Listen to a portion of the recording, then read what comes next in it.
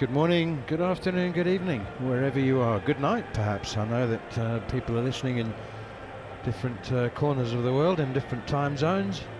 Well, it's 11 a.m. here in Manchester, in the north of England, and it's day 3 of the 4th Test match after perhaps England's most decisive day of the series yesterday. They're in a very, very strong position, resuming on 225 for 2, still trailing India, but with the longest batting lineup that they've featured this series, and some say for many years.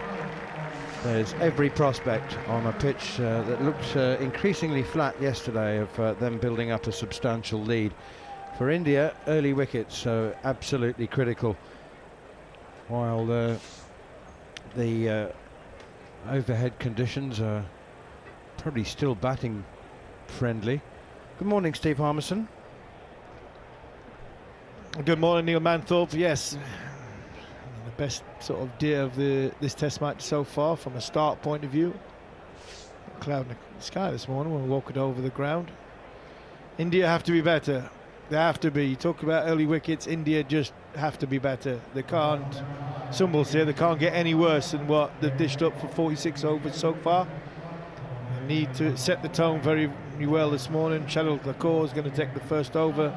They've got to be in on the one from a fielding point of view. They've got to take their catches if the chances come, and they've got to be able to consistently put balls in the right area, line and lengthwise, because I thought that was their biggest fault yesterday. They missed their length by miles yesterday, especially at a Crawley and a Duckett who got England off to a good start. From England's point of view, well, England just need a bat, and if they're still batting with unlimited damage at lunchtime, and then in their eyes, you know, in an ideal world, if they're still batting at tea time, I think this game's over and England will have won the series. First delivery is going to be bowled by Jarrod Kimber, and it's down the leg side, left alone by Joe Root. Excuse the surprise in my voice. Jarrod Kimber bowled 5 overs for 35 yesterday, and unless I don't know, Shubman Gill sent him into the corner of the classroom to face the wall, and he was the first one out of the naughty step this morning. Yeah, he was the first one off the naughty step this morning, but he might be going back on now with the first ball going down the leg side. It was a very, very ordinary delivery as Jarrod Kimber is in again. It's full and straight, it's right up in the block hole. Root drives it to mid-on. Sorry, I'm still coming to terms with modern Test cricket. I'm still of the opinion that you try and put the opposition under pressure as early as possible, as quickly as possible, with your best bowler. And Jarrod Kimber is, with the greatest of respect, 4th out of 4 amongst the 4 seamers, and no great pace. Anyway, he'd probably bowl a cracking away swinger now. No, he won't. He'll bowl a full-length delivery on Joe Root's pads. He turns it away down to deep back and square leg. The rapturous applause of the crowd for the first runs of the morning. Yeah, good start from Joe Root. Nice balance. Second ball was a full Yorker. Third ball was it was on about middle and leg stump. It was comfortably clipped, and great run and great intensity by the former England captain. He wanted to from the minute he left his bat. Trying to think who it is down there. Might be Cambodge that down there. And he got to it quickly, but Joe was back, scampered back. Great intensity. Here is Jarrod Kimber once again, and that one steered away out to backward point. It's fielded by Ravi Jadeja. No run. England 227 for 2, trailing now by 133. Jarrod Kimber does bowl predominantly away swingers to the right-handers, and Joe Root's moved up to 13. Ollie Pope has 20. Excellent batting from England's openers yesterday as Kimber is in again outside the off stump. Joe Root leaves alone and safely gathered behind by Dhruv Jurel. Wonderful partnership yesterday for the first wicket between Zach Crawley and Ben Duckett. 166 they added. before. Crawley was caught at slip by KL Rahul off Ravi Jadeja's left arm spin for 84.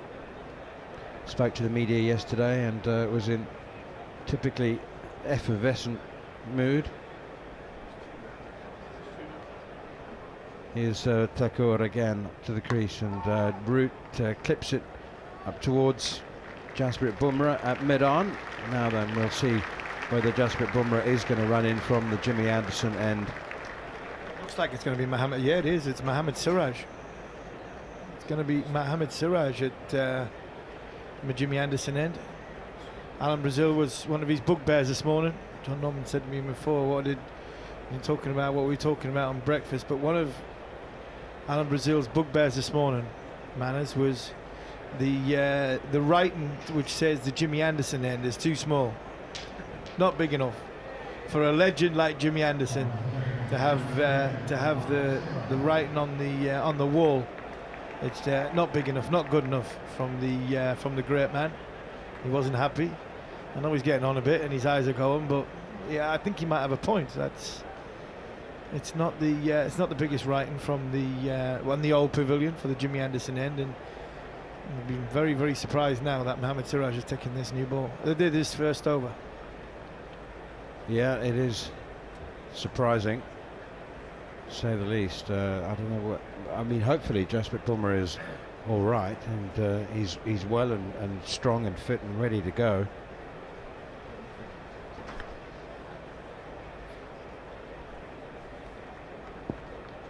Two slips and a gully, and Mohammad Siraj is signalling to someone to move a little bit squarer as Ollie Pope clips this out towards mid-wicket, straight to the fielder, Sai Siddharthan, and there's no run. Shubman Gill is at first slip. There was much conversation and discussion yesterday amongst the television team. Dinesh Karthik, Ravi Shastri talking about Gill's captaincy and the fact that, yeah, we talk about natural talent when it comes to batting and bowling. There are less, I suppose, naturally gifted captains. I mean, there are people. Atherton was one who was identified as a future England captain well before he'd ever even played for Lancashire. He was still at Cambridge University. This one is pushed away defensively by Ollie Pope out towards extra cover. And indeed, he went on. It was kind of preordained with Michael Atherton, wasn't it? He went on to captain England 54 times through thick and thin. And Shubman Gill was also spoken about as a future captain, more on the basis, I mean, he had prodigious talent many years ago, but you know, clean cut, smart, well spoken. Those are the qualities as well that administrators appreciate. Here's Siraj, and it's driven by Pope straight back to the bowler. But all that's well and good. You might look dapper in a shirt and tie, but you still need to have an ability to read Test cricket. Read the game, read Test cricket, read individuals, be selfless, talk to your players in such a way which makes your players inspire. Having a go at his captaincy yesterday, I couldn't have a go at his captaincy yesterday. As a captain, you're only as good as your bowlers, and your bowlers weren't very good yesterday. I was going to say something else there. Their bowlers were terrible. The Western Terrace. I mean not the Western Terrace, the temporary permanent stand. Here's Siraj again. Pope drives firmly at Siraj, does his own fielding. Yeah, it's just it's so easy, isn't it? Even for guys like Nasser Hussain and Michael Atherton and whatever, who have captained England again through thick and thin. It's so much easier to do the job from the commentary box. Oh, I've never had a bad game up here. We've best cricketers in the world up here, and you can. I questioned Shubman in the first Test match, Headingley. I didn't think he captained the team very well there. I didn't think his changes were very good. I didn't think his bowling options, his bowling plans. I think the way his demeanour, body language.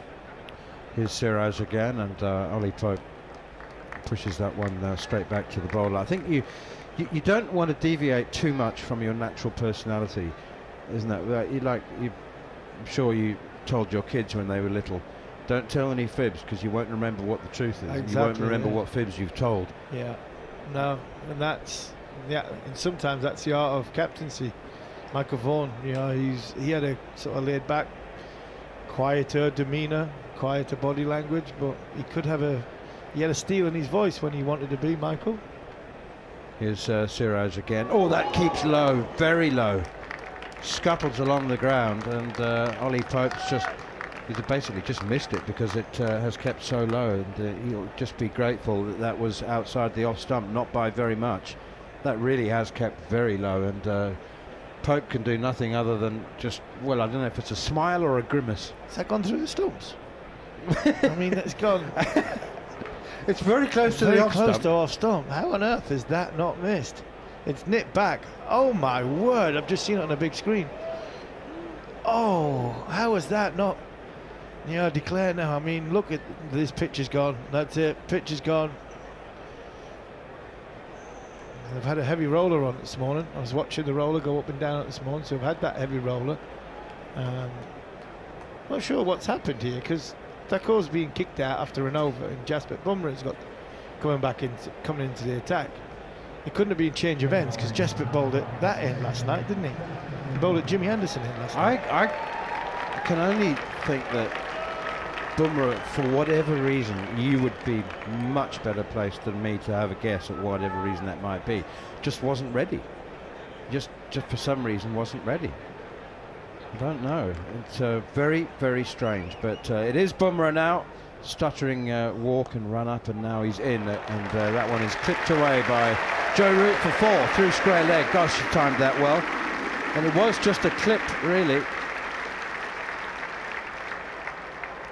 Gosh, Jasprit Bumrah is, well, he was seething for some reason yesterday. Well, we think we know the reason. He was picking a fight with Joe Root, and really just as Harmy said yesterday evening, he was ticking like a time bomb, and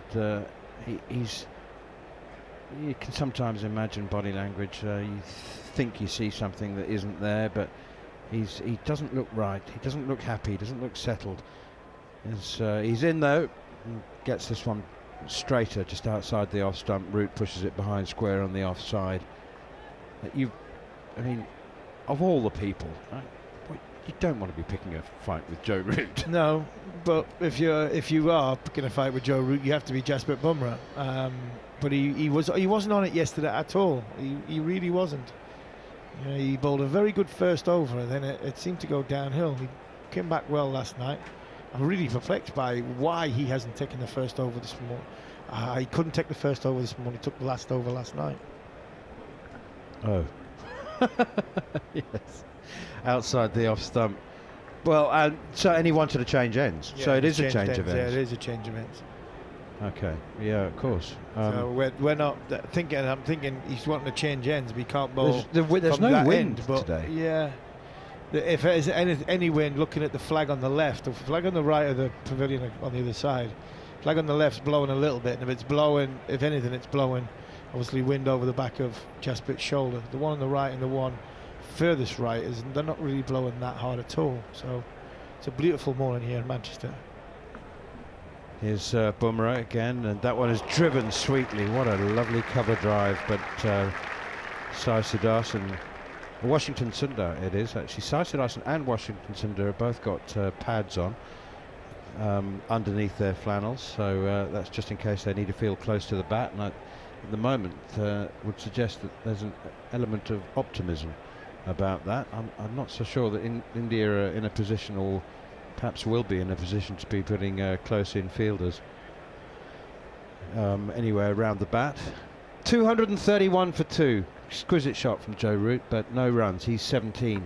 Ollie Pope has 20. Bumrah in again outside the off stump, left alone by Root, and there's no run.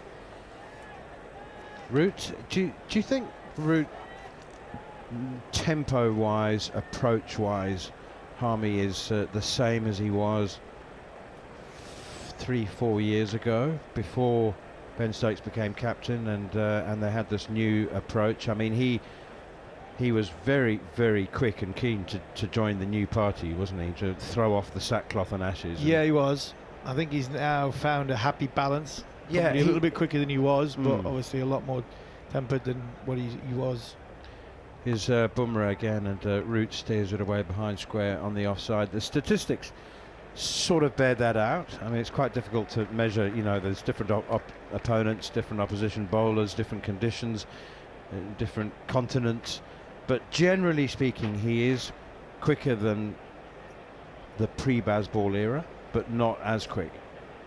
I mean, he's definitely now, he's found a happy balance between the freedom with which Stokes and McCullum want everyone to be able to play. Yeah, I get that. He had a little period where he probably needed to show that he was going at 6th gear. Now he's sort of dropped it back to 4, going to 5, where, you know, prior to that, you're looking at maybe 10,000 of his test runs were probably nice, easy, and between 2nd and 3rd gear. And, you know, with a little change going up, just seeing the bell rung this morning by the great man Wasim Akram.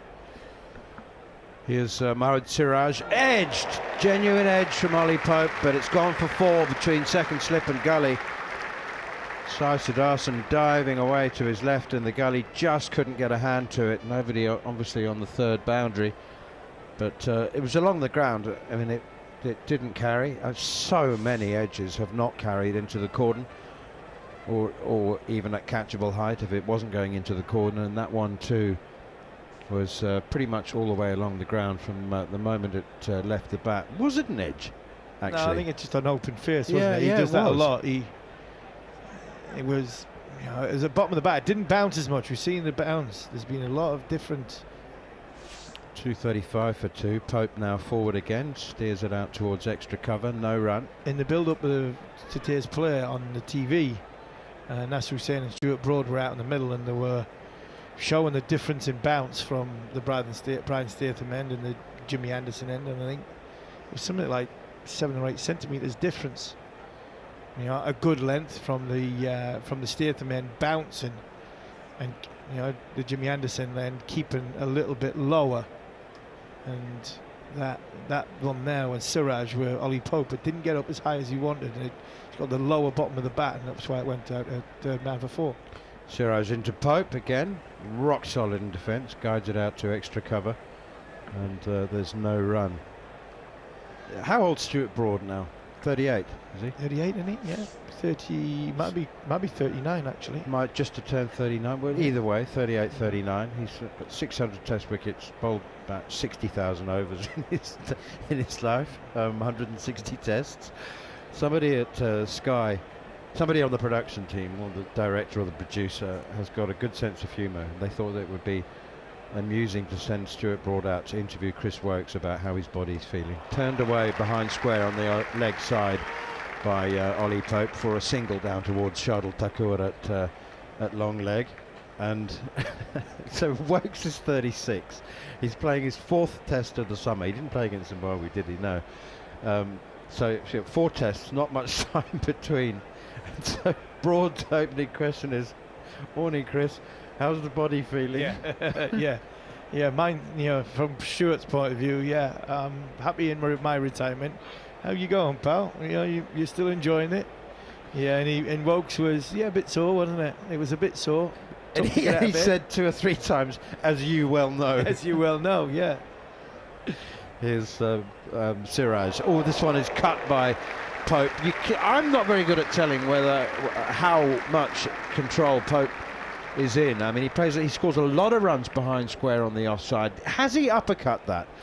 Has he deliberately leant back and cut that over gully?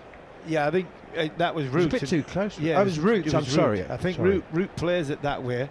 I think Pope edges it, where Root plays it on purpose over there. Yeah, I think he tries to get it up. I'm sorry about that. It's like a slip catching in practice in the morning, isn't it? Tries to get underneath it and scoop it over. The fact that it is Root, I think he's absolutely in control of that. I think no question whatsoever. I do apologise. I took my eye off the ball for a second there. Of course, Root was in control of it. And you look at the replay, and you just there's no possible doubt. It was quite close to him. It made it look a bit awkward. But anyway, the boundary takes him on to 21. Ollie Pope has 25. England 240 for 2. Early signs not good for India. No, they haven't learned from their mistakes last night of putting consecutive balls in the same area.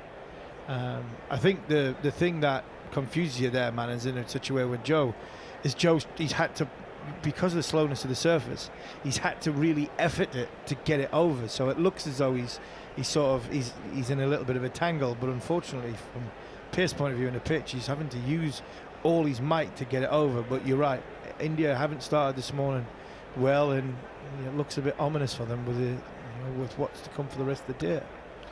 If Jasprit Bumrah fails to strike, then it could be a very, very long day in the dirt in the field for India. Here is Bumrah, pushed away defensively by Ollie Pope, behind square on the offside. One thing, perhaps the only thing I've got better at over the years behind the microphone, Harmy, is not talking myself into a hole.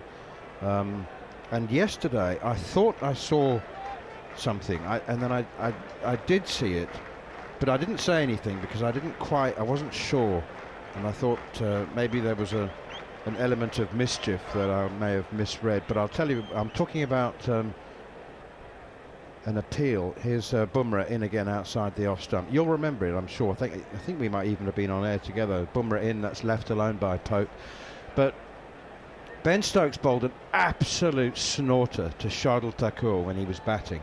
And he was adamant that it had been edged behind, and he went for the review, and the Hawkeye showed the ball had just missed his glove and hit his right shoulder.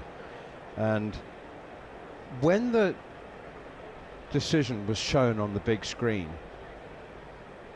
bear in mind Stokes was absolutely convinced it was out. Here's Bumrah again, bowls. Pope steers this one behind square on the offside to Jadeja at backward point. And it became obvious that Rod Tucker had got it right. Stokes went over to him and shook his hand.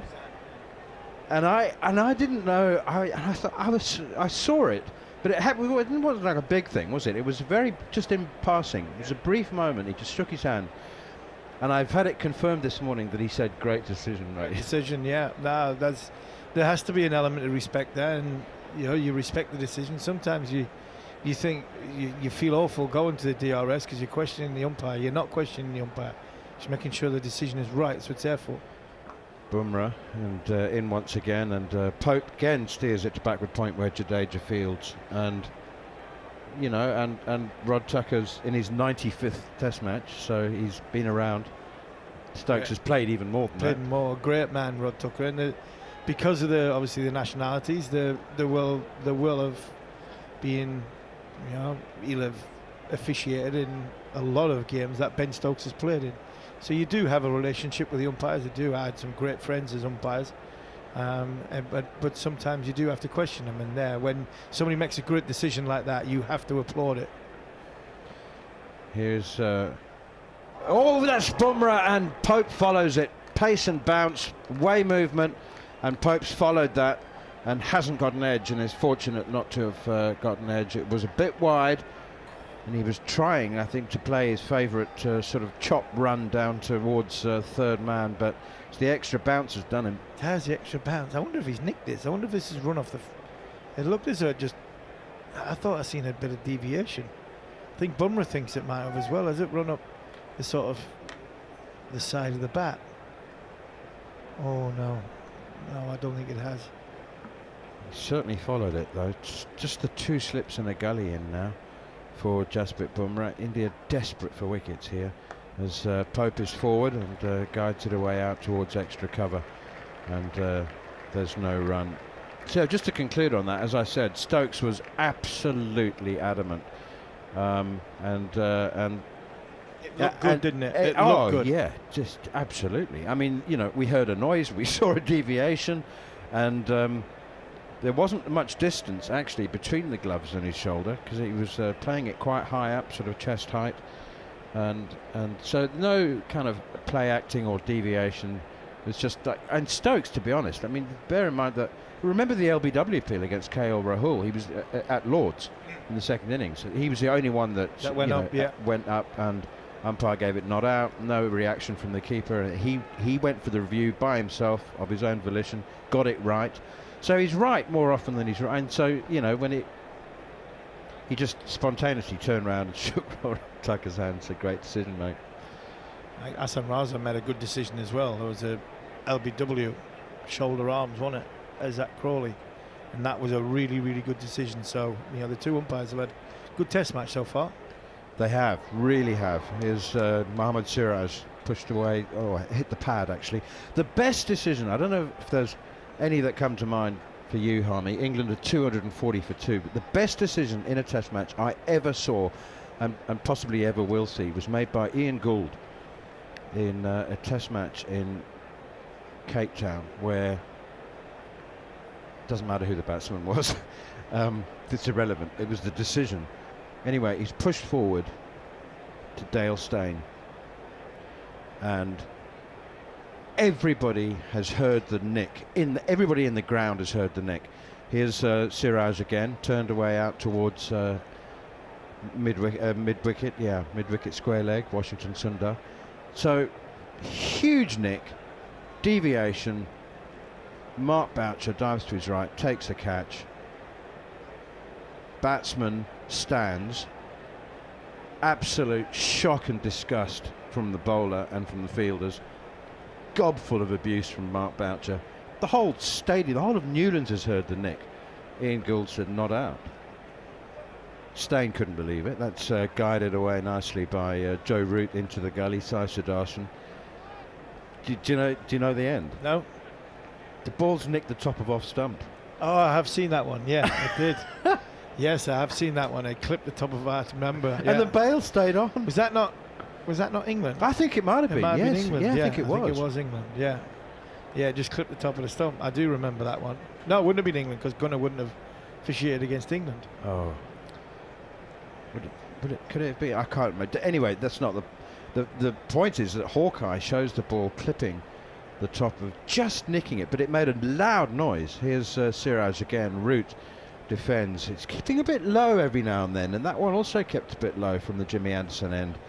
Again, I think it's off the pad, and it was just and so obviously, you know, Gunnar Gould is possibly the most social umpire in the history of umpires, and so he was more than happy to chat about it over half a shandy in the bar that night. Would have been more than half a shandy, I tell you. We're Gunnar. What a great man. Played my first ever second team game against Gunnar. What a man. Here's Siraj again. Oh, that's down the leg side. There's an appeal for leg before wicket. Dhruv Jurel is absolutely convinced. It's gone for 4 leg byes. Very, very fine down the leg side. Not out, says umpire Hassan Raza. India are now, well, this is close, you know. Dhruv Jurel is absolutely convinced. He's imploring Shubman Gill to go for the review, and I think they have. Anyway, I think this is close.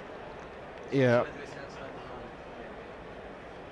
It wasn't going down then? I mean, obviously it was a leg glance was being played, so the I think he was across his stumps.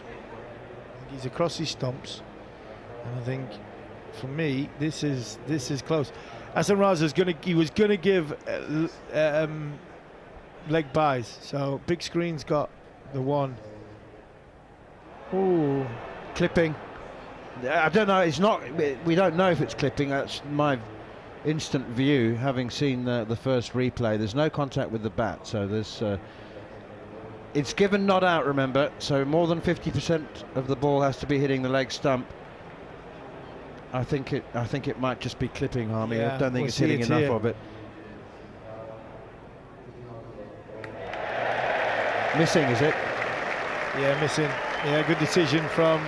You can see why they've gone up for it. It's not only because it's Joe Root, but the impact's in line. But the impact's in line around about middle in leg, and it's just going down. It's actually missing leg stump, which takes the review away from India. So we're going from bad to worse here.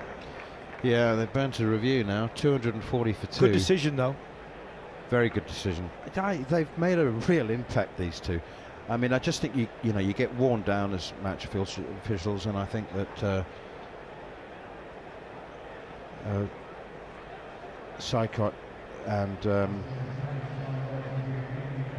his fellow umpire Paul Rifle in the first 3 Test matches just got a bit worn down by a series that was becoming more and more tempestuous. And a really good thing, I think we all said at the beginning of this Test match, that's defended by Root out into the offside, and there's no run. We said that it was a good time to have a change of officials, and they've both had very, very strong Test matches.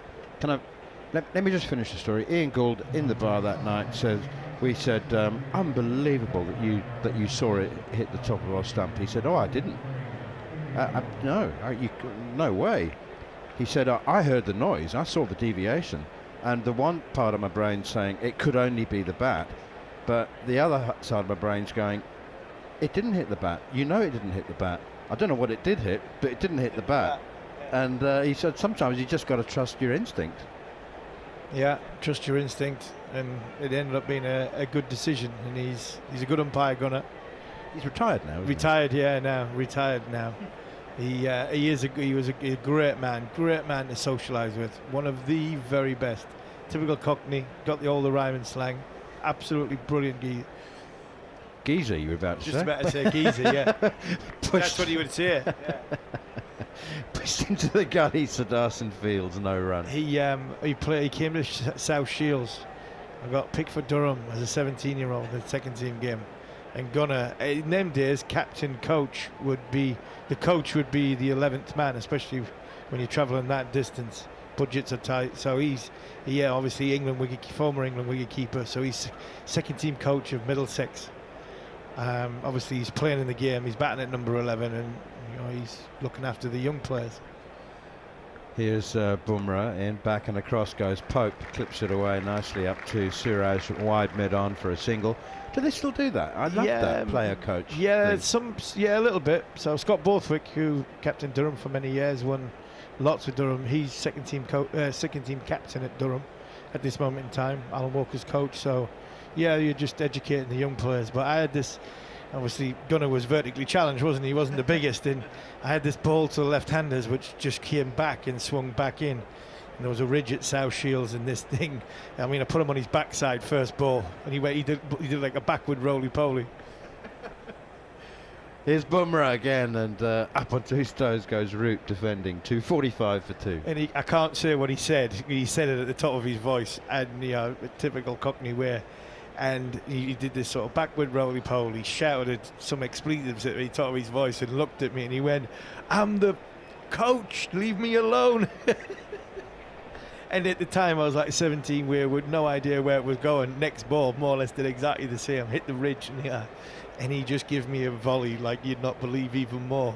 "Pitch it up, I'm the coach." Was he in his 40s? Oh, then? He was well into his 40s. He would have been well into his 40s. He was in, I tell you when it was in 1996. So if Scott can Google how old Gunner is now, you can work out how old he was. But what a man, what a character. Brilliant to have a beer with. I mean, fantastic to talk cricket to.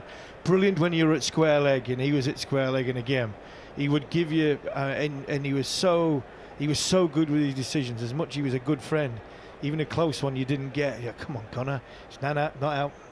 Here's Bumrah again outside the off stump, left alone, and that's the point. Is you can be the most fantastic human being on earth, but if you're no good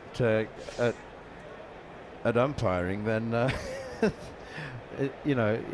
it's rendered ineffective how much fun you are after the day's play. And he was a brilliant umpire, absolutely brilliant umpire. 67 years now. He'd have been 39 at the time.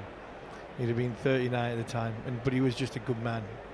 Obviously, a lot of one-day cricket during my career. A lot of one-day cricket he would have officiated in. Here's Bumrah to the crease again. Bowls a short one, pulled away by Joe Root down towards long leg.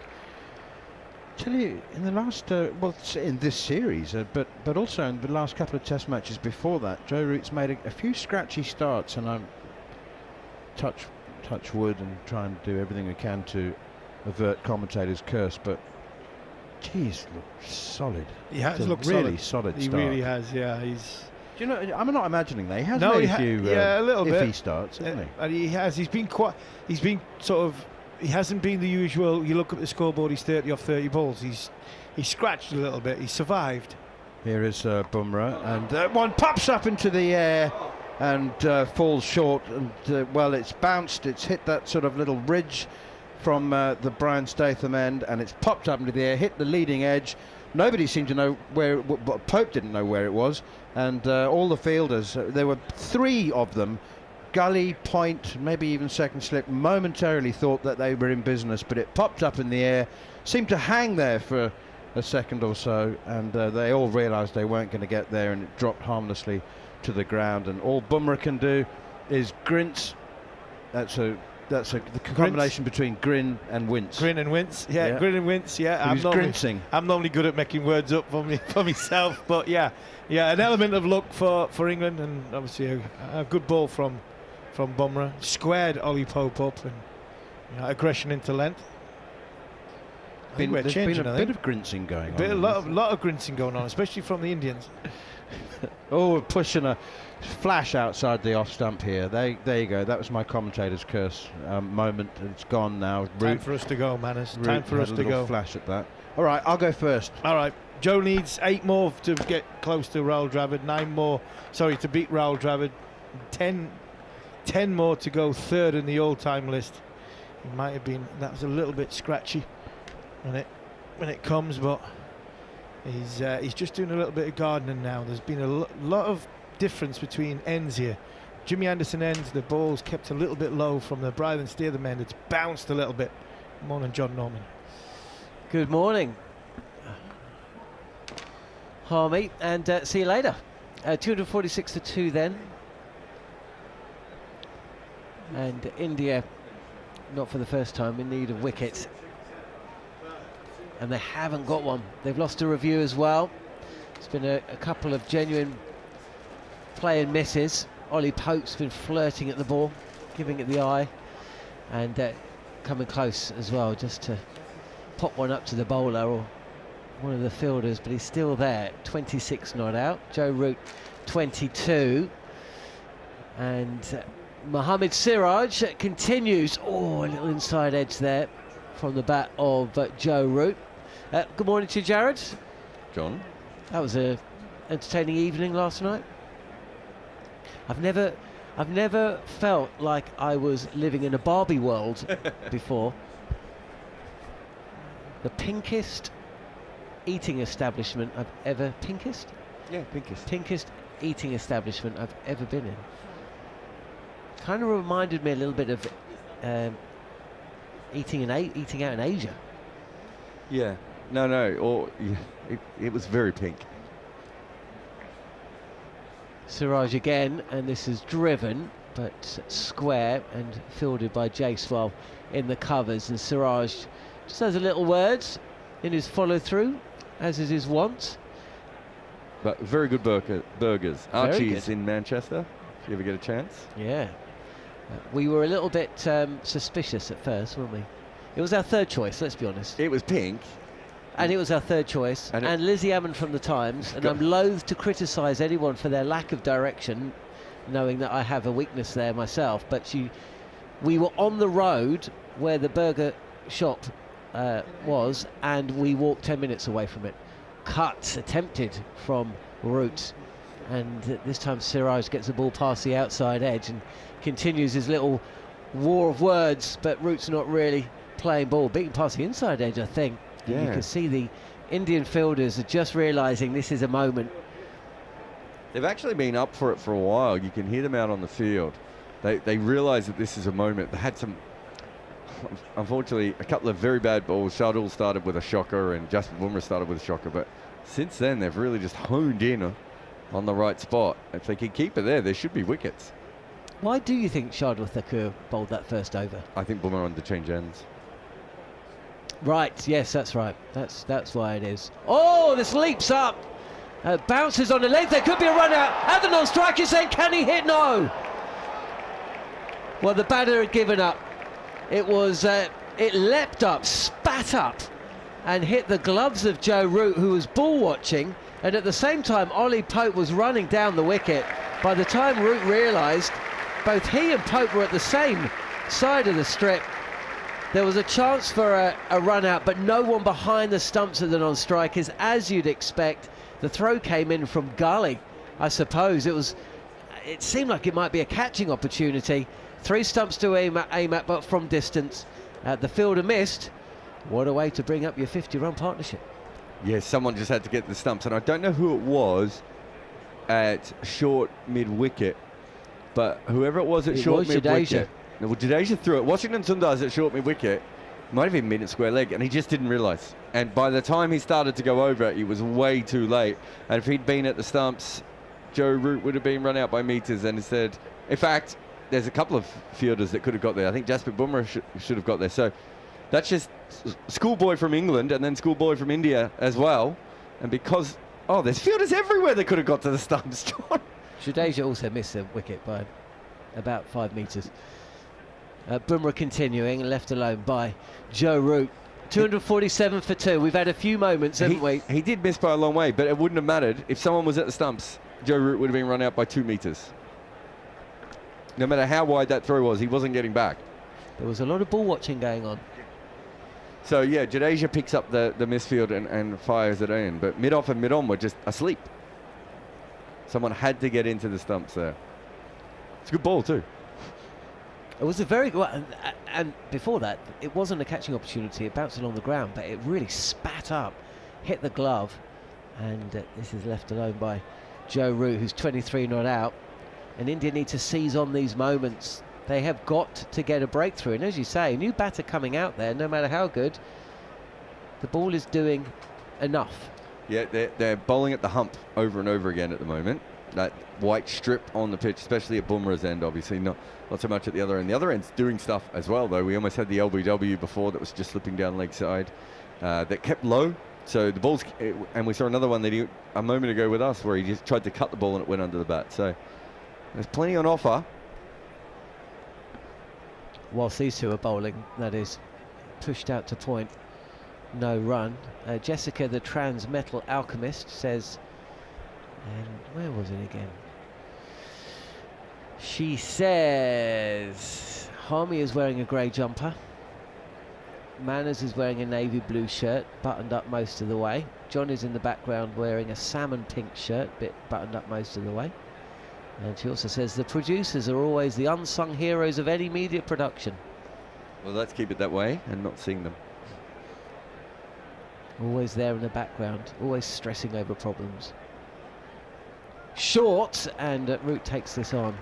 Trusts the bounce and is played out to deep square. It's fielded by Jaiswal. It's interesting, actually. Bumrah, he's basically bowling at this white strip, this hump, and then occasionally just going in with the short ball as well. So he's decided that's his best method, either hoping to get one to launch up or do something weird off the uneven part of the pitch, and then also maybe get a top edge from a hook shot. I don't know what they're talking about in the chat facility, but Hooves has just written, Outback police are different. You need to know the people when one cop has 1,000 kilometres to cover, I guess. So that sounds like a good chat. Short again, and Pope will pick up 4. And the reason he's picked up 4 is the fielder's at deep square leg, just in front of, forward of deep square, and he misjudges where this ball is going and starts running to the wrong side.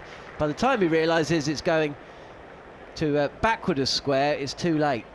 I don't get it, but that's about the 4th or 5th time I've seen in this match someone at backwards, Jaiswal, I think. That was Jaiswal, yeah. At backward square leg, just not pick up the ball at all. It's the same position over and over again where it keeps happening. It looks like there doesn't seem to be any issue with line of sight. And it's always bowling from this end, but it's for the left-hander and for the right-hander. Well, Jarrod ponders that. Bumrah is in, and he beats Pope, who once again follows a ball that he's playing defensively, and he's lucky not to get the outside edge. That is the second or third time he's tried that shot, and once again those little moments are going England's way this morning here on day 3 at Old Trafford. Should get the old we should get some kind of alert every time a yellow viz appears on the outfield, which it is doing right now. We are 42 minutes into the morning. It is a warm morning. I mean, 17 degrees, and it looks like it's Joe. 21 degrees now. Oh, is it 21 degrees now? It's 17 degrees when we were making our way. In fairness, that was a very, very quick pit stop. You'd be impressed by that in Formula One. Well, they've taken the timer off the screen, so I think if you look, if the umpire at square leg's not in place, although the bowler is ready, neither batter is ready. And Rod Tucker was immediately there telling them to hurry up. So And we're there seeing is some someone- more officiating. There is an Indian vest Oh, yeah, there who's is. forgotten to get off the ground. It's not ideal, is I it? thought they were putting someone out at mid-wicket there, deep mid-wicket, but no, he needs to get off the field. Root it is. Facing Mohammad Siraj, and it's a kind of, they've pushed up to cover. It feels like it's a bit of this is the time for India. They've got their 2 premier bowlers on. I imagine we might see Jadeja at one end, and then it'll be Kamboj or Thakur. Well, I wonder, just because of how well Siraj is bowling at the moment from this end, I wonder if they might try a seamer again. But this is the end to bowl spin from, I would have thought.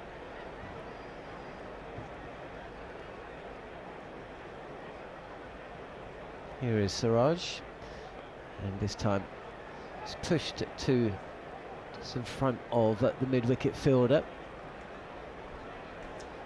So Wasim Akram rang the bell today. Obviously played for Lancashire for a long time. He doesn't have a stand here, though.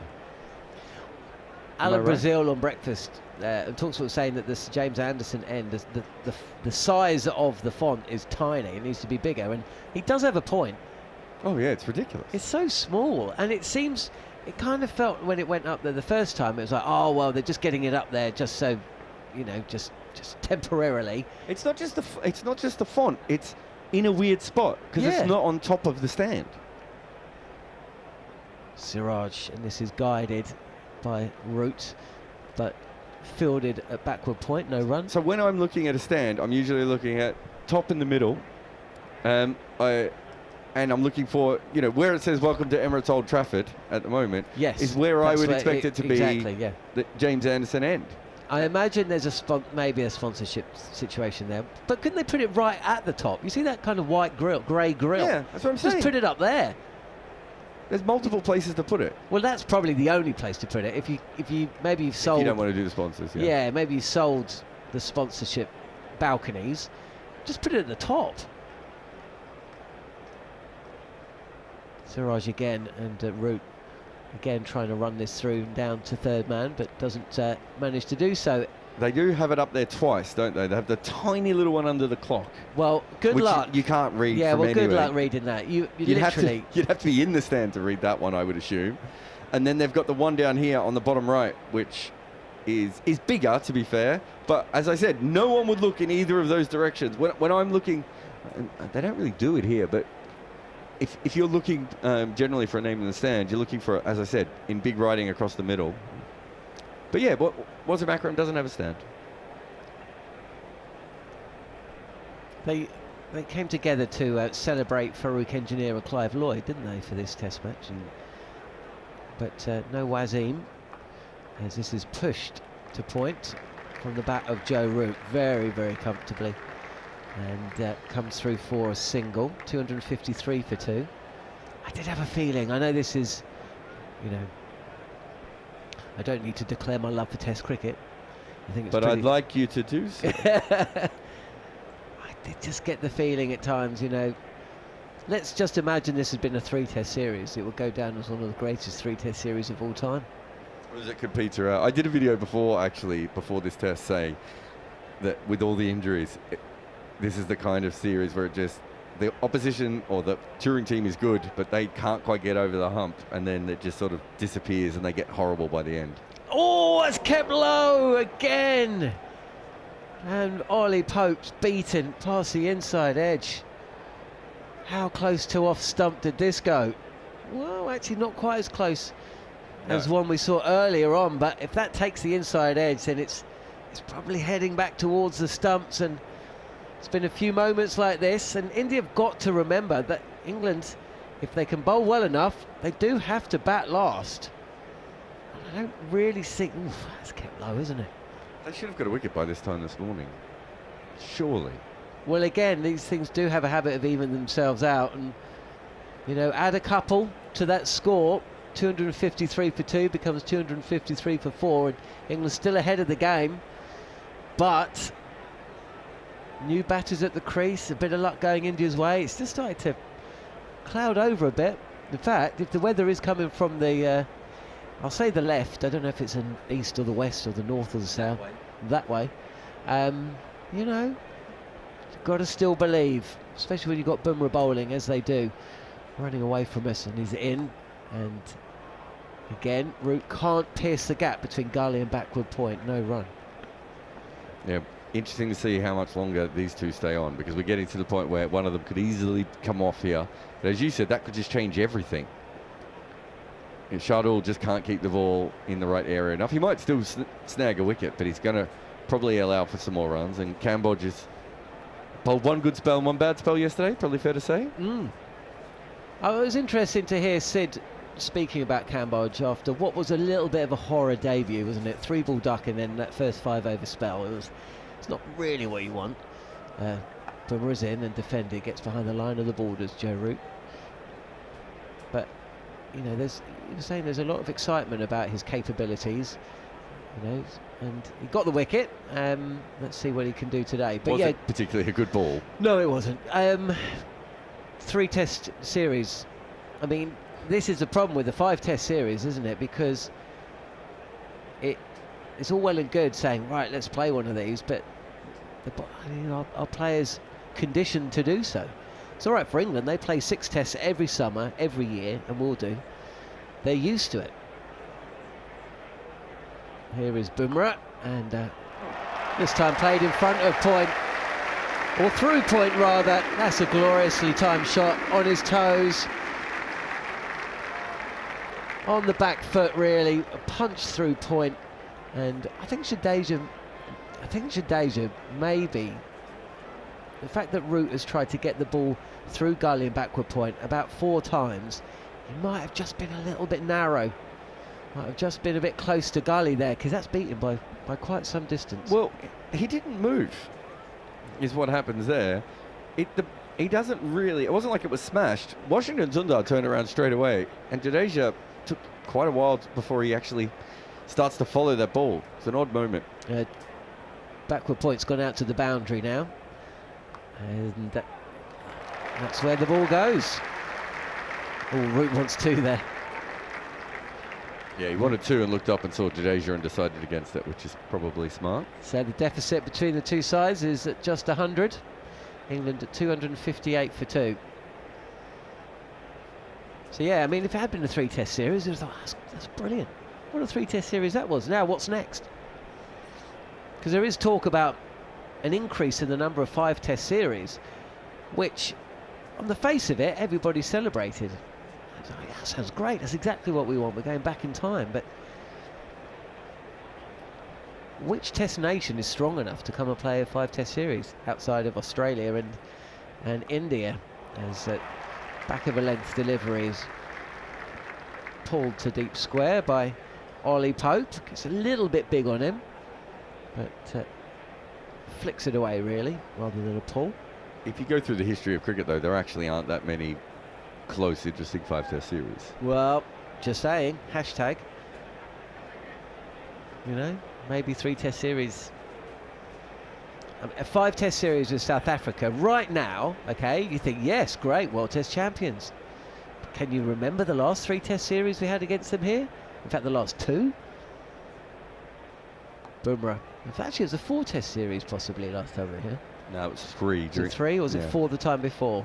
Yeah. They did win at Lord's. This is pushed, or fenced to backward point, no run. They should have won that series.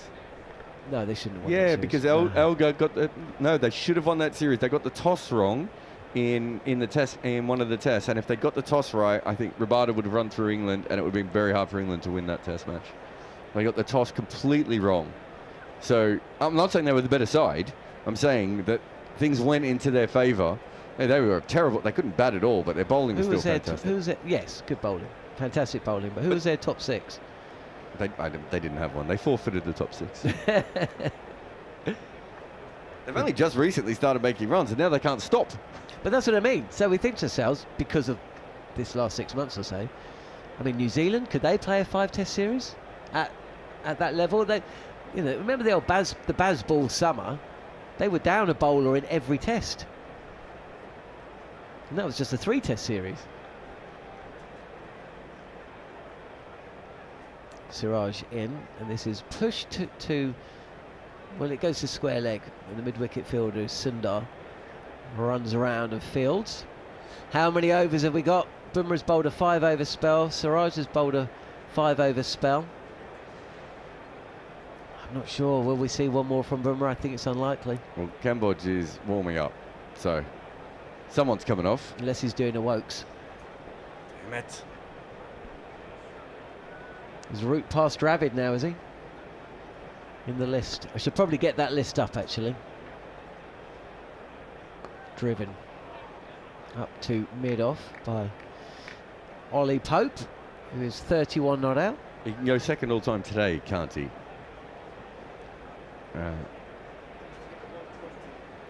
Is it 120 he needs today? Yeah. He needs a few to go second. Yeah, but he can do it.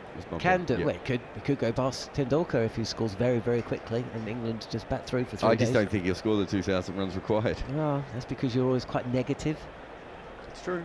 Just need to be a bit more of an optimistic person. Siraj is in, and he's on the pads, and again, Pope can't beat that fielder at mid-wicket. So Joe Root has gone past Rahul Dravid, has he? And these are ICC runs included in the list for both Callis and Dravid. Joe Root's only played for England. Do you think we'll ever see another ICC game? Another rest of the world game? Not if we go 2-tier test cricket, we won't. Yeah.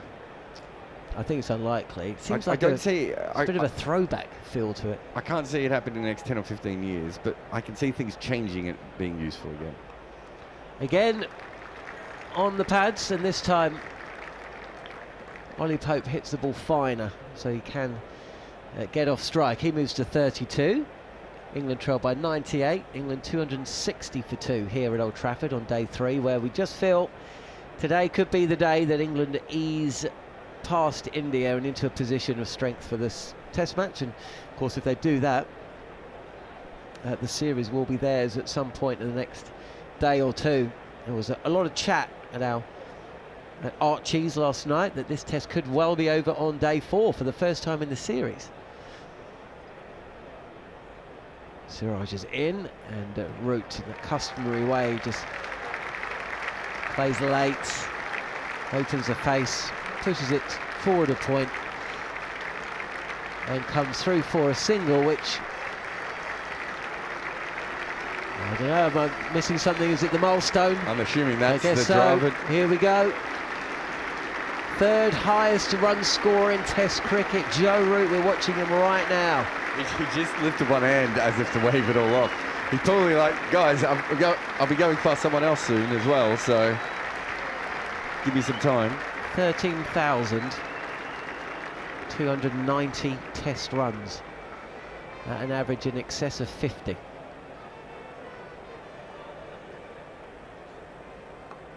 Defended by Ollie Pope. Sees off the over, and England are doing a great job here this morning. The first hour belongs to the hosts. Got a feeling they've seen off Jasprit Bumrah's 5-over spell, and maybe Siraj will get one more. We shall see. But in and amongst that, Joe Root. What's your favourite Joe Root memory, Jarrod? It's a tough one, isn't it? Is it maybe the reverse scoop in Bazball? Oh, Pat Cummins. No, I was going to say the one he missed. Not the 2 he missed. The one, was it the first ball of day 1 at Trent Bridge, I want to say, in a test match? No, day 1, day 2 or day 3. They came out to bat and he was not out overnight. Yeah, that was the Ashes. It wasn't a Trent Bridge, they didn't play Trent Bridge test. 23. Yeah, what was it? It was at Headingley, I think. It was at Headingley. Was it? They were 2-0 down as well. He played it. There's one he plays at Trent Bridge, I think, as well, in the second test against New Zealand. So it'd be one of those. I think one thing I really like about him is that generally what happens is when you're the best player in the team plays around you. It allows you to do what you do. And he didn't have to change for Bazball because he was already really good. Cambodge replacing Bumrah, and Joe Root just comes forward and again tries to place the ball through the slips, gully, and does so quite comfortably. I don't know why he reacted as though he was taken by surprise there. He hit that with the full face of the bat, just opened the face. And went very low, bounced a few times and was fielded by K.O. Rahul. No drama, nothing to see here. Move along. But yes, I'm trying to think what else. It's weird, isn't it? See, I can't actually think so of all the 38 Test centuries. So for me, it's more the fact that he's willing to play in that way when most players don't. This is pushed between mid-on and mid-wicket. And Root comes back for a second. Like, he's just gone past Callis. If Callis had found himself in Bazball, I don't think Callis would have Bazballed. Callis didn't Bazball in T20 cricket, right? So, and that's not a slight on Callis, that's just showing the incredible... Well, he had his method. Yeah. They both have their methods, actually. Yeah, but Root has been willing to change it for the team. And I think that's a really interesting one. That players at his level don't usually do what he's done. This is driven arrow-like by Root, but whilst timed, no great pace, and fielded by mid-off. Just Cambodge searching for a bit of swing, but that went pretty straight, didn't it? Now this ball now, what, approaching 60 overs old. England trail by 95. They haven't lost a wicket this morning, and they've seen off Jasprit Bumrah, possibly Mohammad Siraj, and in amongst that, Joe Root's gone past Jack Callis. Again, just defended on off stump. At least he's got his line. Seemingly he's got his line right here. Has Cambodge, but the ball doesn't seem to be doing much. He's aiming for the hump. Yeah, I was going to say, in some ways, that knowing that you can just aim at something like that on the pitch does maybe take some of the thinking away, and he can just go back to what he does. But yeah, was that no ball?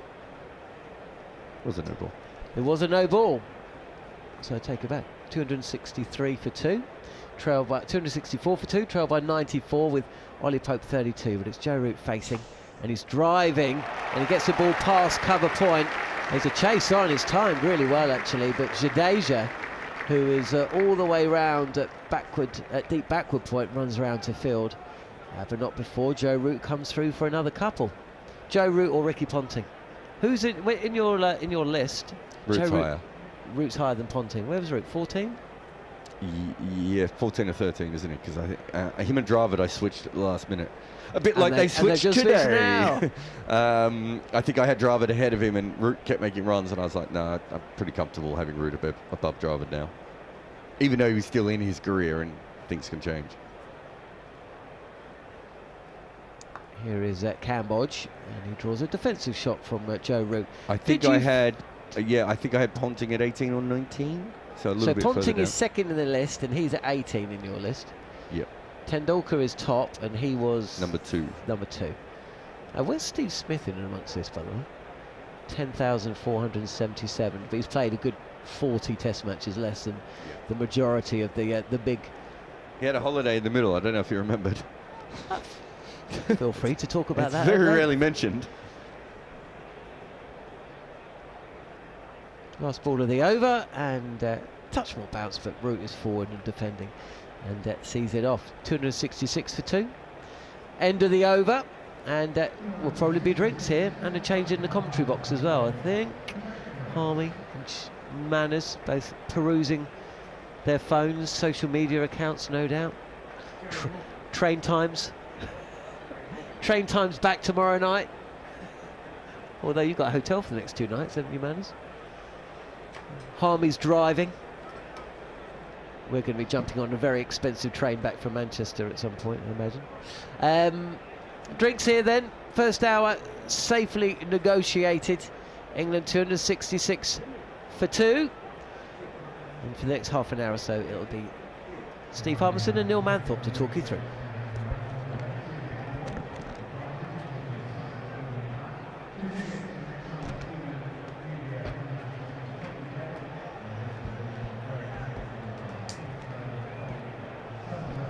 Thank you very much indeed, Jon Norman and Jarrod Kimber. Last half an hour or so, we've had an hour, and I'm afraid it's been bleak for India. Didn't bowl well yesterday, and haven't noticeably improved their performance in the first hour today. They've got to somehow maintain belief, because it's hard at the moment. Well, there's so much time left. We're not even halfway through this test match, but there's so much time left. But it's inevitable that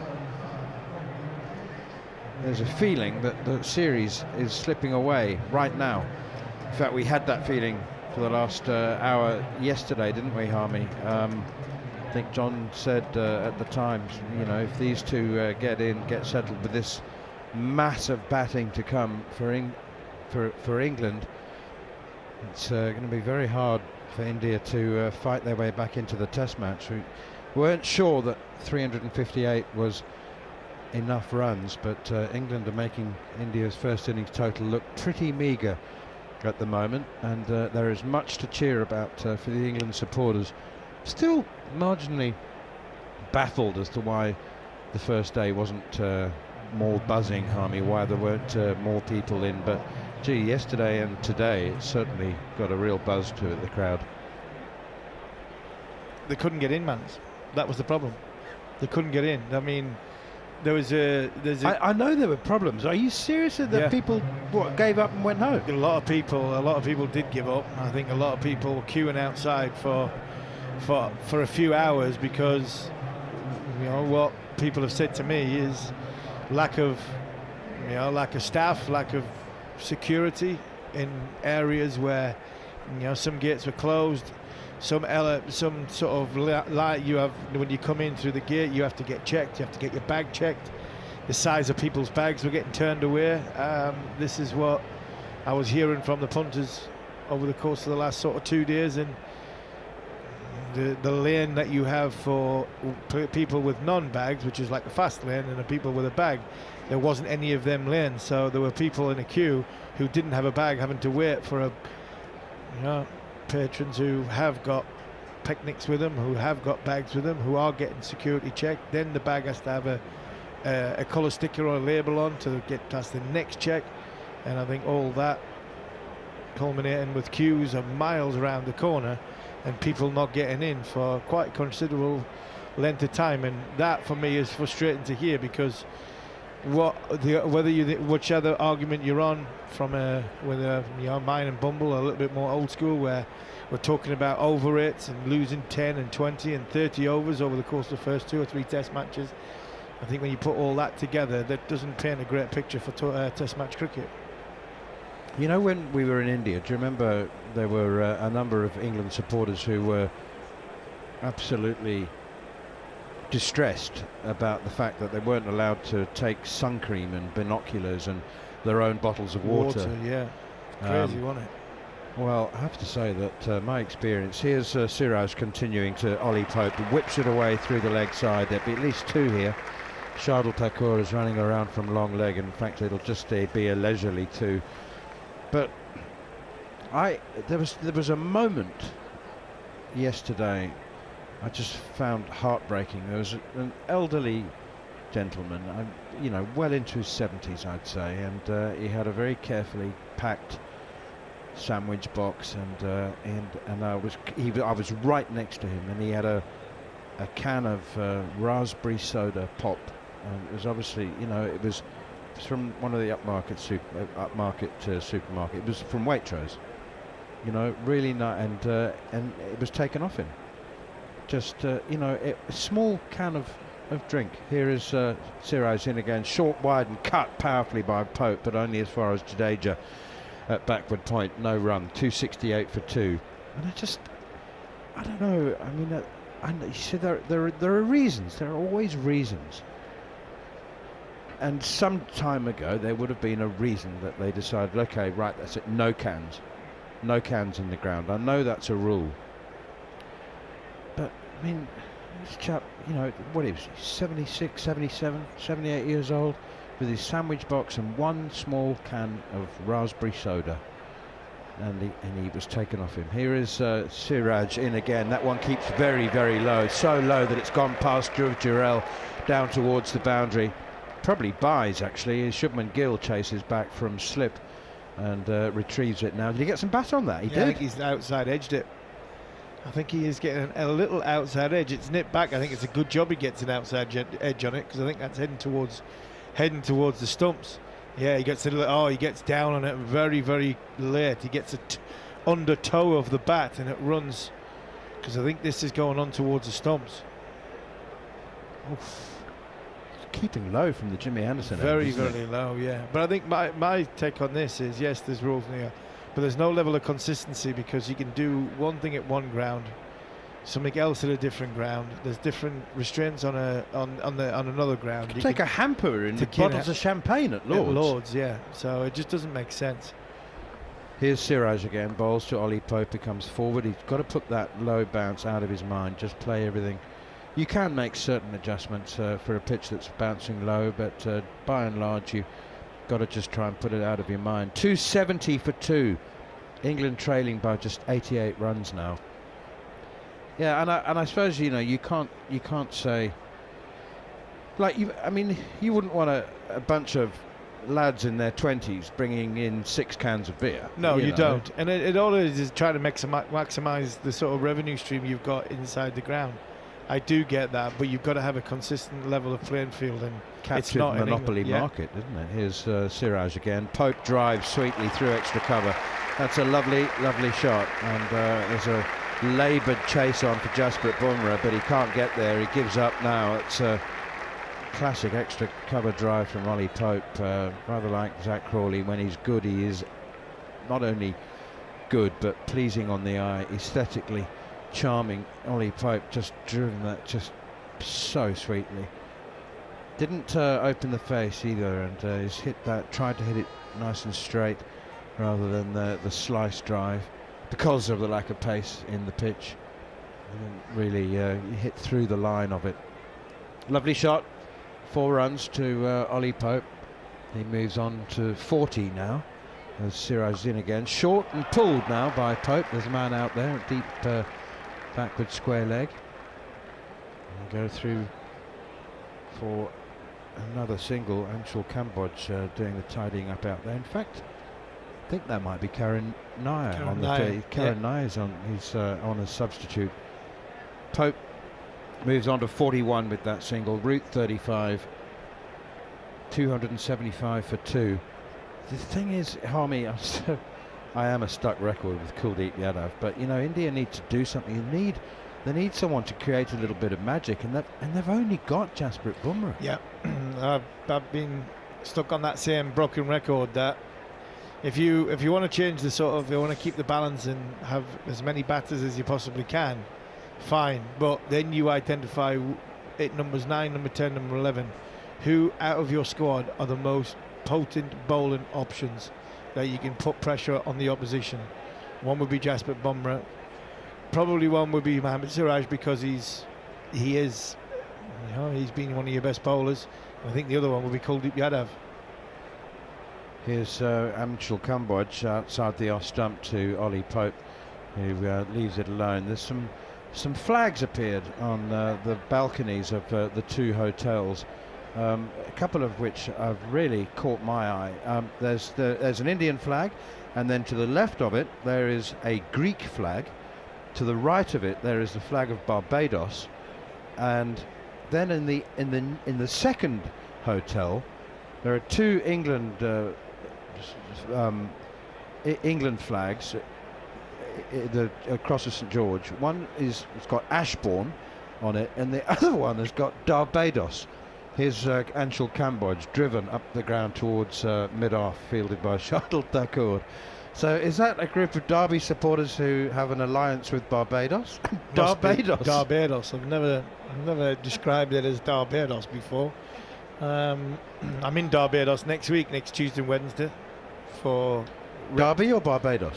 I would love to be in Barbados, but unfortunately the commute to the Oval is not that great. So no, Derby for Tuesday, Wednesday, I think, before the Oval Test match. Charlie's playing against Derby at Repton School. Here's Anshul Kamboj again. Short pull shot, and I think he might have got a touch on this. There's an appeal for a catch behind by Dhruv Jarrell. Not out, says umpire Rod Tucker immediately. But he's gone for a full-blooded pull shot as Ollie Pope there, and he's excited about maybe the Indians is that he's swung round very guiltily to look to see whether that ball carried, but evidently it has not hit the glove or bat. Hit the arm. It's just run up the arm. Good decision again from Rod Tucker. Squares Ollie Pope up. He's gone for the big pull shot. Tried it a bit too hard. Got through it. If anything, it's done lack of pace. He's through it, big time through it, and it's just clipped the sort of top of the right bicep and looped to Jarrell. Here's Kamboj again. He's certainly trying, and there's no lack of effort. It's not like he's waving the white flag. Pushed away by Pope up towards mid-on, fielded by Siraj. So there's an irony, isn't there, the combination between Derby and Barbados. I mean, I've got this image of somebody buying a few bags of white sand and scattering it in their front garden, saying, well, we can create Barbados in Derby. Unless that flag's been there, unless it's been out a while, and it's, Mikey Holden was Mikey's Barbados. No, it's Mikey Barbados. He's Jamaican, isn't he? Try to think any of the overseas players that played at Derby from Barbados. Here's Anshul Kamboj once again, straight approach away from us. Drive and a miss from Ollie Pope. Again, full-blooded extra cover or off drive, and he's not made contact. So what's your explanation for the Greek flag then? Holidaymakers. Have a because you'd come on holiday from Mykonos to come watch the cricket. You would come to watch the cricket. Expats. There's a big military base in that area of the world from the UK, so possibly I have to get the binoculars on. There's a man sitting behind the flag who appears to be wearing a knotted handkerchief. That's pushed away up towards mid-on, fielded by Siraj, and they scamper through for a very quick single, and there are overthrows, and I think it might be 4 of them. Oh dear, that's 5. That's an ordinary effort from Mohammad Siraj, and I don't know whether Dhruv Jarrell can have any blame apportioned to him, but it was a wild throw from Siraj, unnecessary as well. It was never going to affect a run out, and Dhruv Jarrell just wasn't expecting it. Why would you throw it? And he's flung down a glove to try and stop it, but well, I'll tell you what, that's a bonus 5 for Ollie Pope. No, it was shambolic cricket from India, in all fairness. Probably sums their, what have they had so far? How many overs have they had so far? 61 overs. I think that little passage of play sums India up at this moment in time. They're toothless, they're rudderless, their captain doesn't know which way to turn, and Mohammad Siraj, that's just, from a senior player, that's just ridiculous. It really is. Kevin Peterson used to do that all the time for us, but I mean, that there, when your bowler's trying hard, you might not be having the best of time as Kamboj. So the last thing you want is somebody to sort of do that, and that's just uncalled for. Ravi Jadeja is into the attack, try and calm things down, try and stem the scoring rate here, as the first ball is defended by Ollie Pope, straight back to the bowler, mid-on, mid-off, halfway back to the boundary, maybe not quite half. Certainly there to make batsmen think about the lofted drive. Next one is defended by Pope. There's KL Rahul at slip, 2 men at extra cover, 1 at backward point, mid-off, a sweeper at backward point as well. This one clipped to mid-wicket, fielded by Shubman Gill. Do feel free to drop us a note or a message on the bottom of the talkSPORT cricket YouTube channel if you can give us some history on cricket in Greece. Here's Jadeja once again, and it's pushed up towards mid-off. There's no run. I don't know what the flags are to the far. So there's Greece, India, Barbados, and then there's a couple of red flags with. I don't think that's Barbados, is it? The blue, is that not the trident? Sorry, India. I don't think that's India. I don't think that's India. The green, white, and red one. I don't think that's India. Here's Jadeja again, driven by Pope. Well, mid-off, I said, is halfway back to the boundary. That's Jasprit Bumrah. And so Ollie Pope says, well, I'm not going to go over the top of you, but you're deep enough for me to take a single. That's exactly what he does. Just pushes it up to mid-off and goes through for a single. Anyway, it's... where's Ashbourne? No idea. Absolutely no idea. I'm trying to see. There's not another badge on there. So we've just got the England crest on. So obviously the football fans as well, because we've got the 3 lions of the England football badge on. But that one there, I've got no idea what that one is in the middle. So between the Greek and the Barbados? Yes. It's not India. It's definitely not Looks India. like a Hungarian flag or the Italian flag, which is green with white. And It's Italy. Yes, Is it Italy? Could be Italy. I think somebody's bought that by mistake, thinking it was the Indian flag. That one is chopped away as Anshul Kamboj comes into Ollie Pope. Chopped away into the gully, straight to fielder. I don't think it is, you know. It's got a blue triangle in the corner of it, so I don't think it is the Italy flag. We need to sit him with these binoculars, don't we? John thinks it might be Pakistan. What did you say? No, not Pakistan. It's definitely not. Sorry, I misheard. Let's get back to Anshul Kamboj here and tell us, is he just trying to hit the top of off stump, Harmy? Has he got a specific plan for Ollie Pope? So he's whipped away on the onside, wide of Mohammad Siraj. They could take an easy single. Pope scoring at will here. He's been given a bonus 4 with those wild overthrows from Mohammad Siraj. Pope is on to 47. I beg your pardon, 48 now with that single. Root has 35. Root now 3rd on the all-time run scorers list. Ravi Shastri on television yesterday was dismissive, almost scoffing of the idea that Joe Root wouldn't pass Sachin Tendulkar. Here is Kamboj again, and on the back foot goes Root, flicking it away onto the leg side. He scored most of his runs on the leg side. So Michael Atherton was on commentary with him, and Athers was speculating about how much effort would be required to score the remaining 2,600 that he needs to go past Tendulkar, and wondering whether age and fitness, and Ravi Shastri was totally scoffing, and he said he'll finish 3,000 runs ahead of Sachin Tendulkar. He said he's got age on his side. He's only played 160 test matches. Of course he will, absolutely. And I don't know about 3,000 ahead of Tendulkar. Oh, there's an inside.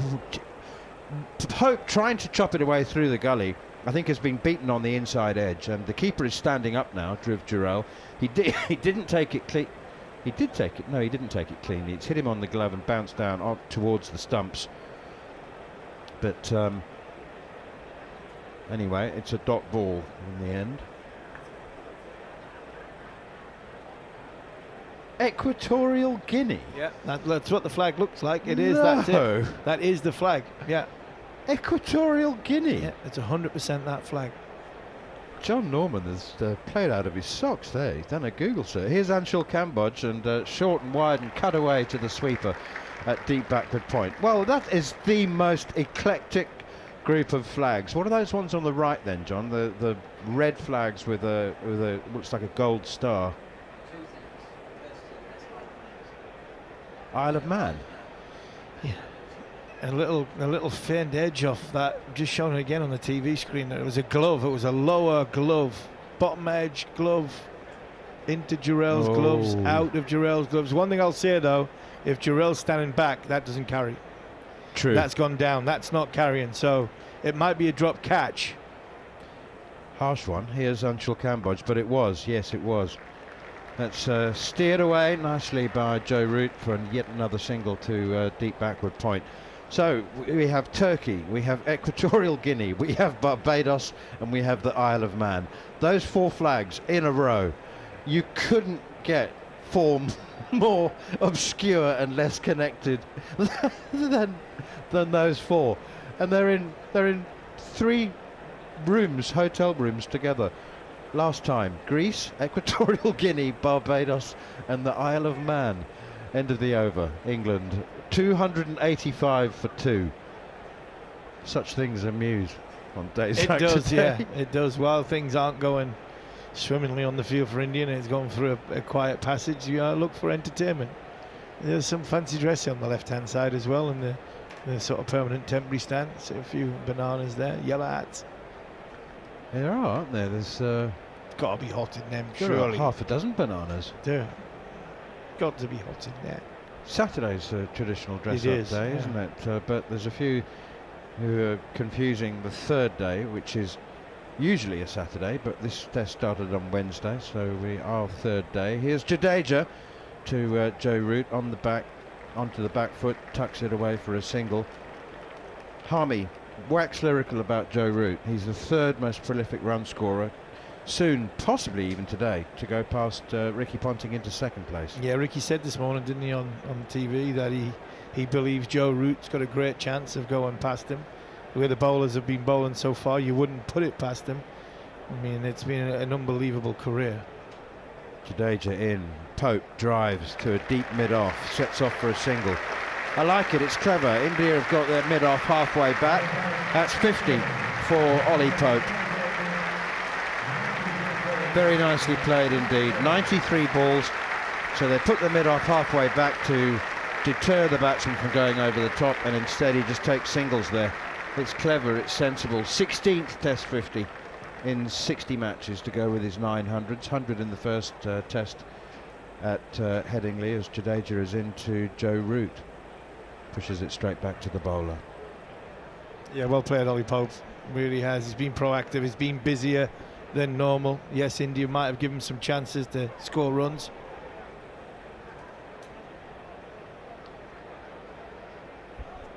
Pushed away defensively by Root. He's 38. He looks in the mood and in the mode to bat for a long time. Joe Root has got well, almost as much time as he wants, really. If England to bat only once in this test match. Steered away by Root again, behind square on the offside, and they trot through for a single to Cambodge, who does the fielding at deep backward point. I mean, they could, Harmy, you know. I mean, if India continue to look as weary and uninspired as they have done so far today, England could make a lot of runs and bat for a very long time. Another one single from Ollie Pope. He's going to keep doing it. Mohammad Siraj is halfway back to the boundary at mid-off. He's got no chance of saving the single, preventing the single, and Ollie Pope's just going to keep taking it. Here come the 12th and 13th men with the high vis, and they're running towards the 2 batsmen. They are from the England change room, so I don't know. Is that a change of gloves? Have they? Yep, change of gloves for both. Yeah, nice. Ollie Pope, he waved to Shubman Gill to ask permission.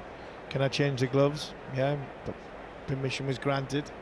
I don't think the India captain will be too disappointed to take some time out of this game, because his bowlers at this minute in time look rather toothless. They look, devoid of ideas of how they're going to not only get England out, but how they're going to stop them from scoring on a consistent basis, because the rotation of strike has been too easy for England. And then if you are unable to throw some maidens together, what's that? There's been 8 maidens so far in this contest from India's point of view in 64 overs, and 2 of them were in the first 6 overs, I think, from Jasprit Bumrah. So I think Bumrah had bowled 5 overs, 2 maidens, I think, for 22 in his first spell. So only not being able to stop the singles has been difficult. Anshul Kamboj in once more. Is full and straight and driven for a single, very quick single. Ollie Pope has to dive to make his ground at the non-striker's end, but he did make it, and quite comfortably in there. I'm not sure he needed to dive. There's been a lot of talk, Harmy, as there always is when there's a prominent injury in Test match, about injury substitutions, whether they should be allowed, and whether Rishabh Pant should be replaced by a full playing. Well, not just him. I mean, he's prompted his foot injuries prompted the conversation. And some very interesting points of view. Here is Cambodge once again, right arm over the wicket. Joe Root defends, no run, 290 for 2. Interestingly, almost all of those who are advocating injury substitutions have not played Test cricket. Those who have played Test cricket are all very much in the school of thought that there's a reason that they're not allowed. And Nasser Hussain was really good. Did you see him? No.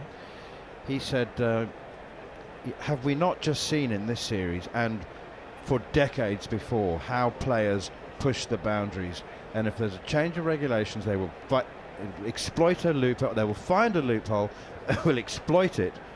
Here's Cambodge once again outside the off stump, left alone and taken by Jarrell, and he said, you know, what happens when you get to the 4th and 5th days of a Test match and your off spinner mysteriously develops a bit of a hamstring strain, and you want a wrist spinner, and you go, well, it's like for like, spinner for spinner. Spinner for spinner, because that's what they're talking about now, aren't they? The concussion protocol, that you name a seam bowler, you name a batter, you name a spin bowler. Where does it stop? And I get the argument, but I don't think it's right. Here's Cambodge once again, back and across. Which argument, for or against substitutes? The argument of Michael Vaughan saying if it's broken bone, if it's a clear and obvious, which you can't always ascertain which is a clear and obvious in the first innings, so of a bat, like I think what Michael's advocating for is if something like Rishabh Pant obviously he's out of the game with an impact injury like that. He's not though. Then He batted, but you could say he's out. He potentially has got a position to be out of the game, out the series. Cambodge in once again, full and driven out towards extra cover. It's Karan Nair does the fielding. He's a substitute. So he's out of the game. Then you have a substitute fielder in the first innings.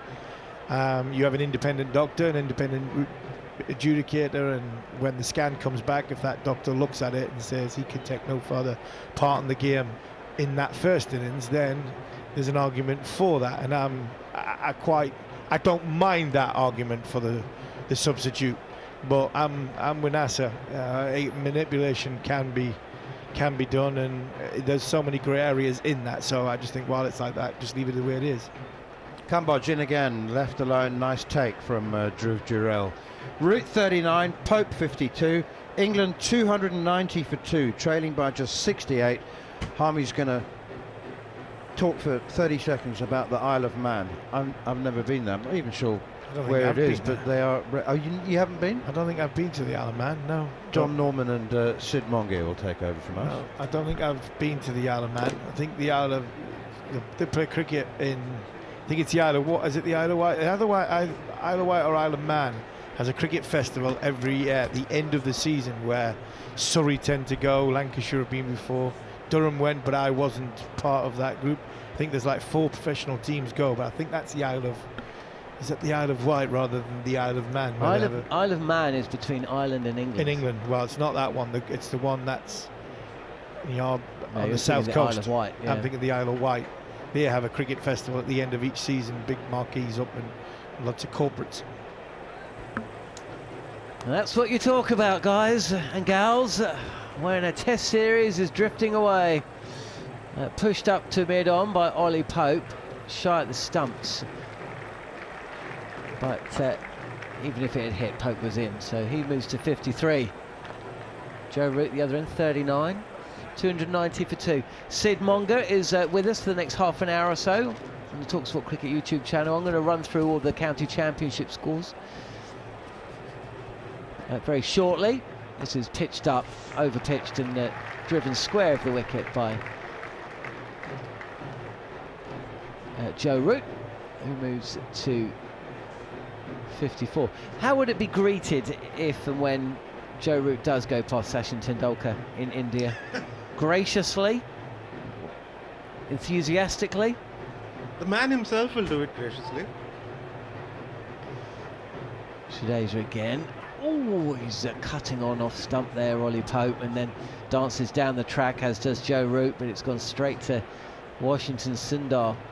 at backward point, so there's no run there.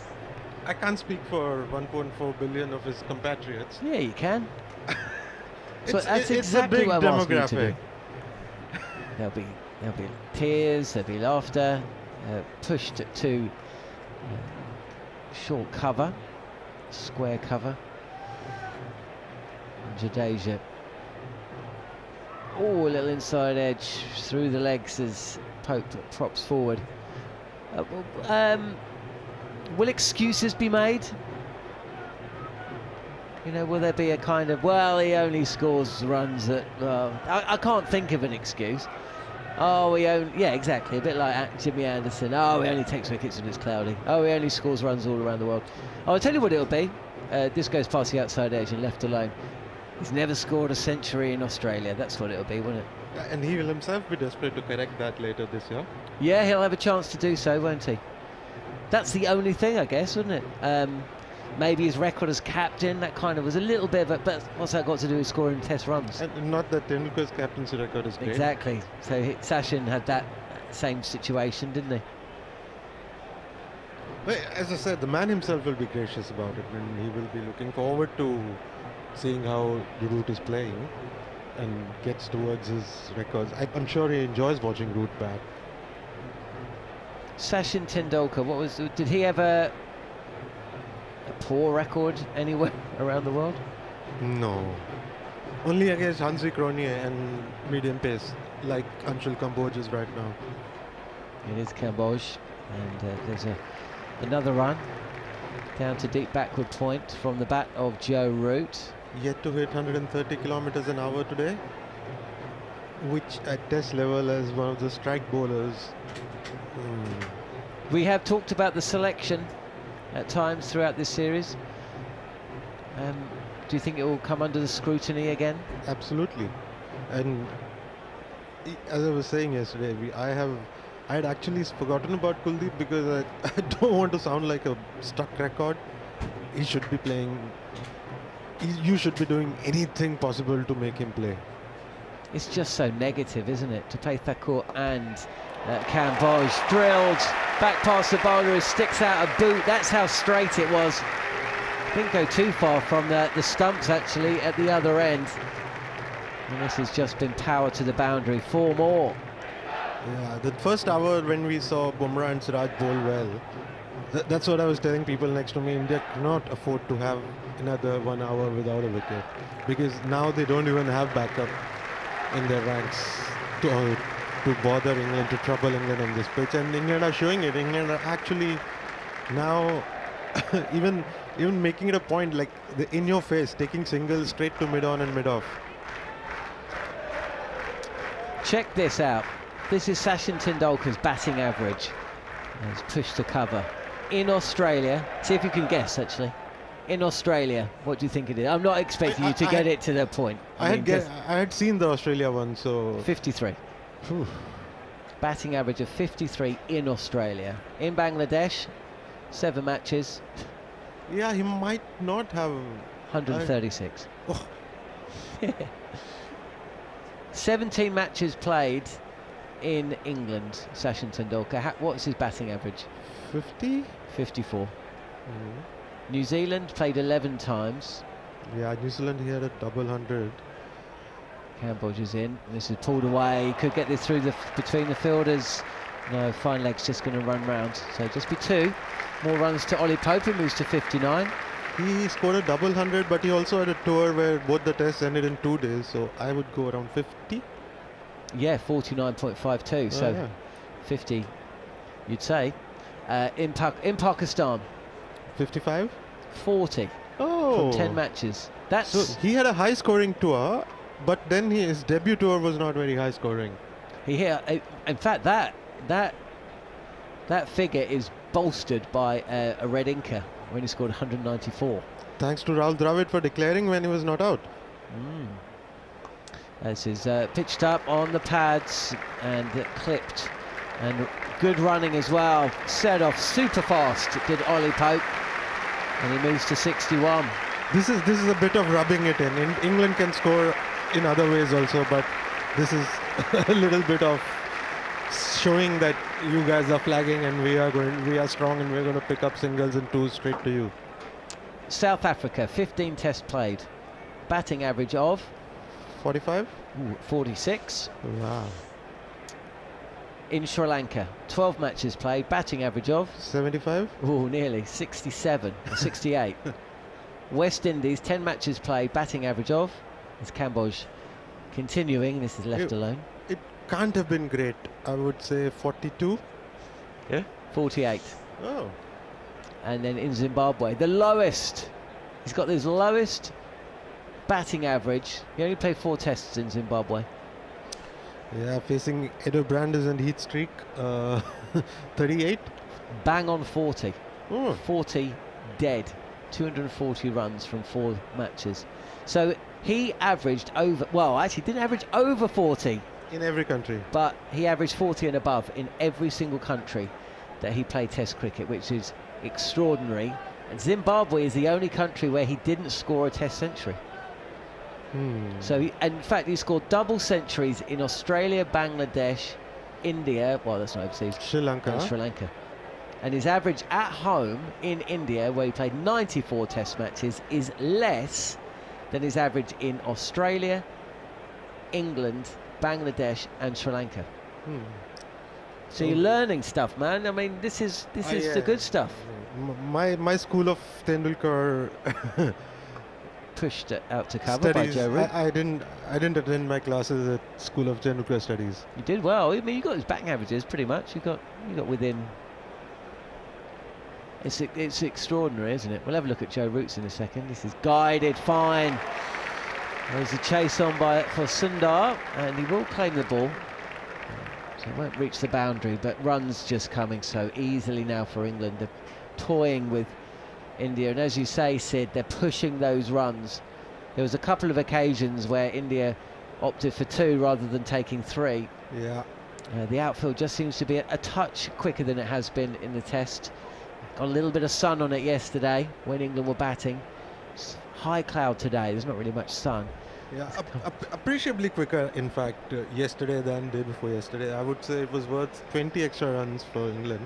Not that they make a difference right now. And again, driven, but with no great timing. I'm just having a look at his batting averages. We're going to continue this. While you do look at Root's batting averages, Well, we're going to stay on Sachin just for a second. Oh, that might be a little bit too difficult to go through year by year. Okay, no, I'll ask you this question, right? So Sachin played from 1989 through to 2013. Right, so what's that? 24 years. 24 years? Yeah, 24 years.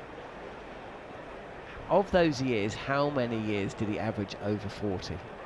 This is pushed to square leg. And again, they run so quickly. Does Joe Root sets off and comes back for a second. 20 out of 24.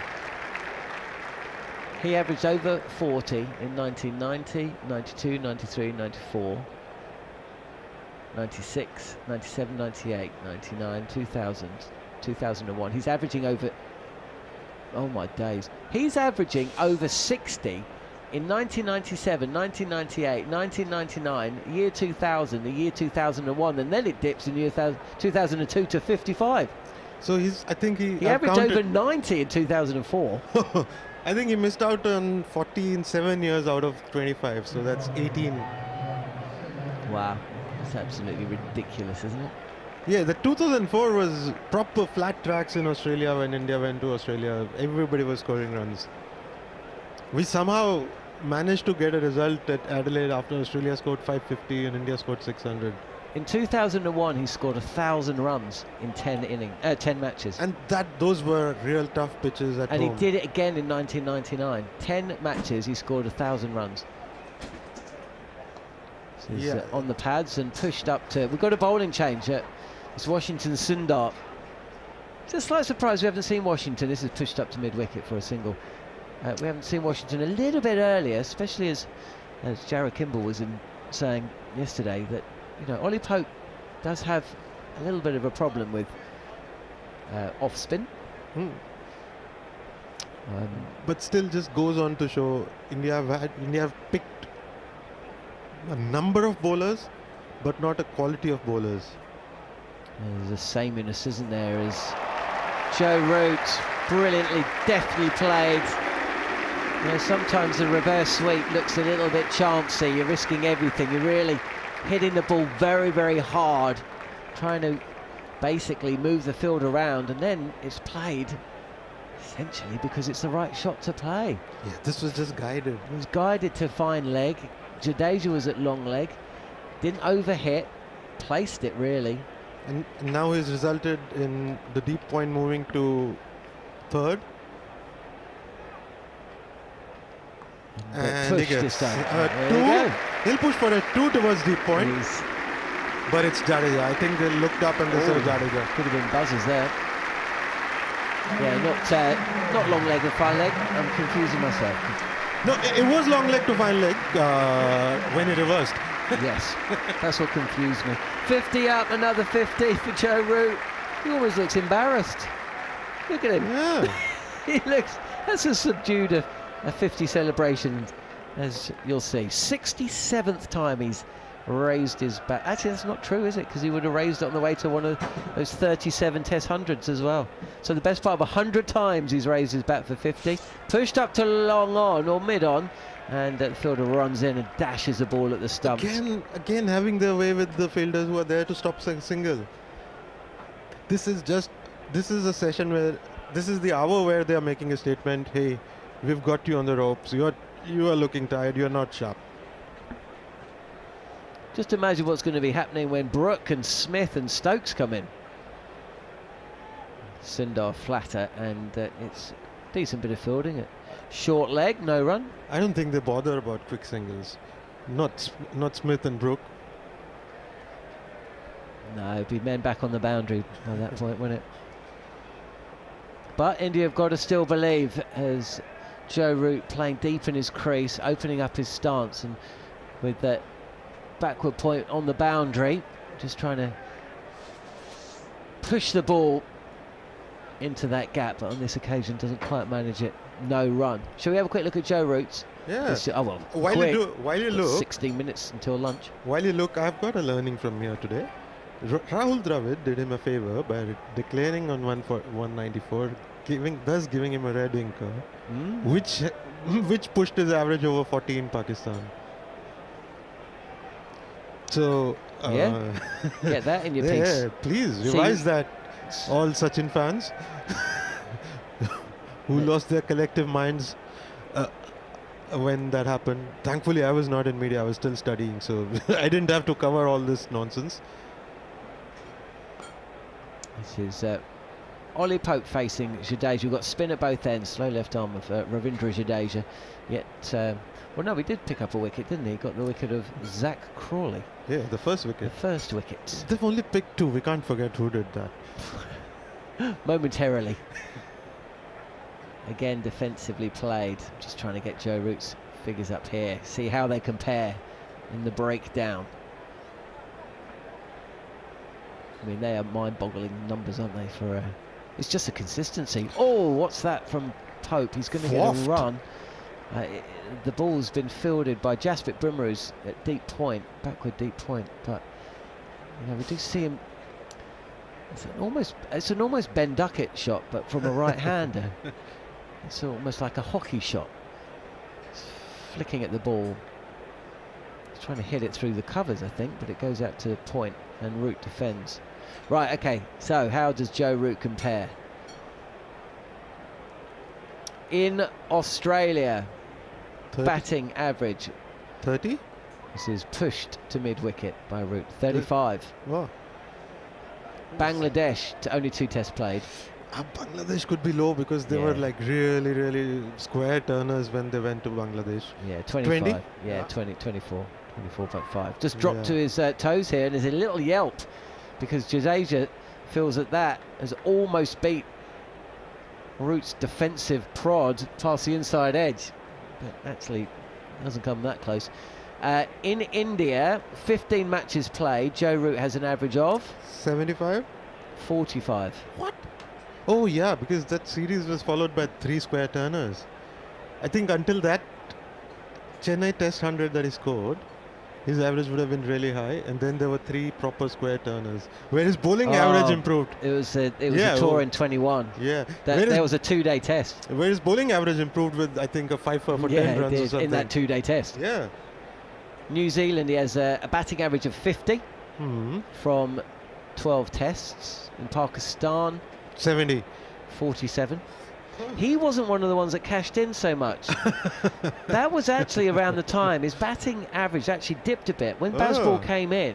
Yeah. And it was felt that he was trying to change his game. Yeah, he was and still everyone was finding like, his... stop trying to change the game, just do what you did before. And then he was like, yeah, okay. And then it's been great ever since. It was Harry Brook, Ben Duckett and Zach Crawley who scored the big runs on that series. Yeah, he was still finding his feet with Bazball at that time. Yeah, pushed a point, no run. It's not that his tempo has not increased, but he's just not doing it as frenetically as he was trying to for a while. That's it, yeah. South Africa, 8 tests played.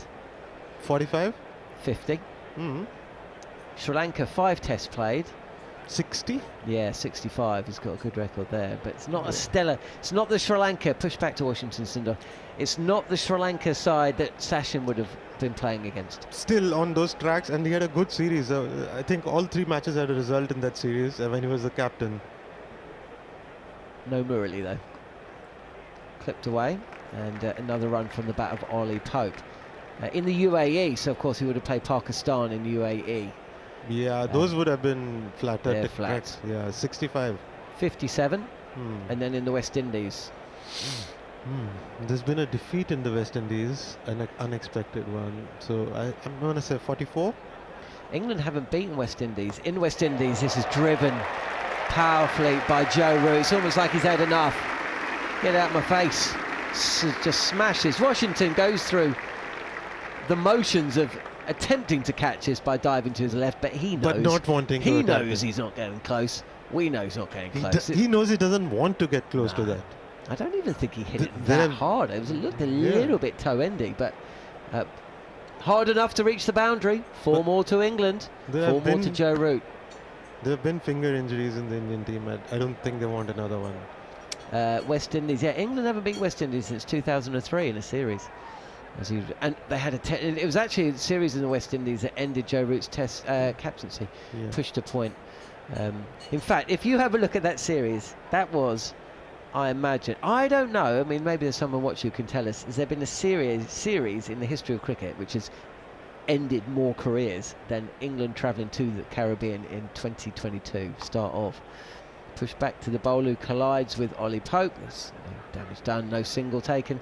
End of the over, England 318 for 2. They started the day 225 for 2.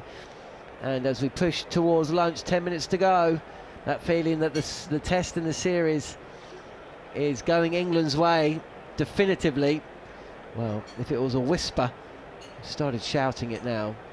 Trailing by 40, England 8 wickets in hand. So yeah, he averages 51, but that is helped by 182 not out. Well, they all help. Or hinder. But yeah, that was a series, I think, where Jason Holder was unplayable.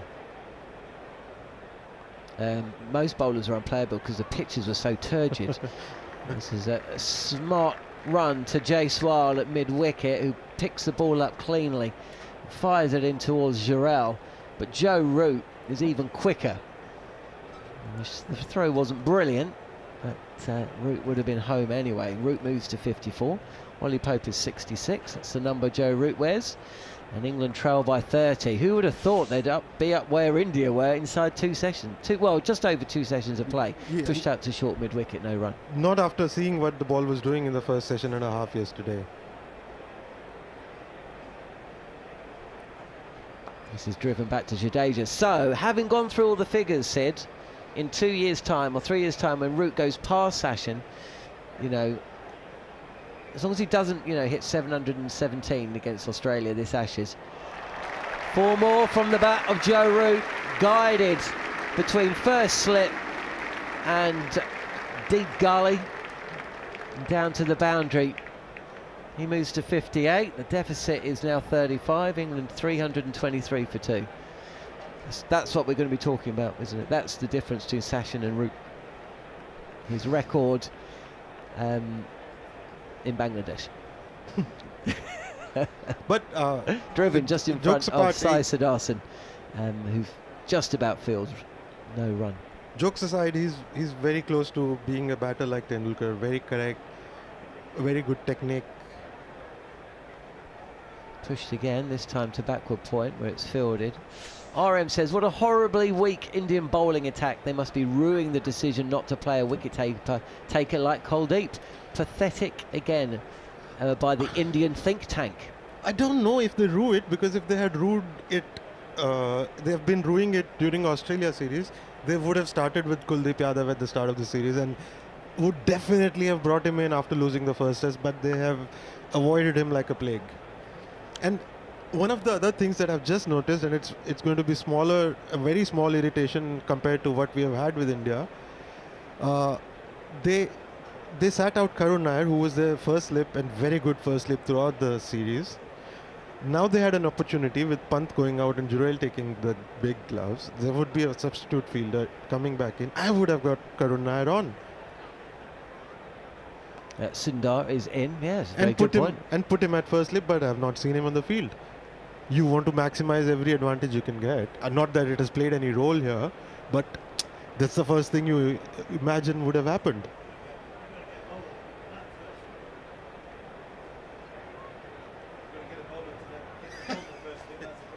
Pushed out square of the wicket on the offside by Ollie Pope. Just like Hami just shouted out from the back of the box that India don't have bowlers to get slip catches. Well, I wonder how the captain knew that we won't get any. They'd probably get more slip catches if Kuldeep Yadav was playing. Obviously. The good news is, with the English arrogance, they will forget that Australia has the best bowling attack. What's your take? Who's going to win the Ashes, Sid? Australia. I think their just the bowlers. Their bowling Too attack good. is just too good. Sundar again. This is flatter on the pads and tickled away for another single. At what point, Sean Dalton, C-I-E Econ, I'll just say Sean. At what point does Gambia face intense scrutiny over his position? He's not a great record. There was a win over Bangladesh at home. No, was that at home? Yes, it was. 3-0 reverse against New Zealand at home. Push to cover, no run. Border Gavaskar defeat, and now a defeat here in England. If India go on to win this match, it's going to be 2 wins in the last 12 tests, including India's first home series loss in 11 years. And he's been under scrutiny now, especially for his non-selection of Kuldeep Yadav. Fired in by Sundar, trying to spin the ball. Or a proper fast bowler in place of Shardul Thakur. I found the mixing and matching of the number 3. The Nair, I've mentioned it to you before, I found that absolutely baffling. You know, if you can't work out as... Ollie Pope comes forward and wristily just slaps this square of the wicket behind point for a couple. If over the course of 4 test matches with the same players available, you make 2 different decisions over who your number 3 is, I think that's where within the dressing room you'd start to be asking questions. You know, it's a really simple thing. Yeah, true. It's a symptom, but for me the real problem is the bowling. You have to have your bowlers. You have to have a bowling unit that is going to promise you 20 wickets as cheaply as possible. I agree, but at least you can say with that they've gone defensive. Like, it's just that's the way we're going to play. We're going to play defensive. I disagree with it, especially when you're 2-1 down, like they've played Bumrah. And it's a long way to draw test matches these days. Yeah. The test matches don't get drawn, so what's the point of playing defensive? You'd rather lose by 200. Before the Bangladesh series, Gough and Gambia said they're going to come out and play a brand of cricket, which is high risk, you know. Well, it's easier to say it when you're playing at home against Bangladesh. Being philosophical, not taking a risk is a high risk. That's the biggest risk. The biggest risk you take in life is to not take risks and then just keep wondering what if. Richard says Bumrah's been a huge disappointment. When India have needed him in this series, he's not delivered at all. I mean, he did take a 5-for in 2 of the test matches that he played, in the 2 test matches that he played. I just think the problem that India have got is here, like at Headingley, there was nothing after Bumrah. Same as, I mean, Bumrah and Siraj, we were just discussing early in the morning. Bumrah and Siraj have bowled well. India cannot afford to have this hour not to have a wicket. And then when Kamboj started his spell, I was like, if he does not make a dramatic improvement on what he did yesterday, this match is gone, and probably the series. I mean, if India can draw it, that's the best India will get out of this match now. Jadeja continuing on the reverses, a little reverse paddle rather than a sweep from Ollie Pope, who moves to 70. It's all about getting past those first 20 balls for him. It's incredible his average. Do you know his average? If he in innings where he's faced over 20 deliveries, it's over 50. It's crazy. 329 for 2. So got a couple of minutes before the break. I did say at the start of my stint, then we started talking about other things.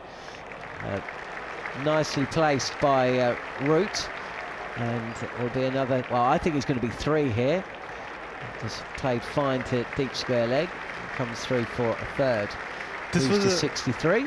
This was a new, not a new kind of, but a slightly different kind of reverse sweep where he advanced down the wicket with and he changed his stance with the right foot going to left, going ahead, and then he went down to sweep.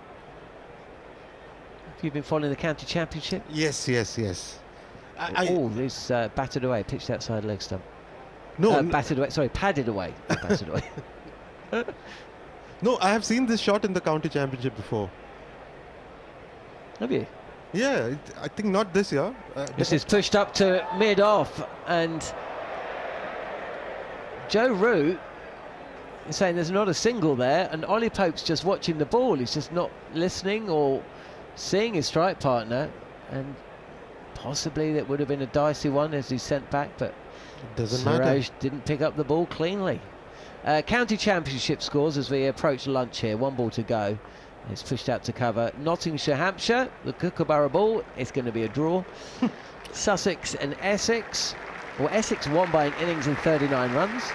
Yorkshire, Surrey. It's going to be a draw. And Worcestershire, Warwickshire. Warwickshire need 246 runs to win. 7 wickets in hand. I don't see Taunton scores here. Yeah, that was over 3 years ago. Lunch on day 3 then here in the 4th test match, and England have batted through. They started at 225 for 2, they've added 107, and they haven't lost a wicket. There's been a missed run-out opportunity, and there's also been a drop catch behind the stumps. A couple of balls are kept a bit low, but apart from that, it's been as easy as you'd like for England, really, who saw off a probing hour at times from Jasprit Bumrah and Mohammad Siraj. But the fear from an Indian perspective was that once England got through those two, the drop-off in quality and danger would be evident, and so it proved. Spin at both ends towards the back end of the session, but ineffective spell were bowling from Kamboj. And it's a dispirited and sorry bunch of Indian cricketers that troop off the pitch at lunch here at Old Trafford. England trail on first innings now by just 26. 332 for 2 at lunch, with Joe Root going past several big names in international cricket. He now sits 3rd in the all-time list of run scorers behind Sachin Tendulkar and Ricky Ponting. He's 63 not out, and Ollie Pope 70 not out. I mean, last night was desperate for India. We didn't quite plumb those depths this morning, Sid, but the game's gone. It's gone. There's a new ball coming in 6 overs. That's their only hope to keep hanging in this test match. Otherwise, the best they can hope for is to back out tomorrow and for rain day after tomorrow. What's the forecast like? Forecast is as it is now, pretty sunny. I mean, it's glorious conditions now. There was a little bit of cloud earlier today. I mean, India will find themselves feel rueful that they've lost 4 tosses. You know, they were inserted in quite tricky conditions. I thought they wanted to lose this toss. Well, it's not like they knew what to do anyway if they'd won it. So there's been a couple of moments. You know, obviously they're down a few bowlers. That does make a huge difference when you're playing overseas. But that's Test cricket for you, folks. And England didn't go to India last year with a full quota. They haven't been able to call upon the likes of Jofra Archer for the best part of 4 years. But anyway, that's a conversation for later in the day. We will be continuing our coverage throughout.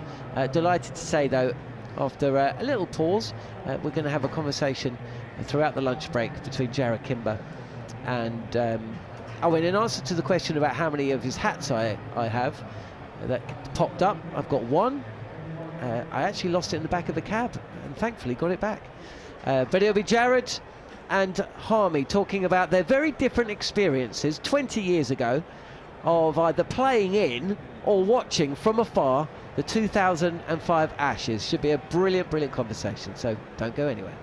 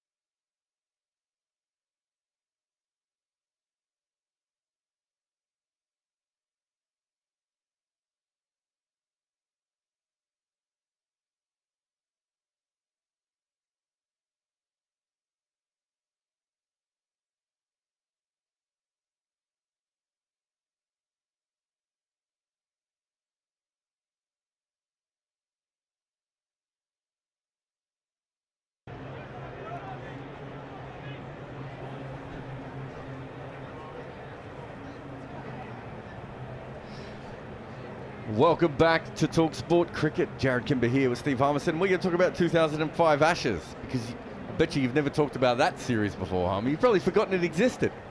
Yeah, some of us are still celebrating. It was. Yeah, it has been mentioned once or twice.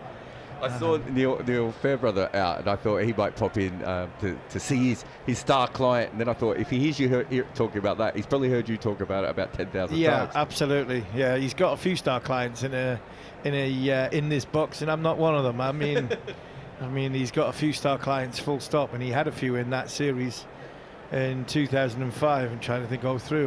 Trescothick and Vaughan, top of the order. They were with Neil, Jaron Jones, myself, Andrew Flintoff. So he had about half the size. Yeah, a little bit like what they have now. I think what's he got here? He's got Ben Stokes, Joe Root, Zach Crawley, and Wasserman have got Ollie Pope, I think. I'm trying to think who else. I'm trying to think of the bowlers. That's probably about it. I don't think you've got Liam Dawson. You haven't got Bryden Carse, not got Jofra Archer. So yeah, and obviously along with like Josh Butler and Liam Livingston, one or two others. Yeah, he's still got a huge pool of English talent. He rang the bell the other day well, didn't he? Yes. I think he's got the most first-class runs at this ground. We're not going to talk about Neil Fairbrother at all. He I has don't know. 330. He had a 330 something at this ground. Did he? In the same game that today's bell ringer was also playing. There was a tidy exponent of swing in reverse swing, Wasim Akram. So far, we've mentioned a lot of people who weren't involved in the 2005 Ashes, but let's bring it back. But they were here during that time. Yeah, definitely. It's a really interesting one. You guys obviously had started to build towards something for quite a long time. But back in Australia, we didn't really, it was Foxtel, not everyone had it, so not everyone had cable TV. Not everyone was following those series, not all those series were even broadcast on Foxtel. there was a big lack of belief within the Australian cricket that English cricket had got a lot better. And that essentially what you'd done is you'd beaten a bunch of sides who weren't as good as Australia. You guys truly believed, though, didn't you, going into that series? No, we did. I've always described it as the best team in the world against the best players in the world. I think England at the time, come July 2005, were the best team in the world. And I think we were. Whether people in Australia didn't believe us because of not being seen that much, but started when Michael first took over. Then we went to the West Indies, was the real turning point in that test match in Jamaica where I had a good day. That was the first time Hogarth, Harmison, Jones and Flintoff with Giles bowled together in a test match, and from there we went and won 3-0, and then that's still the last time any England team's have won in the Caribbean.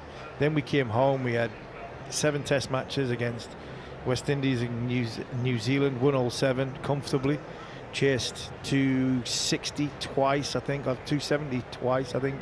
And at that time, that was like unheard of. Forget the Bazball stuff now. That was unheard of. Especially the one here was unreal, because the one here was with Rob Key, Andrew Flintoff in at the end. But we were, I think we were 3 down, but nobody knew we were effectively 4 down because Thorpe was in hospital. He had passed out when he had an injection, and the hospital wouldn't release him. So we were effectively, we were 1 extra down.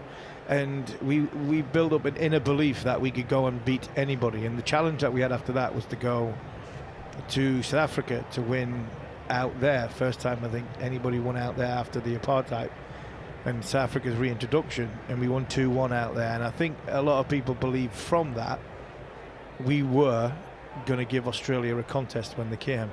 But there was one incident which I think we believed, in the inner belief in this team, that we could win this Ashes, was in the Champions Trophy semi-final at Edgbaston. In the year we won 7 in a row, we played Australia and we hammered Australia in the semi-final. We should. Still to this day, it's one of the only games I've sleepless nights on the final when we lost how we lost that final. I still haven't got a clue. Is that the Ridley? The one in the dark? No, the one Courtney Brown and... Yeah, Courtney Brown. I was going to say Ridley Jackson. Yeah, Courtney Brown and Ian Bradshaw? Ian Bradshaw, yeah. We had them 80 for... they were about 120 for 8, chasing 190, and they got them. So, but in that semi-final, I think we won by 8 wickets. We won with 5 overs to spare. I think we formed a lot of plans in that game and seen a few vulnerabilities in Australian batting unit that we could exploit. And that team there was very close to the team that was going to play in the Ashes. And then we got to the one day and the T20 and the one day series, and there was a few people who didn't play. You mentioned at the start, a few people that didn't play in the into 2005 Ashes had an effect, and Darren Gough was one of them in that T20 game at the Rose Bowl, and it was a Rose Bowl at the time, a Gears Bowl that is now. And I remember he bounced Shane Watson on a hat trick, didn't he? We all have a go at Gough. We all take the mickey out of him for his, we might, when he mentions hat tricks, and Darren, did you get a hat trick? But he's on hat trick ball. And Shane Watson walks out to bat, and he bowls. We're expecting the big in-swinging out-swinger, and he bowled a bouncer, and it sort of hurried Shane Watson up. Shane Watson didn't play. He wasn't playing in the Ashes, but as he ran past, Goughy just politely said to him, "This is exactly what you lot are going to get this year. This is exactly what you're going to get this year." And it was and that game was said to be the marker that English cricket was in belief that we could win in 2005 in the Test series. And obviously that one day series happens, then you have the opening spell, which is absolutely huge. You roll Australia for not that many. You come off, and then Glenn McGrath gets the ball in his hand. You said before you thought you were the best team, but Glenn McGrath is still Glenn McGrath at that point. At Lloyd's especially. Yeah, and he runs through. What happens after that first innings? Because you would have been on a high, especially you personally, from your bowling. And then when McGrath does that, is there any sense of maybe it's still a different level? I think a lot of people from the outside thought, here we go again. There was quite a lot of things in that first Test match that, from my experiences, I thought Australia were more nervous than what we were going into it. You know more than me because you watch a lot more Australian cricket than me, but the ball that hit Langer in the arm I mean, 99 times out of 100, he loves that ball on the hip that he just flicks down to fine leg. That's his shot. It's his release shot. You know, his rotation of strike with Matt Hayden is from that shot where he gets across the stumps, just flicks it down to fine leg and just sort of trots on to the other end. So he got hit with that one. Ricky doesn't get hit in the head many times. No. And neither does Matt Hayden. And you can probably count on one hand how many times both of them have been hit in the head in a test match over the course of 250 test matches and more they've played, and all that happened in the first 6 overs. Yeah. So for me, they were just as nervous as what we were. But they win that test by 200 odd runs. They get away from you in the third innings, don't they? Yeah, they do. They did, and we run out of steam a little bit in that third innings. You looked at. I remember doing an interview with Mark Nicholas after play, and somebody had a stupid idea to put me and Glenn McGrath next to each other at the time. I think McGrath had 5 for 8 and I had 5 for 43, and we started with this intense barrage of aggressive bowling. And Mark asked me what's it like to get 5 wickets at Lords, and I said, well, you better ask him because his was better than mine. And he made my 5 for 43 feel like 5 for 143 by the end of it. So, but there was the key components in that test match which we lost. I remember talking to Andrew Flintoff about it, and Andrew said he felt he bottled it. He felt as though, as a team from the batting unit, we bottled it. But we had one trump card, and both times I was there when he got 50, and we had somebody who didn't have the Ashes hype inside his system, didn't have the Ashes baggage inside his system, and that was Kevin Peterson. And Kevin Peterson's Ashes was the year before when we were in South Africa, when he had all them hundreds and everything that went. And I remember he hit the ball, he hit McGrath over his head first up to get 50, and I was like, I'm trying to get him back on strike, and he sort of started running towards me, and I just looked over my shoulder, and it was like, I can't say what I said, but I was like, wow, this doesn't happen to McGrath at Lords. And all of a sudden we've got somebody here now who can take these lot on. If the rest of the batters turn up, which we expect them to do, we've taken 20 wickets, we can compete. And that was evident when we went in the build-up. Michael and Duncan came into a team meeting and basically said, well, we have to score at 3.6 and over, because that's what they do. We can get the wickets, but if we don't score at 3.6, we ain't going to beat these lot. And we're looking at each other going, 3.6 and over against Warner McGrath. This is going to be unbelievable. We're going to be bowled out for 120, or we're going to get 500 on day one, and we nearly did. Well, I mean, so that's the next test. Obviously, McGrath rolls his ankle, which is probably the defining moment of that series, because who knows what happens if McGrath's fully fit all the way through. He rolls his ankle. Ponting decides to bowl first anyway. Was that a bad decision? Is that something, you've played a lot of county cricket there, is that something that you look back on? Because they got hammered. Weirdly enough, Jason Gillespie gets a lot of flack for how he bowled in that series. Is I think the only guy who didn't get hammered that day. Yeah, he did. Dizzy bowled well in that day, and I thought Dizzy stepped up as an experienced bowler to cover McGrath. Obviously, when McGrath got injured, yes, it was a pivotal moment. Would it have made a massive difference in the series? I don't think it would have made. I think the series possibly would have gone a similar way to where it did. I think Ricky's decision was bigger than Glenn McGrath getting injured. Really? Yeah, I think it was, because on that wicket, on that slow, docile wicket, we were coming out swinging, and whether we could have gone out swinging, and Ricky will disagree with me, and Australia might disagree with me, but England had a plan for McGrath. England had a plan to go at McGrath, and if you remember when Glenn had to come back here at Old Trafford, we put that plan in place. Yeah, but he wasn't fit. Yeah, he wasn't fit. I think if you go, but if he wasn't fit, was it the fifth test when he didn't go for any runs again when he was fit?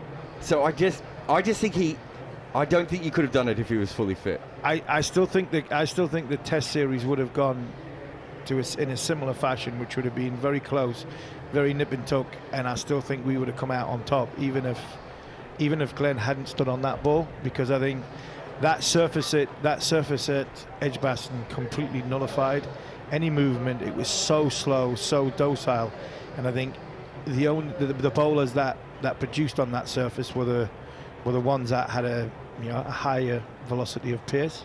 But he might have slowed the scoring down He might have slowed the scoring down, but like I said, when we came to here, he went from bowling 80 mile an hour to 76, 77 mile an hour.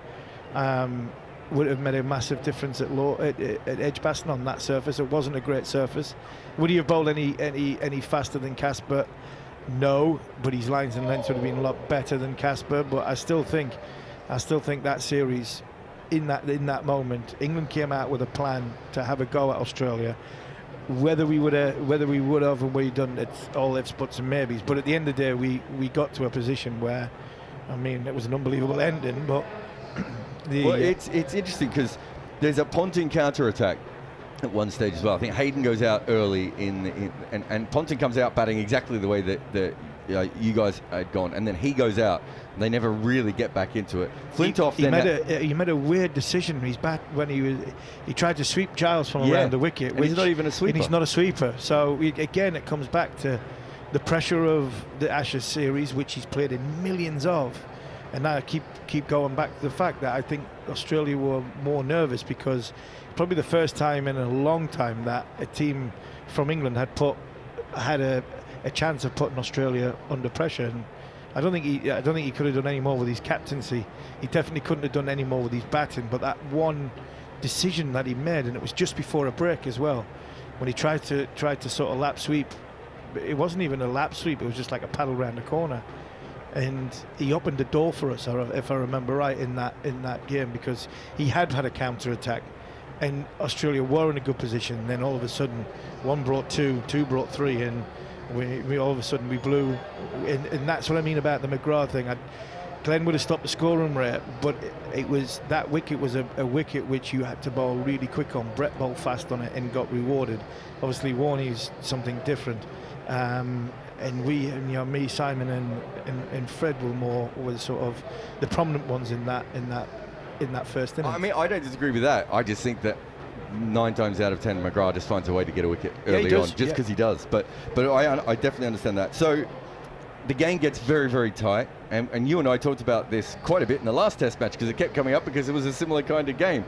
The thing that Vaughan kept telling you guys was that a chance would come. And so even though it was getting tighter and tighter, you guys did believe that there would be an opportunity to finish that game and win it, right?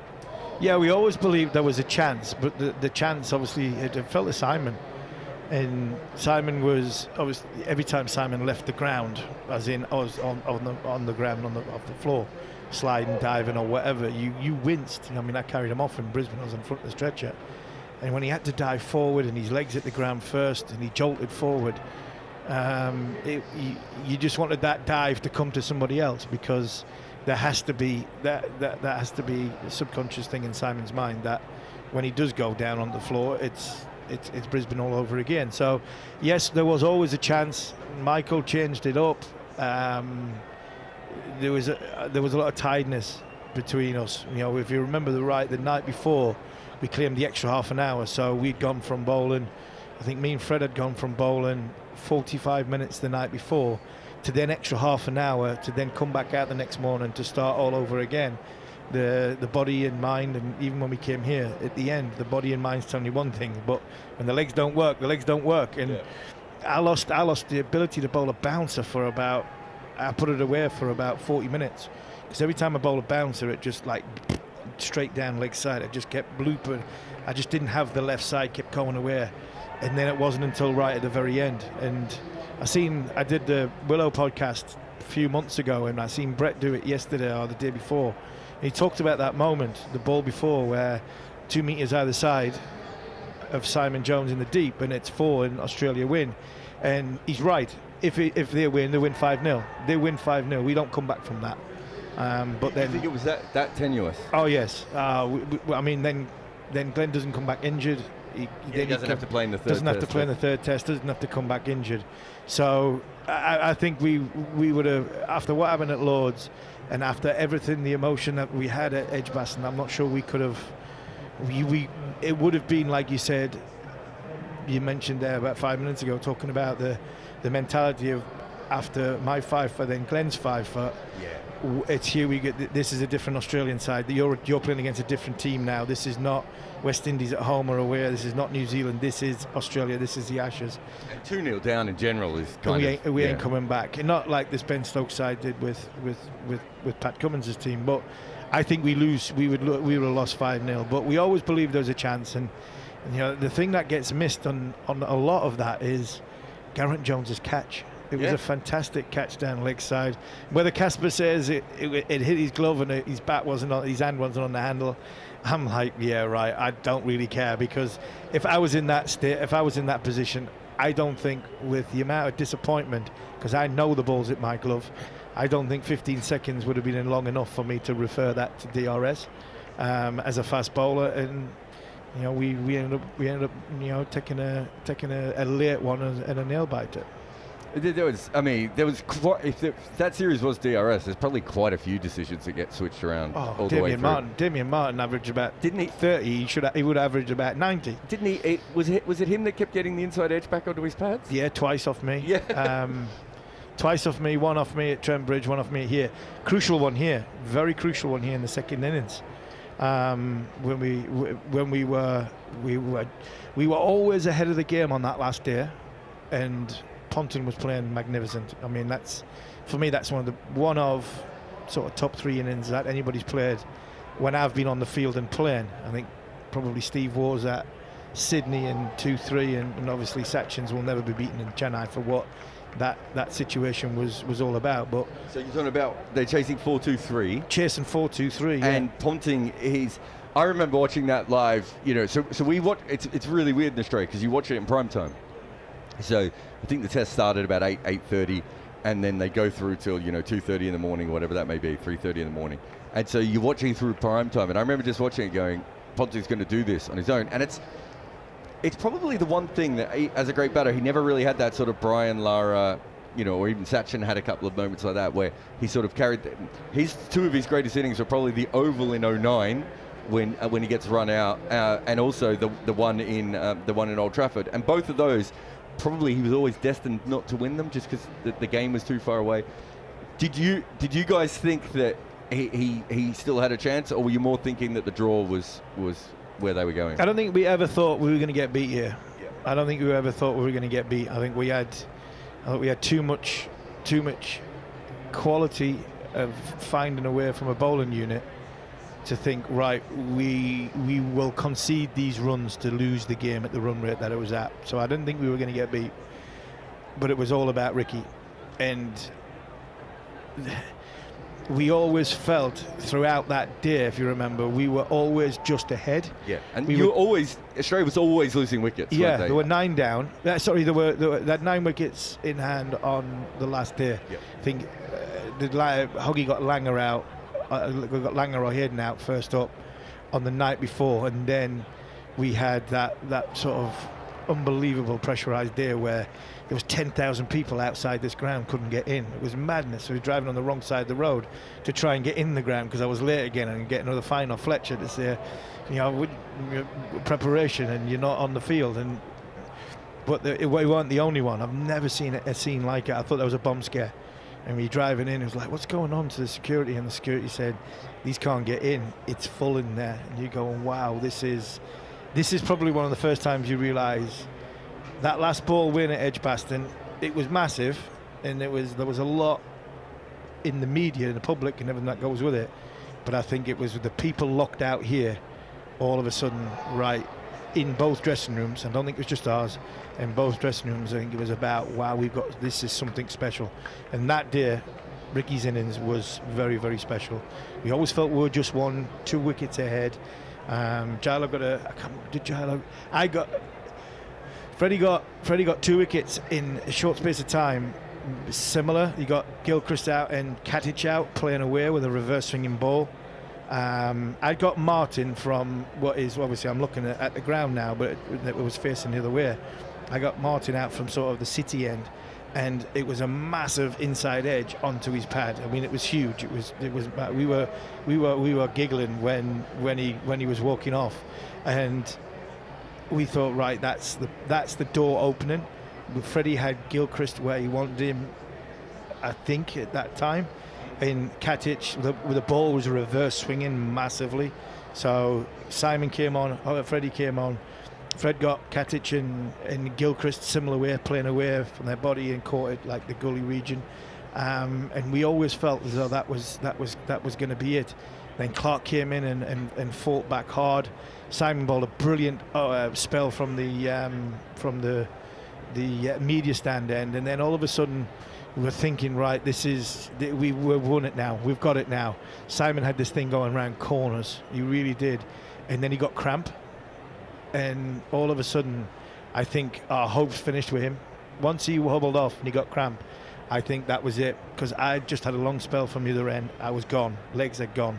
Freddie had a long spell because of reverse swinging, and he was flagging. Gilo had bowled most of that day, so I ended up coming back on after Simon. I bowled probably the worst ball that Ricky Ponting will get out to, which is a filthy drag down leg side, and he's gloved it. And his facial expression was just priceless. I think he wanted to kill me more than he did probably Lords. When you always had trouble with him too, because I could not your bowl natural length was what he pulled. He was the best player I ever played against. The best player I ever played against was Ricky Ponting. I was fortunate, Jarrod. I played in a great era of batters.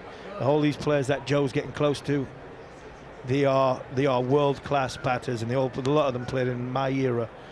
But it's whether it's Sachin or it's Brian. For me, I couldn't bowl at Ricky. Ricky was just too good for me.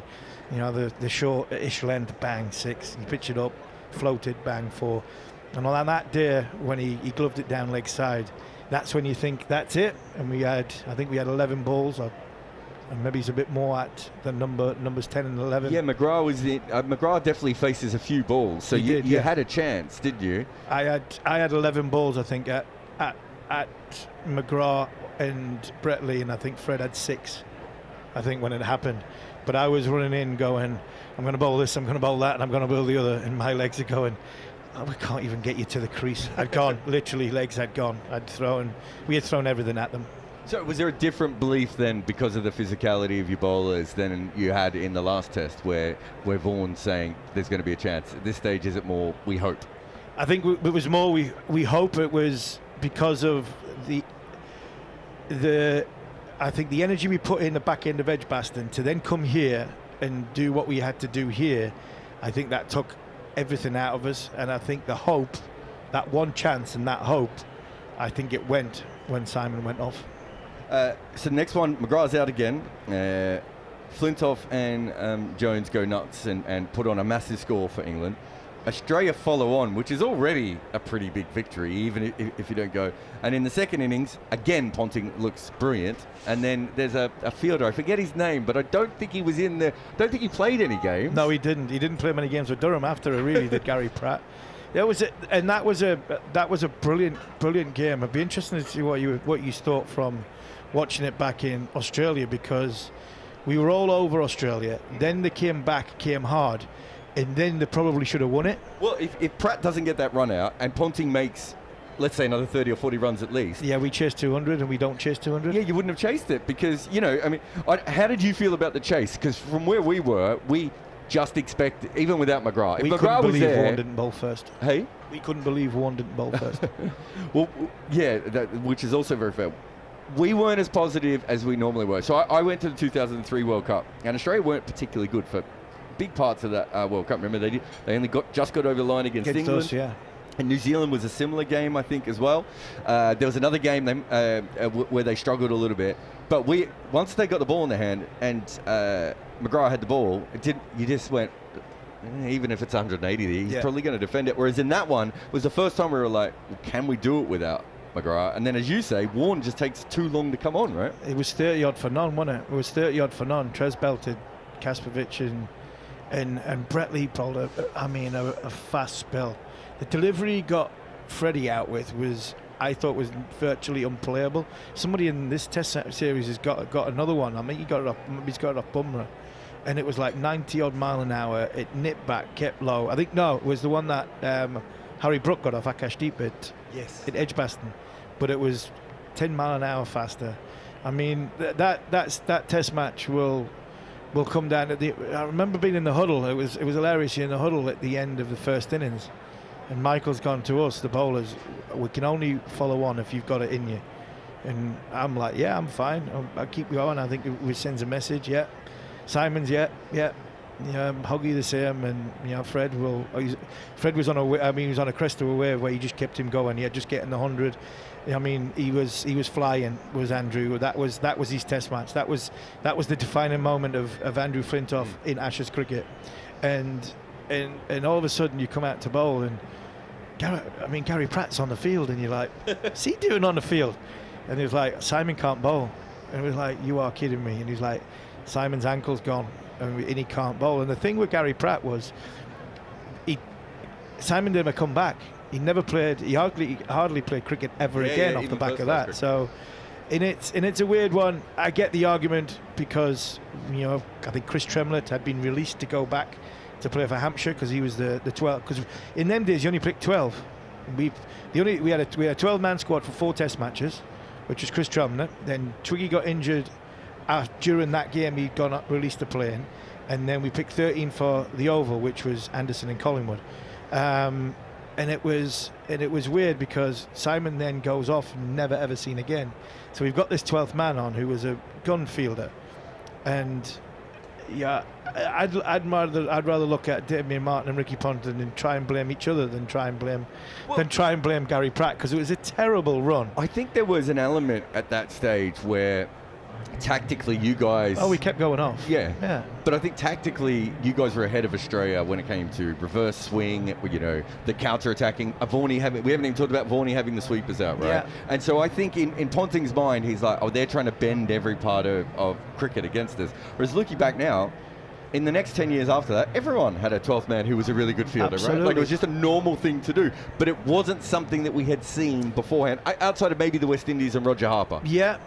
But we used it to our favour. You're on home soil. You've got you've got multiple counties that can send players to look after. So we did. We reverse swung the ball better than Australia in that series because we had 2 components that could do it better than anybody in the world. Simon Jones and outside Asia, Simon Jones, Andrew Flintoff reverse swinging were as good as anybody in the rest of the Test playing here. Trez was brilliant at shining the ball. I mean, Trez was a brilliant ball shiner, so the ball was always in a good condition. It was always swinging and moving. Murray Mintz, he was he loved it. Which now the ECB scientist is like, they don't do anything. We've tried them but it didn't matter. You guys believed that the ball was reversing. No. There was a way that people thought that it was done, and there was a way it was actually done.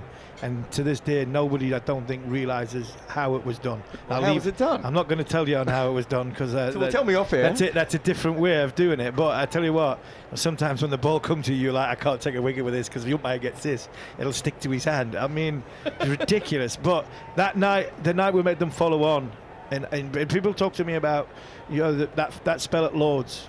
That spell at Lords didn't really mean a great deal to me because the best spell in my Ashes series in 2005 was a 3 for 91 and making Australia follow on because we had Jones gone. We were down a bowler. We had to give a massive effort. Langer played brilliant, if I remember right, in innings 3, I think it was.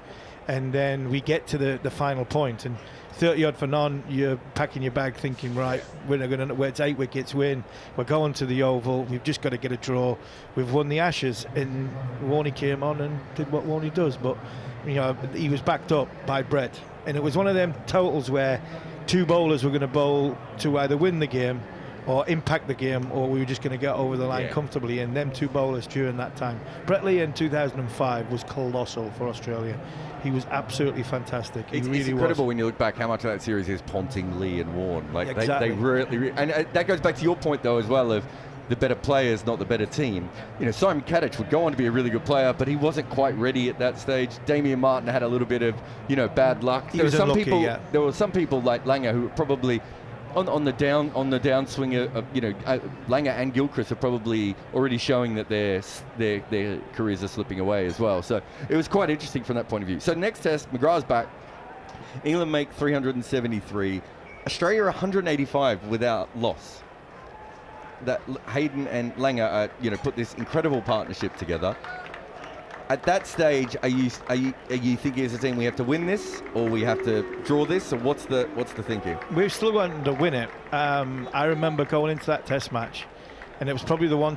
There's a few test matches in my career where my mental health of the sort of depression, anxiety, really affected me. And the first 3 days was that. I was never going to say to Michael, I'm not playing. But it's probably the closest. Port Elizabeth 2000, the year before, I was really struggling inside. I was struggling in life with where my head was and everything that was going. And I had a bad 3 days going into that test match. Didn't sleep particularly, and it affected me a lot. And it probably wasn't until day 2, or day 2 of bowling, where I really got something back. I think I bowled about 75 mile an hour for the first day. But Langer and Ponting batted brilliantly. Take it away from them. They batted excellent. We had Collingwood in the team, so we were a bowler down. And then all of a sudden we get to a point where on day 5, we're probably 70 for 5, thinking, right, we've lost this. This is gone. And Peterson played the best innings, arguably one of the best innings you'll see from an Englishman in his sort of England's top 10 of all time. Kevin's probably got 3 or 4 of them, but that was something special. Warne drops him, and then there's that incredible competition between Lee and KP. And I went back and checked recently because I've written a book. I don't know if you know this about batting. It's like Goughy's hat trick. But I had a look. It's not that many balls, but I remember it. At home, and you were there. Playing that. I just remember it feeling like it went on forever. It did, because that Lee versus KP. What it felt like, the reason why was that there wasn't many balls, but there wasn't many balls below 93 miles an hour. The faster Brett was bowling, the harder Kevin was swinging, and the balls could have gone anywhere. Unfortunately for Australia, they didn't go to hand, and so you did draw that test. And we'll come back, and maybe next test we'll talk about 06, 07. Yeah, well, that's the thing. When you look at it, just to finish it off on Jarrod, you look at it that side, and you might say that it was going over the other side of it, but it wasn't going over the other side of it.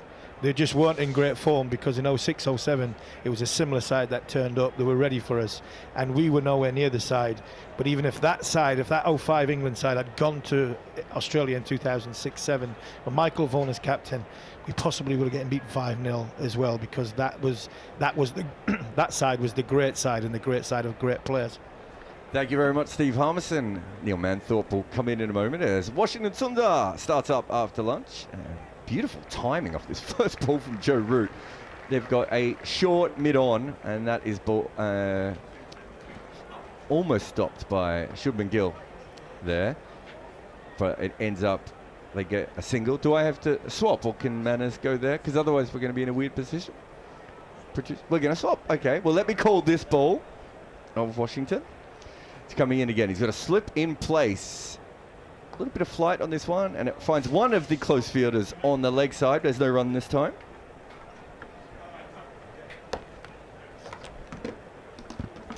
Smooth. Washington comes in again. Neil Manthorp could be co-coms, I think, for this one. And this one is pushed again to short mid-on, and there's no run. Have you ever been a co-coms? You must have been a co-coms. Yeah, 2015 World Cup. I arrived in Canberra. It was the first time that I had to perform the role throughout a match. Here is Washington again, and it's whipped away, a lot of bottom hand. There's no run. I think it was Zimbabwe, 2015 World Cup. It was Zimbabwe against the West Indies. I was in Canberra during that World Cup, but I don't think I did that one game. Well, maybe you should have. Maybe. Because I arrived and there'd been a mix-up. The producer said we've got too many commentators and not enough summarisers. That one is driven, lovely shot from Ollie Pope down to a deepish mid-off. Shardul Thakur fields, but he's unable to prevent the single. And so I spent a whole game. I think, didn't Chris Gale score double 100 in that game? Was it that one, was it? Yeah, I think so. Well, you were the co-com, well, so hopefully you were paying attention. Yeah, I think that's what happened. That's back and across goes Joe Root now, nudging it away through the onside into a gap at square leg. And that's the only time you've ever done it? For a whole game. Yeah, I'm sure you've done for a session or... Yeah, but there's well, I had to perform both roles for a one-day international in Kanpur. Was that the one where Alan Donald was on air with you and had to go back? Yeah, I love that right. story. You and I commentated for about 2 hours or 2.5 hours in a 2019 World Cup game for SEN. Was that SEN we were working for? Yeah. Where I kept saying, "You sure you don't want to go co-cogs? And I'll take over the ball by board." You did. You just did a huge stint, and then I think eventually Barrett came in, and maybe you, me, and Barrett. It wasn't that I was doubting you; I was doubting me. It's. I think it's sometimes, well, often harder to perform the analyst's role. Right, Ravi Jadeja, we've got spin at both ends. That one is steered away nicely, very nicely by Joe Root, using the pace, as there very often is from Jadeja, and he guides it past KL Rahul at slip for a couple. Gee, things are looking bleak for India. Yeah, it's almost done. I mean, I thought they bowled well enough to get a couple of wickets in that last session, but because they haven't, it's just not really sure what happens here unless the new ball keeps really low. Is that possible? Well, the opposite, isn't it? That one is driven by Root up towards deepish mid-off. I mean, it's supposed to bounce more, but it is keeping very low from the Jimmy Anderson. That's what I mean. So it might keep low more dramatically, if that makes sense. Here's Jadeja again, and defended once more. It won't keep low as consistently, but when it does keep low, it might it'll do it faster. But I mean, that's the only hope now. And other than that, this series might be done. Here's Jadeja again, and on the back foot, whipped away by Root. Again, lovely timing. It won't be 4, but it could well be at 2. Oh, well, it might be 4. Oh, my goodness, that is even better time than I thought from Joe Root. It is 4. Anshul Kamboj, he's running like a man with broken glass in his boots. He is not move very incredibly slow.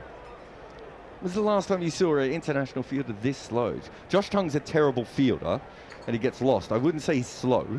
But I mean, he looked like devoid of any fast twitch muscle fibre at all when he ran there. I mean, it looked like he'd actually given up. Forward comes Root defending. Those 4 runs have taken him up to 71, exact the same score as Ollie Pope, 71 apiece, 341 for 2.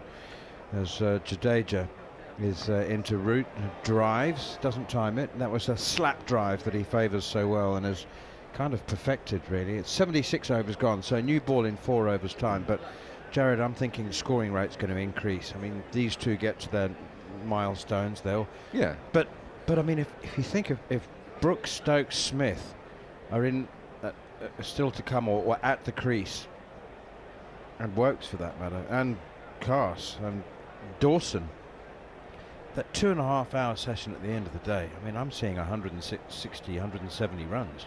No, I can definitely see that at this point. Let's see what the first 10 overs of the second new ball. Sorry, the fancy dress is really quite something. It was very fancy. It's edge taken at slip. Washington Sundar has got rid of Ollie Pope.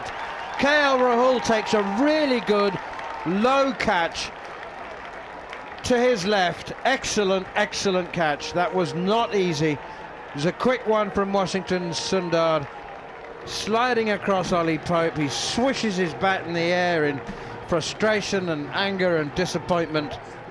He's gone for 71, and a wicket absolutely out of nowhere, and you suspect that that's the crack of light in the door that India need to kick it open now. Yeah, it felt like that went away. I just want to have a look. Looks like an off spinner to me, but it just looks like it fades away a little bit. Maybe just went with the arm on the drift. I'm not sure, but Pope he's very vulnerable up until the score of about 25, I think, Manos. and then he's very good up until he gets to about 60, and then he gets vulnerable again around 60, 70, 80, if I'm remembering. I'm doing a big piece on him at the moment. I'm just trying to remember all the numbers. So it is something that, sadly, he does sometimes get involved with, but he's not a very good player of off-spin, and that's where I thought India missed a trick bowling Washington to him. I understand why they didn't want to bowl off-spin at Joe Root, but it goes against the sort of conventional way that you think about things, but he's just not a great player of the ball spinning back into him. Generally, it's him getting caught on the crease and getting bowled or LBW from the off-spinner, but in this case, it was on the front foot, where he's usually much better, and unfortunately, that was just a good bit of bowling. I think we just, to be honest, if it didn't go away, at least pretended it was going to go away, and that's why it's got the outside edge. But it does look like it goes like a doosra. I mean, there's no discernible change in action. So it looked like he put off-spin revolutions on it. Yeah, I know, exactly. Harry Brook is the new batsman. I think it's fair to say, Jarrod, that you're one of those in the undecided group, and I'm being kind when it comes to Ollie Pope. I think you're not signing up for his weekly newsletter, are you? Well, I can tell you that there's a 5,000-word piece coming out probably at the end of this test, and you can make up your own mind. Definitive conclusion is. I think the definitive conclusion is that there is no definitive conclusion. He's one of the most unique players I've ever analysed, because there's so many strengths and so many weaknesses. Here's Washington Sundar to Harry Brook, goes back and across and defends. Do you want one of the weaknesses? One of the most unique. I'm not happy with that. Yeah, well, I know what you mean. Well, he's in the unique spectrum. No precedent at all. There must be some that come close. Other players in previous eras pushed away again defensively by Brook. No run. 341 for 3. There is no player that combines his terrible starts with being terrible in the fourth innings as well. So he's already very unique there.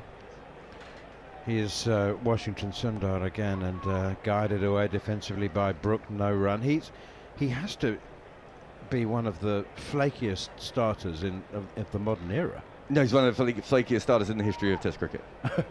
Yeah, really. Grant Flower has a median score of 15, which is the flakiest of the flaky starters. But I wouldn't say that Grant Flower was a flaky starter. He just didn't make a lot of runs.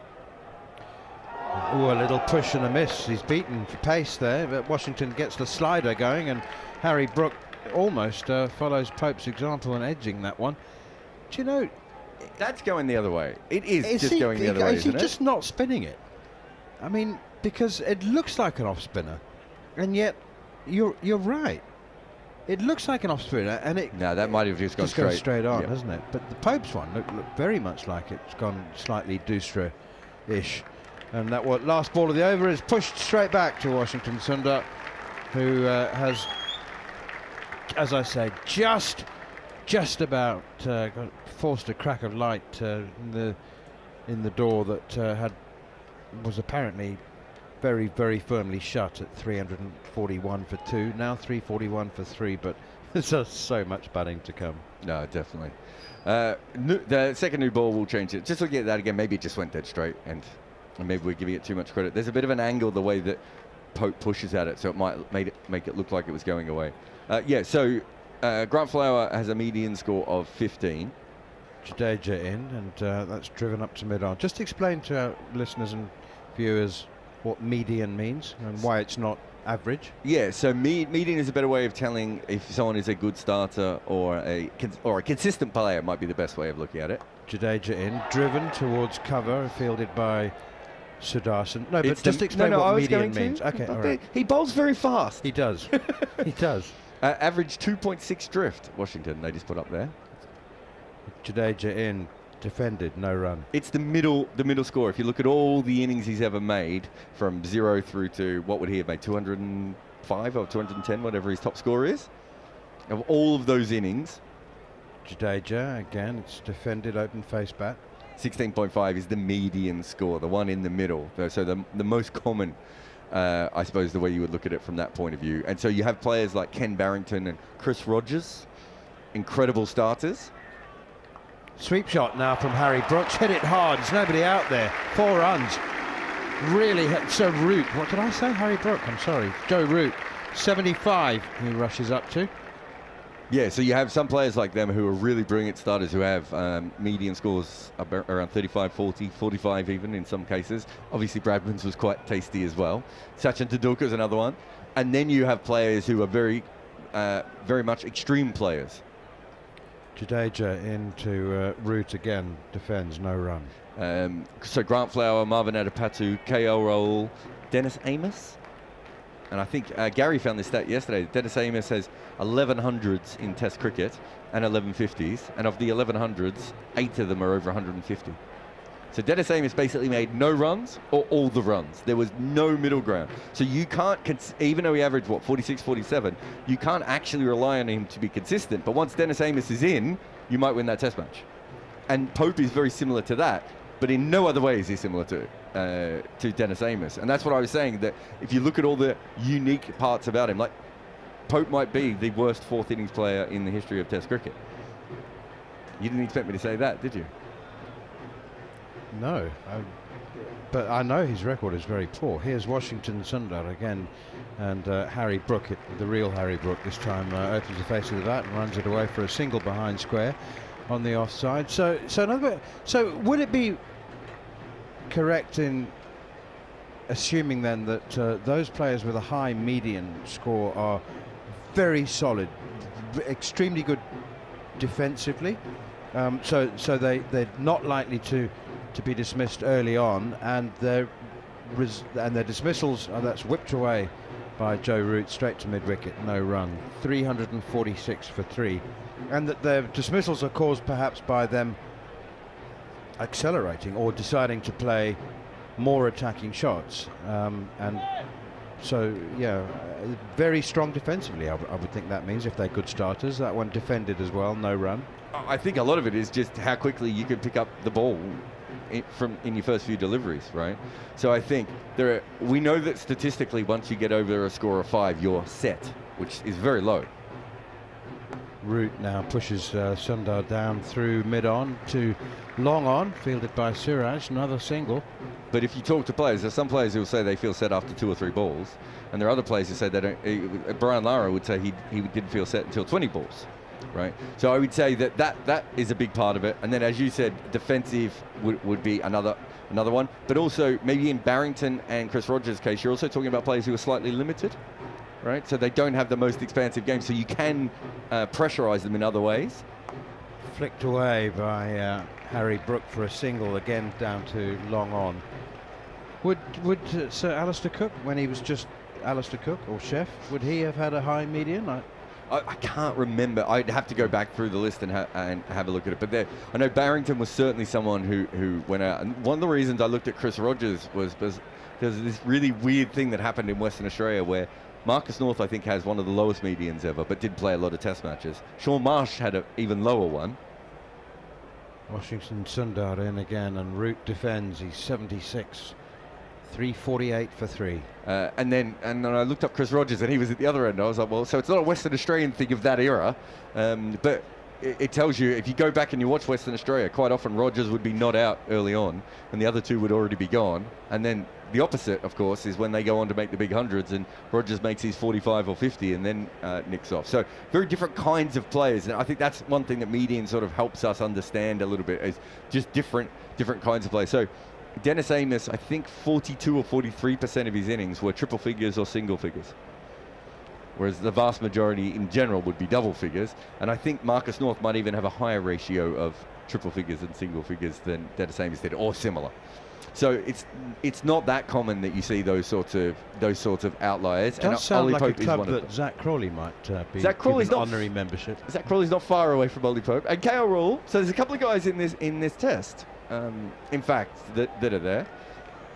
I can tell you when you look at balls, your medium balls, they come back in, those guys. Here's Jadeja again, and that's defended by Brook out towards extra cover. So we're looking to get as much information on a player as possible. So you want to go well beyond just the basic average. Jadeja in again. Brook defends, no run. What shall we call this club? How about death or glory? It is a bit death or glory, yeah. Are you gonna send a message to Grant Flower and tell him? With more death and less glory. Here's Jadeja again, and Brook now cuts late to backward point, Sundar Fields. I'm pretty sure what I found with Grant Flower is that I think he had the highest amount of facing 100 balls in an innings without making 20 runs that I'd found. Yeah, he could leave. Grant, he had a good forward defensive as well. Sweep shot now down to deep backward square leg. You'll find that he faced an awful lot of balls for a career average of 29. Yes, but to go back on your point of being that, you said that the players with a high median might be better defensively. Grant Flower had a great defence. His problem wasn't defending, was it? He just couldn't score at Test level. Not readily, unless it was off his hip.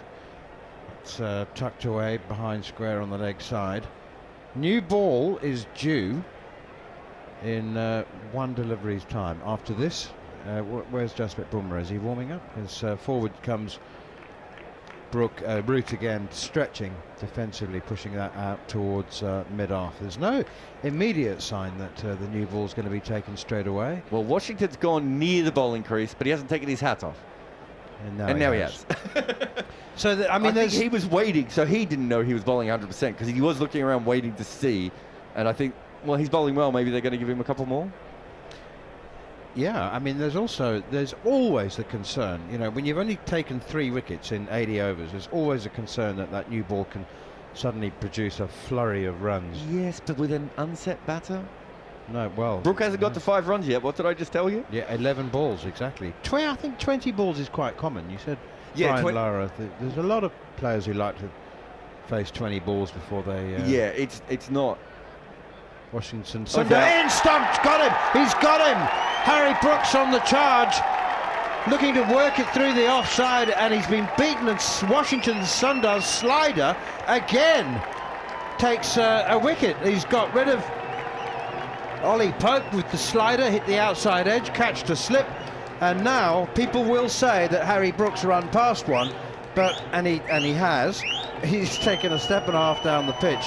But Washington Sundar is having great success with the ball that doesn't turn. I say this drifted a long way, though, I think. And for me, it drifts late. And I think that's what's done. Just have a look at this. Yeah, it doesn't drift out of the hand. It's not one of those kinds of off spinners. It seems to have gone like going down a barrel for a little while. And then late drift. And at that stage, Brooks just in the wrong position. But beautifully bowled again. And the new Anil Kumble, he's basically just bowling straight balls here with a little bit of drift, and they're having all sorts of trouble. Do you take the new ball now, Manners? No. You wait for Washington Sundar to... I mean that, seriously. You don't want to wait too long so that both batters are set when the new ball comes. But you're right. He's got a left-hander who's coming out to face him at the moment, who's been playing spin really poorly. This is now a wicket where, there's something for the spinners in it. I say that kind of a little bit tongue-in-cheek because the ball's drifting in the air. Yes. But there is a little bit of purchase, and we saw Ravi Jadeja. I thought he was unlucky not to get a wicket earlier with a couple that kept low. And I don't think Ben Stokes would want to... I think that the ideal situation is for Ben Stokes to face about 15 balls from both these spinners, and then if you think at that stage it's not working, you bring the new ball on. Just a reminder that England are not yet in the lead. They are still 9 runs in deficit. I reckon they'll get it. The lead? Yeah. I think they will sneak ahead. And I think that I still think that the bookmakers will give you extremely miserly odds on England getting a lead of 150 plus. I mean, I think they would still have England very, very strong favourites to lead by 150 plus. And if that happens, it will be before the close of play. So I think India need to...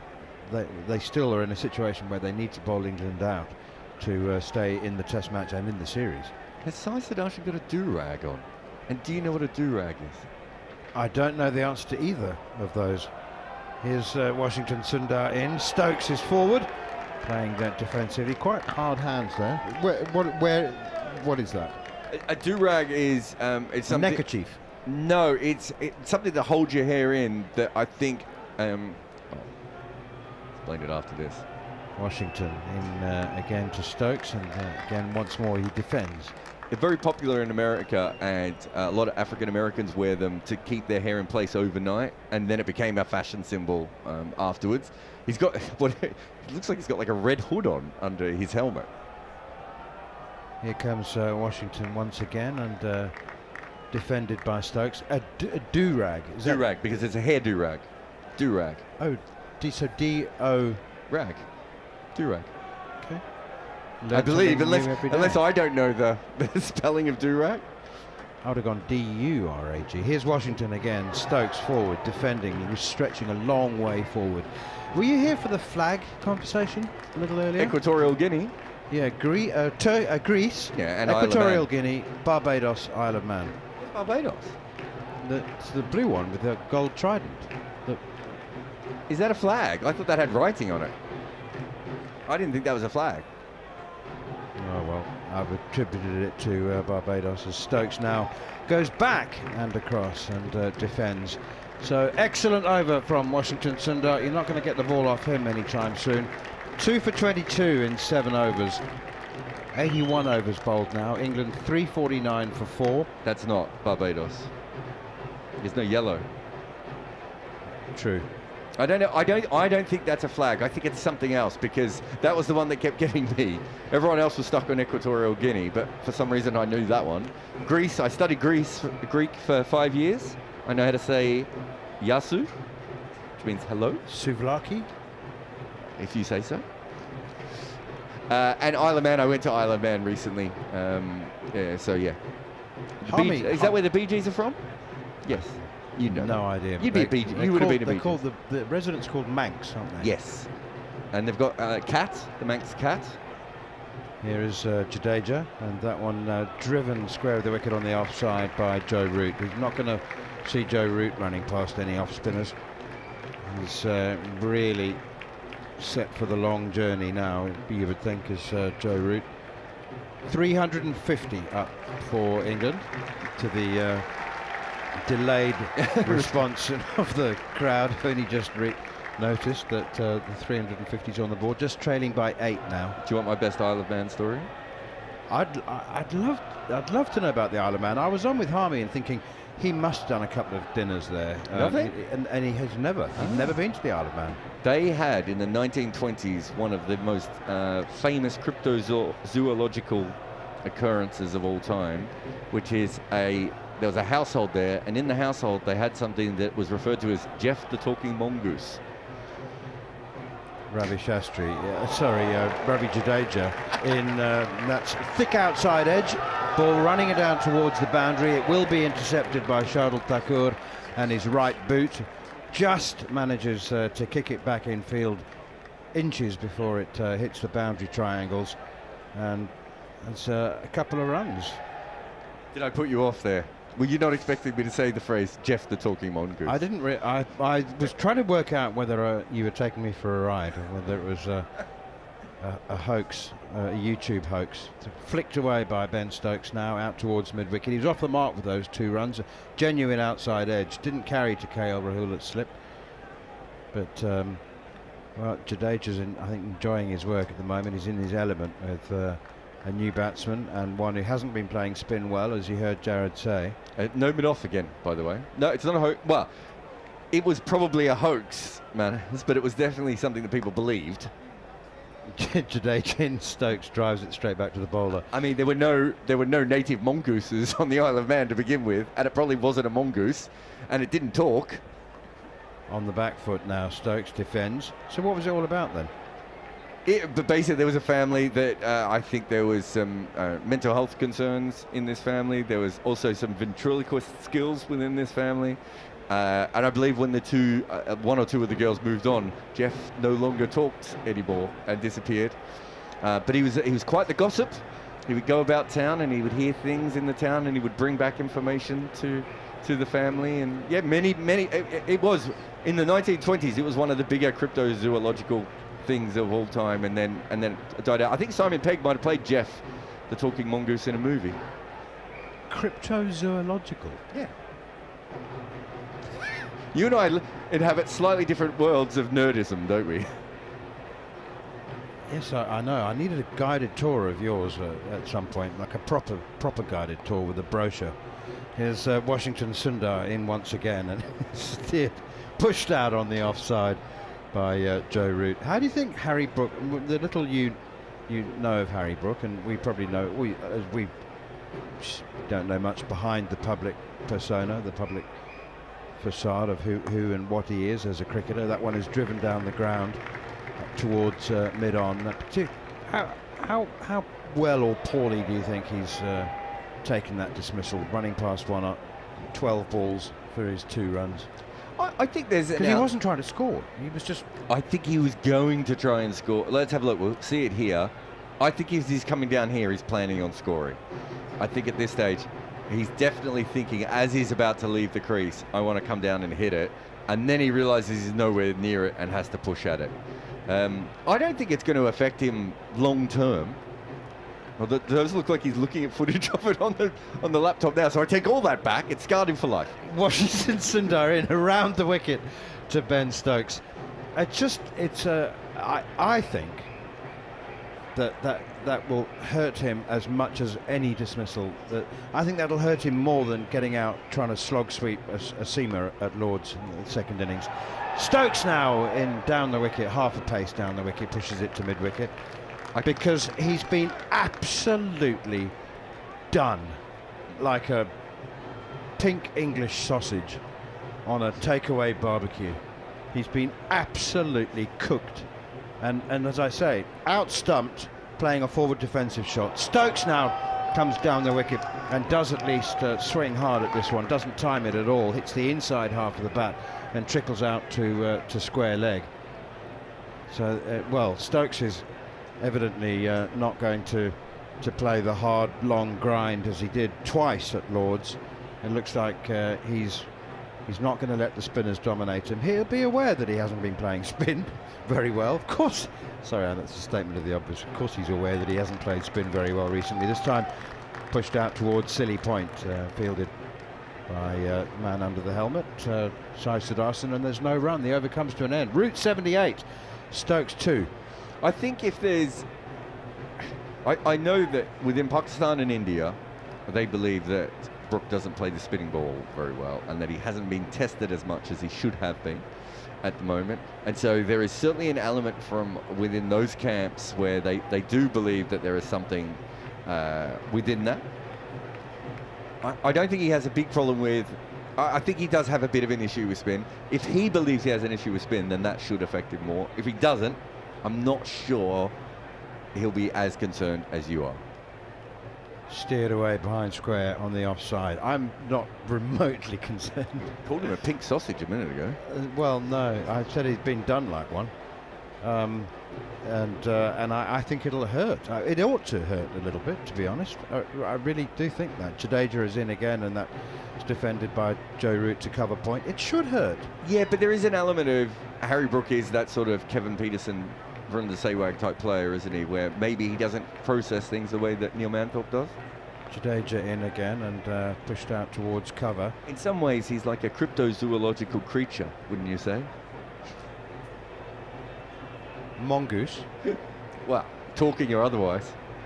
Here's Jadeja again, and it's on the back foot, steered away behind square on the offside. So no mongooses aren't cryptozoological, talking mongooses are. So are they mongooses or mongoose? Well, that too, but the Loch Ness Monster is cryptozoological and Bigfoot's cryptozoological. Jadeja in again, sweep shot from Joe Root, hit it really, really well in front of square. That's again such a clever piece of batting. And it was a fumble and a miscue from Anshul Kamboj out on the deep mid-wicket boundary. Oh. His fielding is absolutely not in his top 3 cricketing disciplines, is it?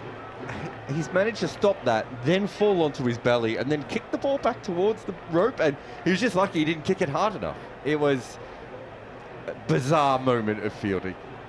And he got there slowly as well. Yeah, he's certainly batting and bowling and probably kit bag packing. I think he missed the ball with his hand as well. I thought he kicked it back. He didn't. He just missed it, but it hit his leg and slowed down so it didn't hit the rope. Through no fault or planning of his own. Jadeja in again. Stokes now forward and pushes this one out to Cambodge, who receives something of an ironic cheer from the crowd on the temporary permanent stand, or the permanent temporary stand, for managing to pick it up cleanly without dropping it or kicking it or falling over. Route 81, Stokes has 3, and England are just half a dozen runs away from taking the lead. Now the quick word from Jarrod Kimber, and then there'll be Jon Norman and Steve Harmison.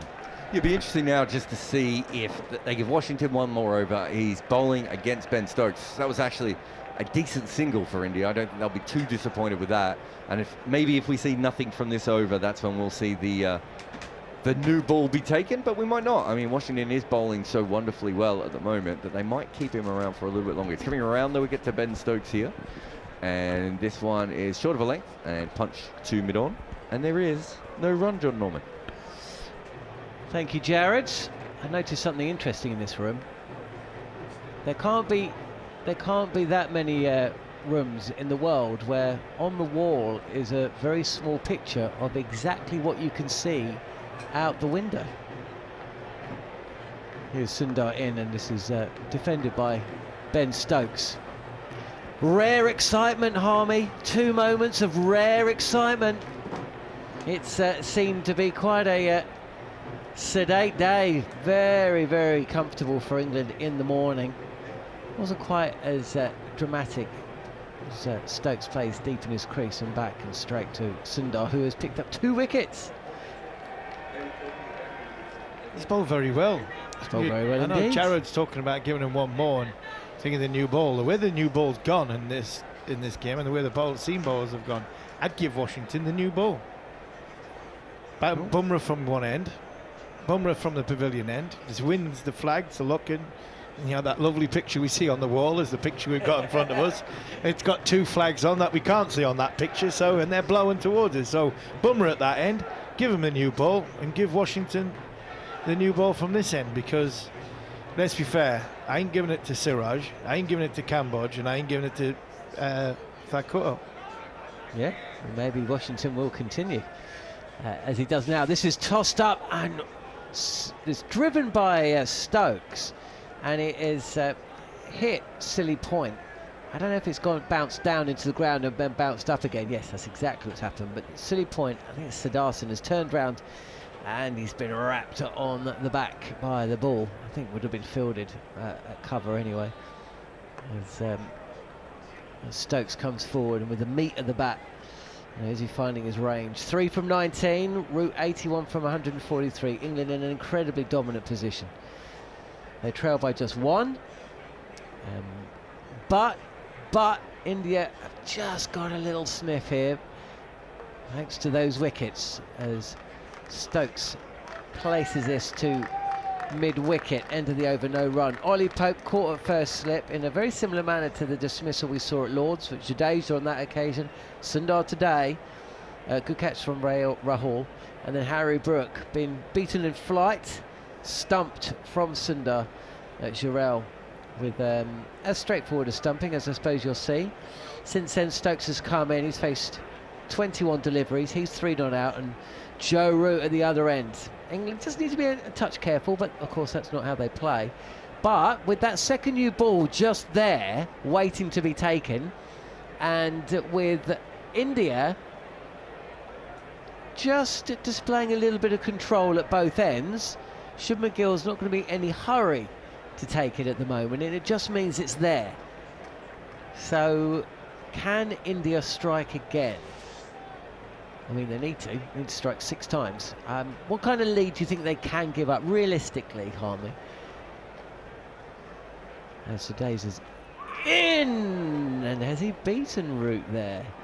Either way, it's a dot ball. Just have to see the replay. The batter has his back to us.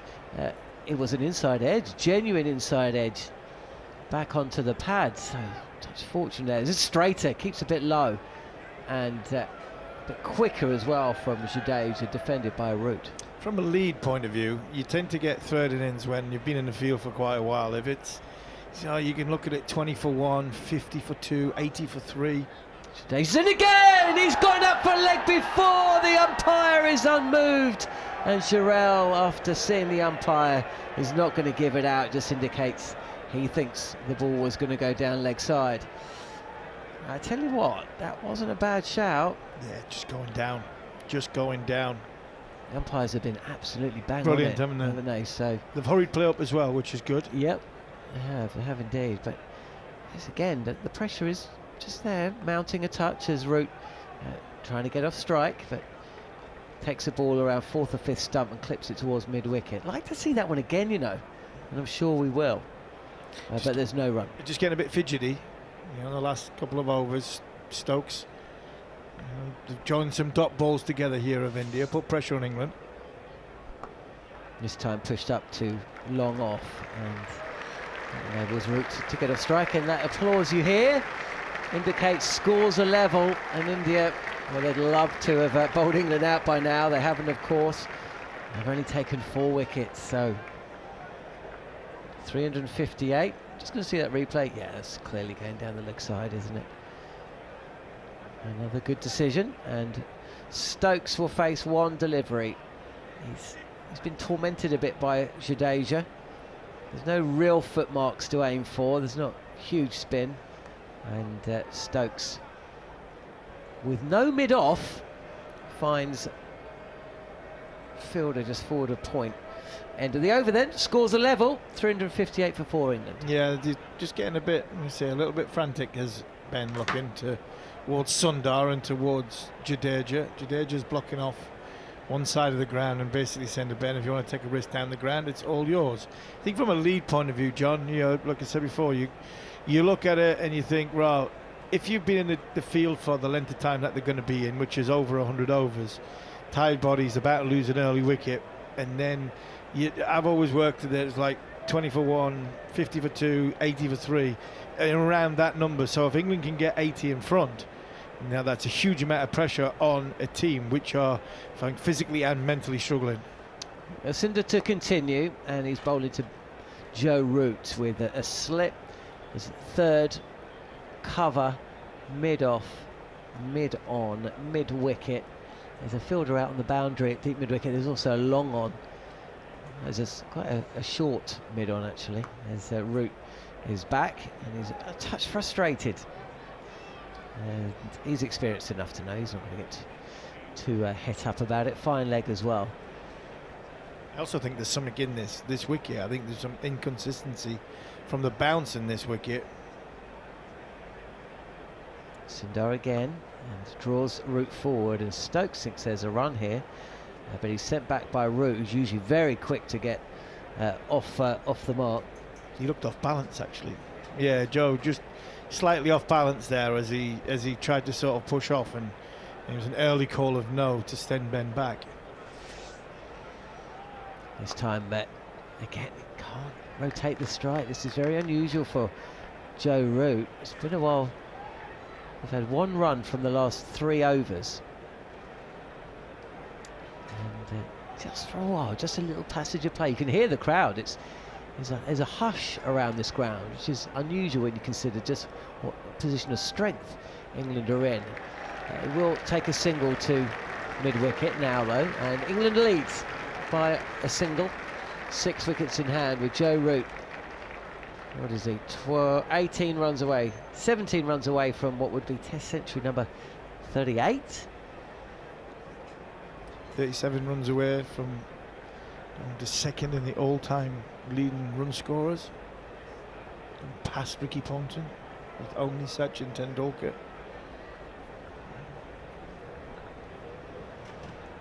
Sundar with forward silly point for Stokes, the left-hander. This is tossed up and driven square of the wicket. Well, not square, it's through extra cover. Sundar looks a touch frustrated with that, but it does mean that Stokes is going to face the first ball of Jadeja's next over, unless India, of course, take the second new ball, which they don't look like they're about to. Indeed, Jadeja's already given his cap to the umpire.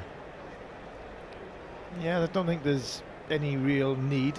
I'm normally a big advocate for taking the new ball, but while both bowlers are bowling well, I think if Jadeja was going around the park or one of the ends was flying, then all of a sudden I think you could go with a bowler that's in decent rhythm, give him the new ball and then bring Jasprit Bumrah in. But at this minute in time, they're building up a nice bit of pressure here. Ben Stokes looking at, he's 4 of 23 balls, a little bit fidgety. Joe Root's slowed down a little bit because of how good they've been bowling. Here is Jadeja, and Stokes cuts, but will only take a single to point. Actually wants 2, but actually Root wanted 2, but Stokes had his back to his partner. Since Brooks' wicket, England have scored 11 runs in 7 overs. That was just before that single. So 12 runs in just over 7 overs. Stokes 5 of them, and Root 83. Root has been becalmed. You understand, at the start of his innings. There was one big shot as Root has an inside edge onto the pads in the last over. There was an LBW shout as well. The ball shown to be going down leg side. India have only got 1 review left, so they're going to have to use that very, very carefully. Overpitched a touch from Jadeja, and that allows Root to just push it up to long off, where Jasprit Bumrah awaits. And that will bring Stokes back on strike. We've got a change in the field as they're going to go right hand, left hand. And there's a short leg and a leg gully for Stokes as Jadeja comes in and wristily flicked to the right of Jaiswal at mid-wicket, no run, and Stokes just comes down the track. I mean, he comes down the track quite far. The ball's not going to be bouncing there, is it? No, I think he's coming down just to waste a little bit of time for him more than anything else. Jadeja's in. This is flatter, and that's an exaggerated forward defensive shot from Stokes, who then realises, hang on, there's no mid-off, there might be a run there, but Jadeja is alert and zips round to field the ball himself. And now there's a genuine outside edge from the bat of Stokes, who I won't say lazily brings his bat down. Oh, he's trying to flick it through mid-wicket. That's why it looked a touch odd. He's almost checking his shot, but it's taken an outside edge, a leading edge, and another run taken. So England lead by 5, and you can still hear there's a hush here, and it will probably continue for a while. England looking for a release here, but they're still in a very, very strong position. Yeah, they are, and I think Ben there, he's trying to stay positive in movement, which is really good. He's trying to hit the ball, he's not trying to defend the ball and block it into gaps. But I think you've got to give credit where credit's due. We've been, I think, very critical of the way the Indian bowlers have bowled, and rightly so, because I don't think they've bowled that well. But in this last passage of half an hour, 40 minutes, they've put pressure on Brook when Brook came in. They've put pressure on Stokes now, when stopping the scoring rate. It's building nicely for India, and if they can pick one up here, all of a sudden Jamie Smith, possible second new ball, all of a sudden it all might not be lost for India. It's been a good passage from the Indians. Approaching the halfway stage of the Test match, and Washington Sundar continuing in the off spinner, and he's bowling round the wicket to the left hand is Stokes. And defends out to the covers. There's fielders all around the bat. They're applying the squeeze. There's not a lot of singles there.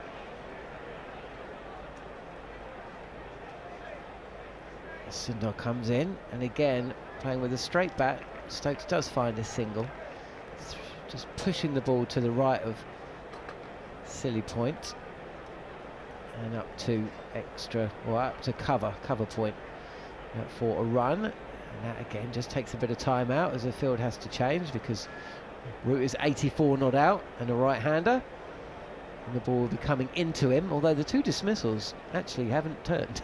No, they didn't turn. What they did was they drifted, and I think what they've done is they actually drifted against the wind. The wind's sort of going across the ground, so they drifted a little bit, and he's thrown it a little bit wider, and he bowled it beautifully. This is touch faster maybe by Washington Sundar, who's bowled 10 overs now, 10 cheap overs. Boy, oh boy, so India need a few cheap overs, and he's taken 2 wickets. This is pushed out to mid-wicket, no run.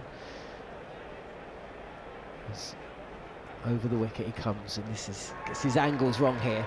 This is on the pads, and there's a comfortable 2 runs for Root. Down to deep square leg. Is that another little milestone? I'm losing track. I don't think so. He's moved to 86, but the crowd reaction maybe. Have I missed another one? No, I think the crowd are just happy that runs are being scored, because England have been very, very quiet. India have bowled nicely. The angles have been good. Fielders have backed their bowlers up. England have found it very difficult in the last half an hour, but there was just a little release. Here is Sundar again. This is nicely flighted, but boy, that's a lovely shot from Joe Root, who uses the pace of the ball and just guides it really past Jadeja at cover point, and the mid-off fielder, who was actually quite wide, playing against the spin and pushing it through the covers and away for another couple. Here's Sundar flat out. Oh, it kept a touch low. Hurried Root up maybe a fraction, but no, I think he feels he's missed out there. And it's the end of the over. If you look at the economy rates of the Indian bowlers, Jasprit Bumrah's got at 3, Kamboj at 4.8, Siraj at 4.7. Look away now if you're related to Shardul Thakur, who's gone at 6s. And then Jadeja 3.6, and under 3, Washington Sundar, the only Indian bowler to be bowling under 3 and over. And if you compare that with England, whose new ball bowlers, Chris Folkes and Jofra Archer, both went at under 3. Stokes and Dawson at bang on 3, and only Bryden Carse went over 3 and over, apart from Joe Root, bowled 5 overs with just before the second new ball was due. What are we seeing, Harman? You've seen something? Yeah, I've seen something. Jasprit Bumrah comes in, takes his hat off, gives it to the umpire, and Shubman Gill changes his mind. Both the Jarrell and Sudarson's helmets had gone off.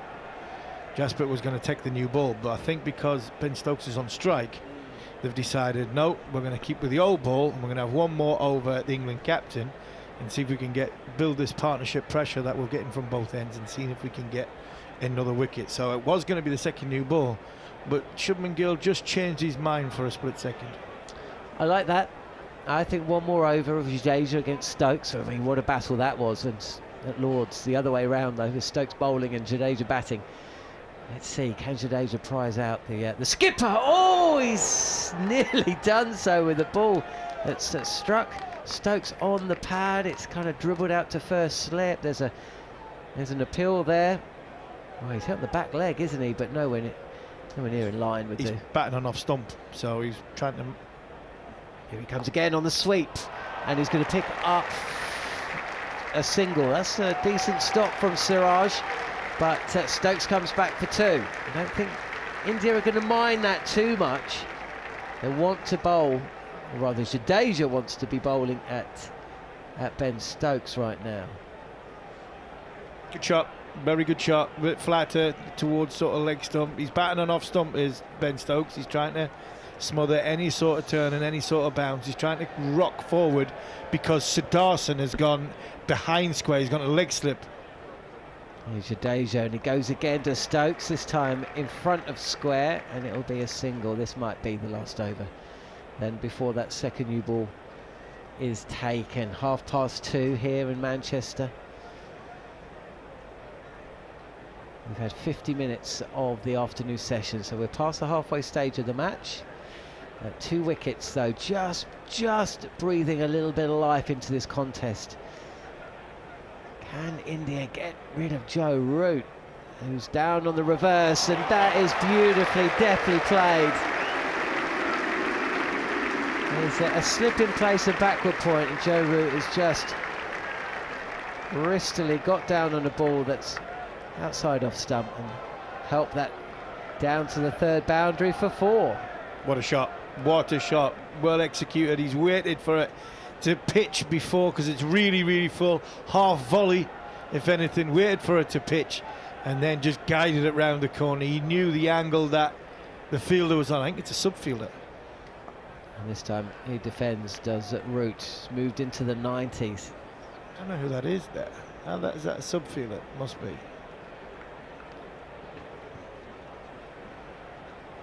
Joe Root is the 9th batter to go past 40 in this test match.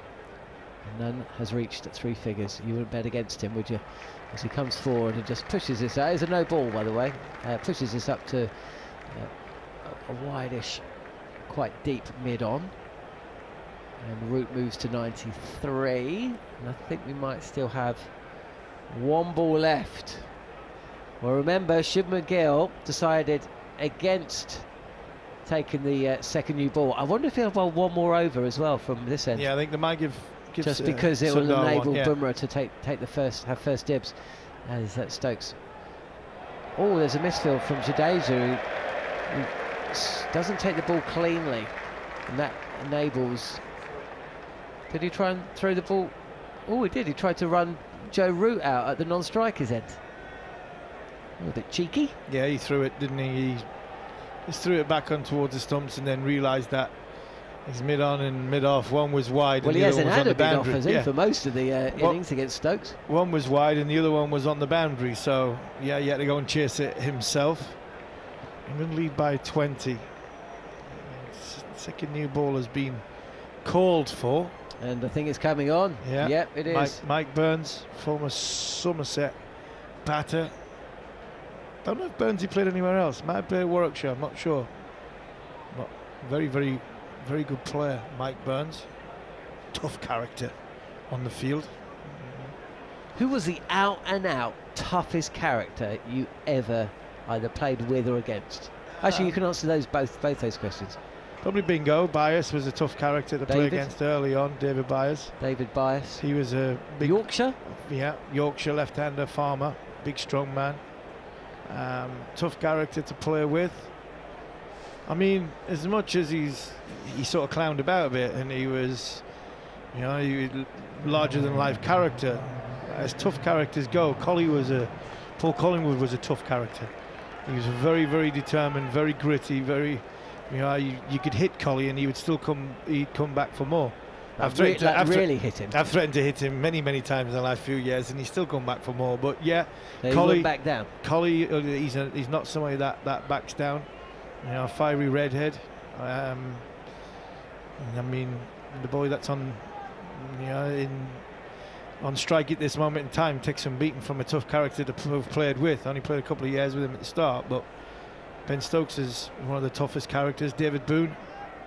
Siraj with the second new ball, and he's in with 2 slips and a gully, a deep backward point. And this first ball is just pushed out to the covers, no run. Stokes facing, got deep square leg, and also a man on the rope at long leg, mid on, mid off. Slight surprise, Harmy, or you not really you okay with that? I think they have to, as long as first, second, and as long as the catchers are in the right place, which I don't think they are. And he's in, and Stokes advances and pushes this into acres of space at mid wicket and comes back for a second. I think they have to have the men on the boundary because of the game situation. If they bring all the men up and the ball starts going around the park, that's it. It's arguably game over within an hour here. So that was the old ball. This is the new one. Will there be any fielding changes with the new ball? I'm not so sure. It seems as though are the men coming up. He's pointing. Yeah, they're coming up. So yes, the fielders were in the deep because it was the old ball. Now it's the newer ball. Well, that makes a bit more sense, doesn't it? It does, yeah. But still, they're still hedging their bets at slip. Yeah, it's the man at deep square leg that's come up, not the man at deep backward point. Yeah. And Siraj is in. Oh, and he's... Oh, my days. Is it just me, or does Stokes get hit there more often than any other? He does get in the unmentionables. And I'm not making a comment about, anything. But he's still down on all 4. Sorry, Ben, I can't stop laughing. That's going to hurt. He's just now getting to his feet. And the Indian team are not looking that sympathetic. No, neither the two ladies that were on the screen there a second ago either. Did you see Where did you get hit, Ben? Where did he get hit? There's a small strawberry flush. Straight on it. Trousers. Oh, it is as well. Oh, Benjamin, unlucky. It's not unlucky, quite my son. gatting. Where did the ball hit you, is it? But it's a good job you've got children. it's a good job. There's something called washing powder. That'll come out. Here is Siraj again, and this is a little leg side. And taken by Jarrod. He put down a catch earlier today, didn't he? Little inside edge standing up to behind the stumps. Was it Thakur bowling or was it Kambosh? No, it was Thakur, I think. Yeah, I think it was. Thakur. But I don't think it would have carried anywhere if he was definitely back. Wouldn't have carried. I mean, it wasn't carrying with Bumrah at times. No, it wasn't carrying even if he was back. So it was technically a chance, but it's a tough one because you stand up to the stumps. It was a tough one. I mean, when you're that close, if there's any deviation, then obviously you can't react, can you? Just got to hope on the pads of Stokes, who takes a single backward of square. He moves to 14. England lead by 23. The second new ball. And again, I mean, I'm just looking at a replay of that. That was really leg side. They made that mistake throughout with this first new ball.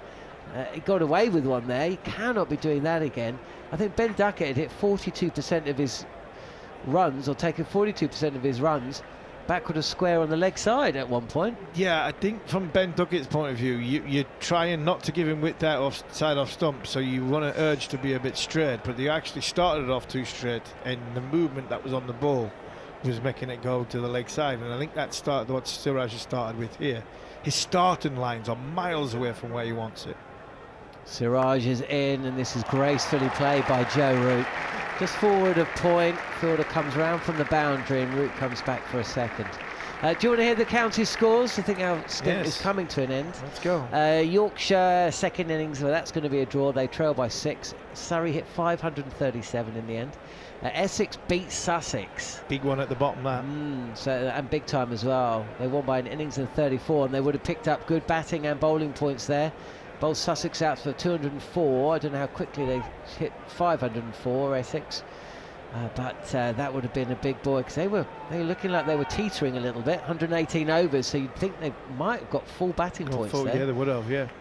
And full bowling points, so that's a big result for them. Warwickshire, that was the result we were looking at. How are they doing? Well, they're actually looking in a pretty good position. 203 for 3. Remember, last night they were 2 down very early. They've only lost the 1 wicket, and they were more than halfway to the target. Enough overs in the day. Well, that would be painful for Worcestershire. We might have to cancel the bid. Yes. Get one of their guests from them on for Monday's following on. Excellent 100 from Ethan Brooks. And then we're in Nottinghamshire. Well, that's going to be a draw, because Hampshire did avoid the follow-on, as Jasprit Bumrah is in, and this will be 4. We're just talking about the lines. And we also know that with that second new ball comes... I mean, seeing this again. Siraj got away with one to Stokes in the last over, and Bumrah has just drifted onto the pads. All the protection in the world on the offside. He got 1, 2, 3, 4, 5, 6 fielders, and there's no one down there at fine leg. There's someone down at kind of long leg, but it goes so quickly. He's never going to cut that off. 4 runs to England. That would be very frustrating for India. They need their star man to produce the goods now. He hasn't picked up a wicket yet. Can he do so here? No, he's going to pick up more runs, and again he's straying onto the pads. This time Stokes hits it, touch square, it won't reach a boundary, but he moves to 20. It's as if they don't want to bowl a good, like a 4th stump, 5th stump length. It really is. The lines have been so poor in this innings with the fast bowlers.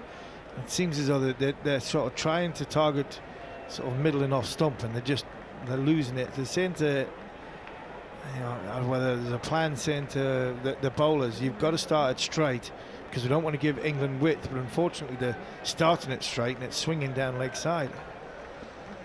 3 slips at Ghali, backward point for Bumrah, and this time it's Stokes who just ride the bounce a touch and push this out into the covers, easy as you like, for another single. But at least that's a better line from Bumrah. If it's going to come in from there, then Stokes might have a problem. But England now the lead by 32, 6 wickets in hand. It's Bumrah or bust, it's second new ball or bust. India have got to be batting. I mean, realistically, an hour after tea, India's still 10% to win. Can they bat it out? Can they bat out the draw? I think mentally, no. Here comes Bumrah into Joe Root. These two have had a bit of a needle, two of the nicest guys on either side, and they've had a little bit of a verbal battle throughout the last couple of days, and this ball is too wide and left alone from Root, who's 95 not out. 80 mile an hour from Bumrah now. 80 mile an hour. I wonder how fit he is. Yeah, that's it. You know, there is a reason why they said he was only going to play 3 tests. It wasn't because he just didn't fancy it. And he had 3 weeks. He had sort of an extra 3 or 4 days than what he would normally have from, you know, the back-to-back test matches. Here he is in again. Oh, that was just a touch. I think Root actually was on the ball a touch too early there. Either way, survives. Yeah, squared up just a touch. Comes in, and I think that was a no ball. 83 miles an hour. The fastest I've seen Bumrah bowl, I think, was around 85 in this. I might have missed a delivery or two, but Stokes averages, by the way, averages 52 in 13 innings at Old Trafford. So, you know, he's starred with the ball here, and he fancies his chances to do it with the bat as well. Oh, it's a cap off a perfect display, really, wouldn't it? Oh, that's in the air, a touch from Joe Root. If there's someone at square leg by the umpire, he's gobbling that up.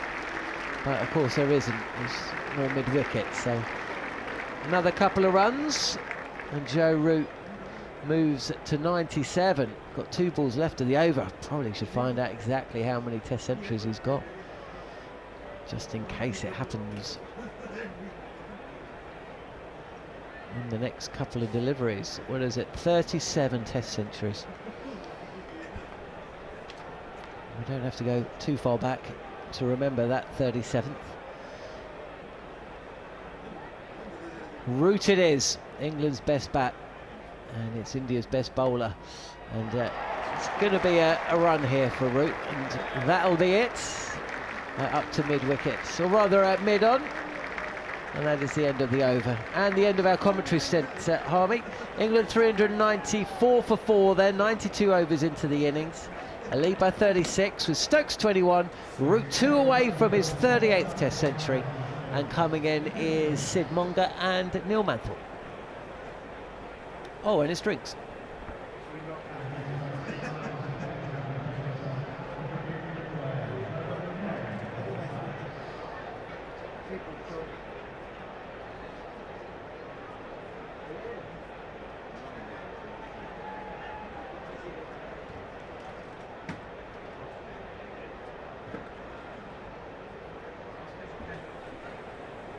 Thank you very much indeed to John and Harmy, and well, it's drinks, and India have, well, they've fought very hard through Washington Sundar, and they have taken a couple of wickets. They're still a long way behind the game, but they're not quite the dishevelled rabble that I thought they looked in the final session yesterday and in the first session today. I think they have regrouped. It's credit to the senior players. Obviously we should have Pants not out there, but it's also, I mean, you've got to give credit to Shubman Gill. He may or may not have been playing a significant role in this regrouping and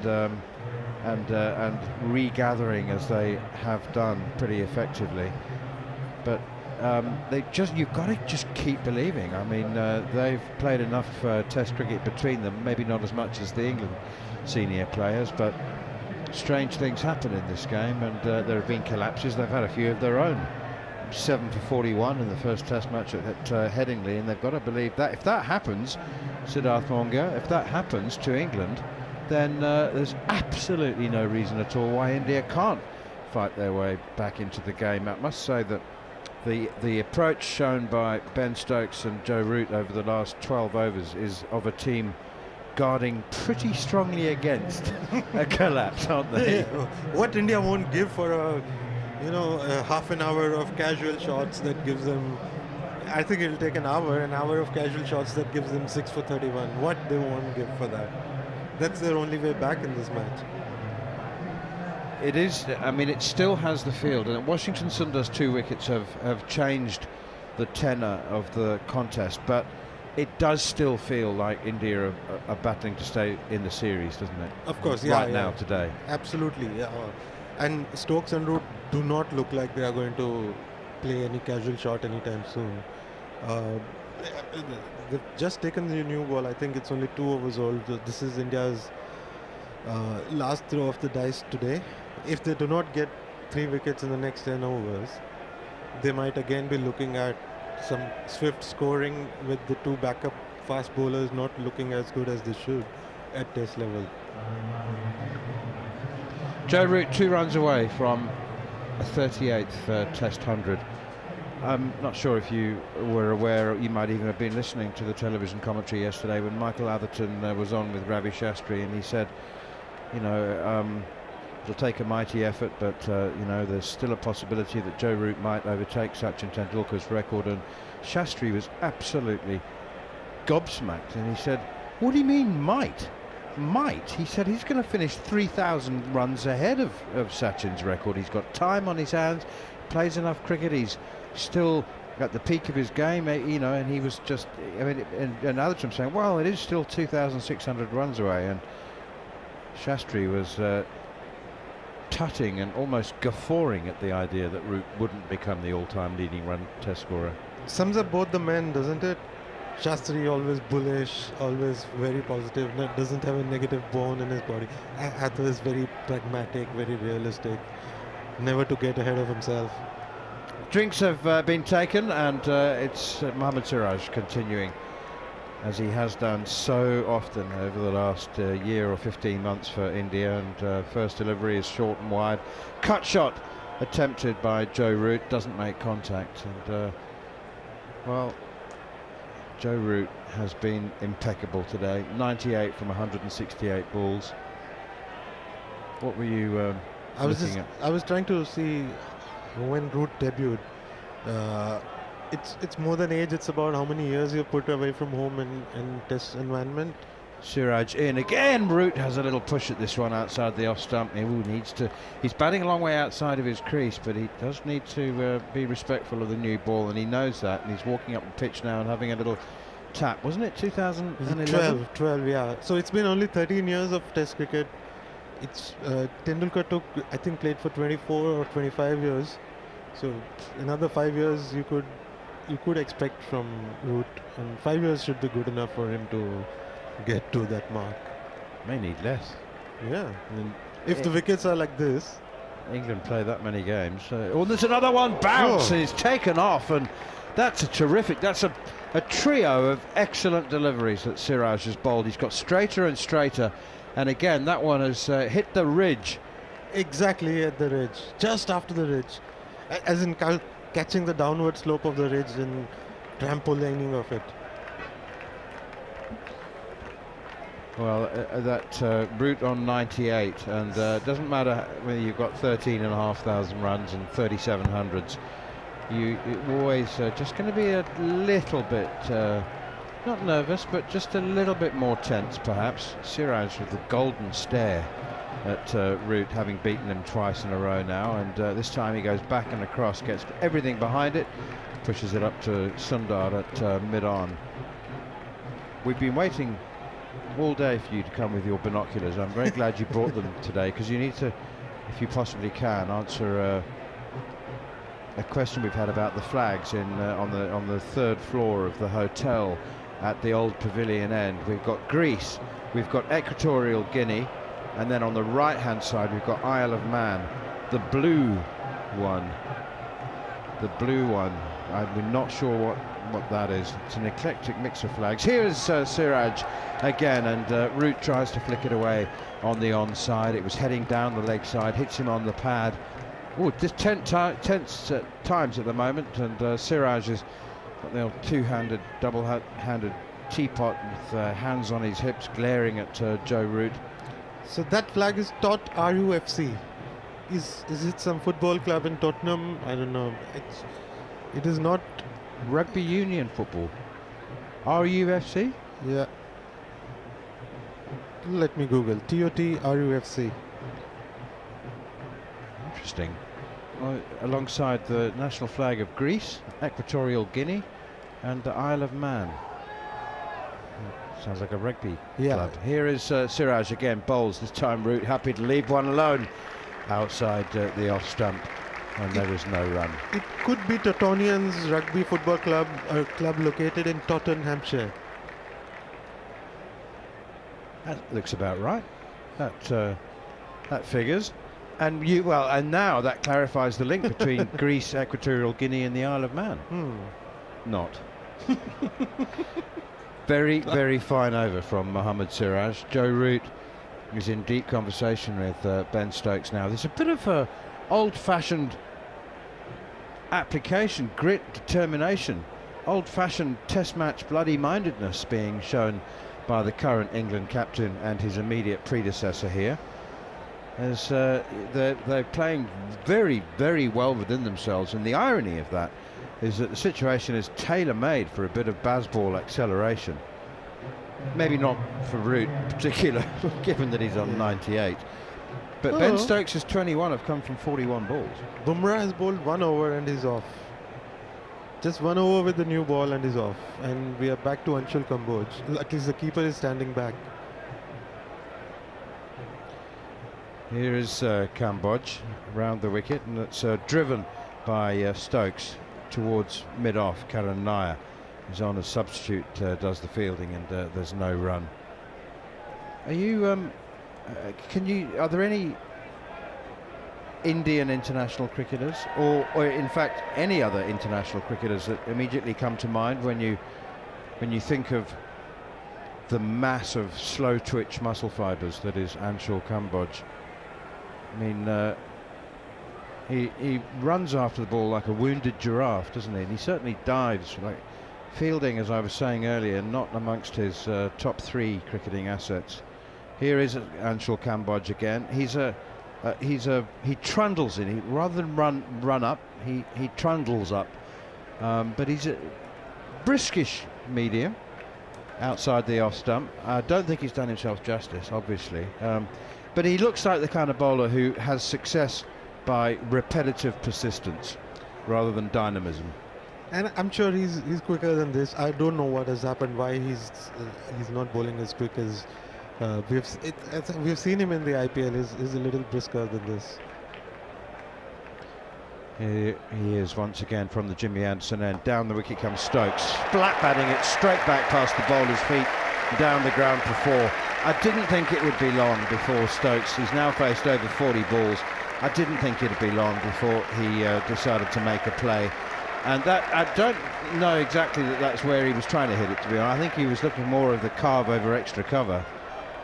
But he may have just got through the shot a little early, and he's dragged it straight back. He certainly didn't middle it. I mean, he's got enough bat on it, and there is enough of that bat. I'm just trying to see if Bumrah is on the field. I mean, there must be a problem if he's only bowled 1 over, surely. Here comes Kamboj once again. It's flicked away by Stokes. He certainly middled that one, but it's gone straight to the fielder on the deep square leg boundary. And Stokes moves on to 26. England 400. And again, the crowd a little lethargic in spotting the landmark. The lead has moved up to 42. England are 400 for 4 with Joe Root on 98. Have you spotted Jasper? No. And I'm looking at who's the substitute. Well, Karan Nair has been on the field for Rishabh Pant for much of the day, but there must be another one. That's Karan Nair at mid-on. Yeah. Here is Anshul Kamboj, bowls to Joe Root on the back foot, trying to steer it away behind square on the offside, and gets a bottom edge and chips it away. He's just looking a bit not loose, but maybe tense, is Joe Root. England's 90s. leading test run scorer and century maker. So yeah, this is the same mistake I made in the morning when I said Karun should be in the slips now that he's on. He does not need to be on for punt because Jurel is. So it's the direct swap. Nair is on the field. I'm pretty sure for Bumrah. Right. Yes, of course. Yeah, Jurel's been on the whole time. Kamboj in again, outside the off stump, left by Root. You're not the only one who has made this mistake, because earlier I had a go at the team management for not putting Nair on the field because he's a very good slip fielder.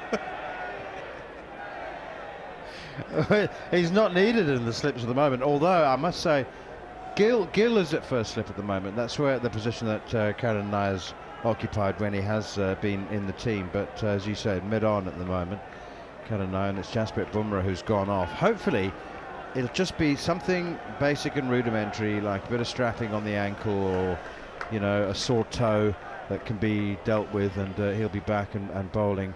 Here comes Anshul Kamboj once again, and it's chopped away behind square on the offside. Shidarsan fields, and there's no run. Stokes 26, Joe Root 98. England leading by 42, 400 for 4. Yesterday you will have seen, I'm sure, that the opening partnership of 166 between Zach Crawley and Ben Duckett, who made 84 and 94 respectively, was followed up today with 71 from Ollie Pope before he edged Washington Sundar, a slider to slip where Kyle Rahul took the catch, and another slider counted for Harry Brook, who took a step and a half down the pitch, ended up trying to play defensively, was absolutely beaten in the air, all ends up, and stumped by a yard and a half. Poor old Dhruv Jurel. You pointed out that the 35 byes that he conceded at Lord's wouldn't go on his record, but neither will the catches and stumpings that he's effected. Flicked away out in the onside by Stokes as Siraj pitches up full and straight, nicely fielded by Yashasvi Jaiswal. Yeah. How long before we see some Jaiswal leg spin? Well, it's not looking good. Bumrah is not back on the field still. Karun Nair at mid-off right now. Apparently, Jaiswal wants to be taken seriously as a Fielder. as a part. Stop it. As a part-time leg spinning option, and certainly the last couple of Test matches, he spent quite a bit of time before the start of play bowling on the practice pitches. As it's in once again, Siraj, and tucked away by Stokes behind square on the leg side. I tell you what, he turns it. Well, I've never seen him stay back after he has had his hit in the nets to bowl at other batters or to bowl at the tail enders. It could help everyone, and it could help him develop into a leg spinner. I've never seen him bowl in the nets, not on this tour. Maybe the coaches have told him he's not yet good enough. Or maybe the coaches have told, because he bats so much, and every opportunity he gets, he asks somebody to give throwdowns. Here is Siraj again, bowls. Stokes pushes firmly rather than drives up to Shardul Thakur, no run. Maybe they feel that that's the only way to keep him from batting too much and spraining his own arm, taking too many throwdowns before he goes out to bat. Go on, show everyone you are very serious at leg spin too. I do hope that I suppose it's the experience of watching and covering so many Test matches that it feels like that a collapse is due in the series, and flicked away out on the onside straight to Jaiswal.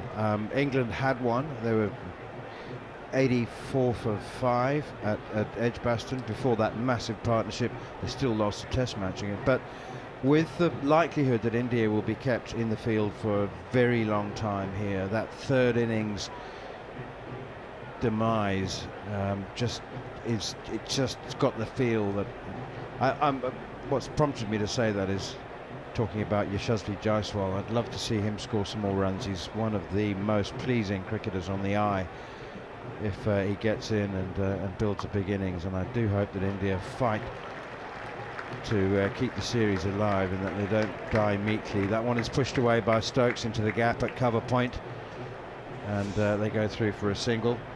401 for 4. You know what I mean, don't you? Yeah. First of all, India have to keep this deficit to something manageable, maybe something around 120, 130, so that they at least have some hope of winning the test and getting a competitive lead in the third innings. If it becomes 250, then you know how the batters feel. If they've trailed by 250, they've been in the field for more than 1.5 days. Then it's not a great feeling to go out and go with no chance of winning. Absolutely, you just need to play for yourself then, really. That's when selfishness, it becomes a positive asset. Here's Joe Root back and across, tucks it up towards Karan Nair, the substitute fielder at mid-on, and he moves on to 99. The former England captain, their greatest ever test match run scorer. Single off the last ball of the over means he keeps the strike, and he's just seeing a close-up of him, and he's just, he's following that old sports psychology, where any kind of psychology, isn't it? Breathe, deep breaths, and you can see him really expanding the chest and taking not short, sharp breaths, but deep breaths. Imagine being on the verge of your 38th Test 100 and still feeling a bit squeamish. He doesn't want to be on 38th for too long, and he does not want the situation where he has to score another 99 to be on the 38th. He wants to get it done this innings. Yes. Quite right. Yeah. Is it Anshul Kambaj again? Yes. It is. And still Karun Nair at mid-on. We are now coming up to 15 minutes or 20 minutes without Bumrah on the field. Having bowled just one over with the second new ball. Anshul Kambaj again up to the crease now, bowls, and that's guided away for a single down towards the boundary. It's gone for 4, and Joe Root has his century. The Old Trafford crowd give him a standing ovation, and the now familiar chant of Root, a clenched right fist. Eventually off comes the helmet. We see the cheeky Joe Root smile, the kiss of the 3 lions on the helmet. His 38th Test 100 in his 157th match, his 12th against India.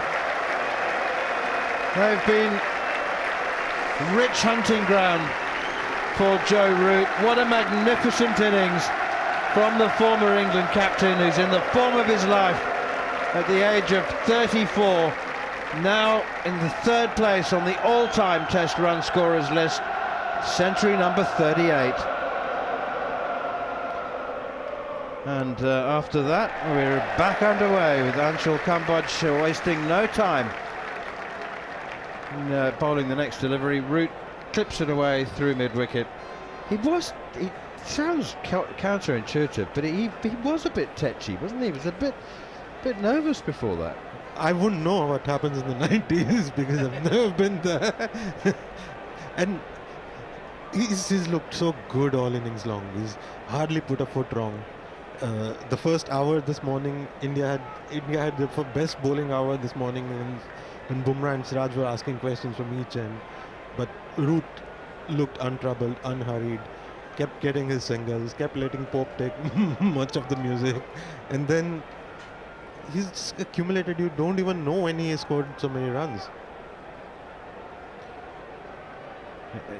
It's been yet another masterclass, I must say. And here's Anshul Kambaj once again, and keeps a bit low, as it has done increasingly from the Jimmy Anderson end, the old pavilion end, and it just hits the inside half of Stokes' bat and disappears off the fine leg for a single. Stokes now moves on to 28 from 51 balls.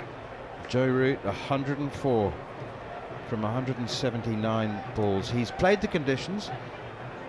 I think that this innings has been characterized by the solidity of, particularly of the start. I mean, he has not been starting particularly well, but he was rock solid from the off, and I don't think he looked even remotely shaky until he got to the mid-90s. And that was within sight of test number 38. Back and across goes Root again, pushes it wide of Karan Nair, the substitute at mid-on. They take another run that leads up to 50, and there are some people, Sid, who say that this is the strongest tail that England have had in, for a quarter of a century. Yeah. Archer at number 11. So you know the enormity of the task in front of Siraj now, basically, because Bumrah is off the field. England's leading run scorer in this series, Jamie Smith in next, followed by Wokes. Dawson, you know all about. He's averaged over 50 in the championship in the last 2 years. 20 first-class hundreds. Coming in at 9. Oh my gosh, Ben Stokes on the charge to Anshul Kamboj here, and it's bottom edge down into the ground. The ball begins to trickle back towards the stumps. He doesn't quite know where it is. He checks that to see that it is bouncing wide of the stumps, but it ends up behind the stumps. He's one of those damp fireworks, isn't he, that we were talking about yesterday? Who was that we were talking about? Punt. Oh, it's Punt. Punt. Of course it was. You don't quite know whether it's still alight and whether it's going to suddenly burst into flame. And do you get that feeling with Stokes? He's bristling, isn't he?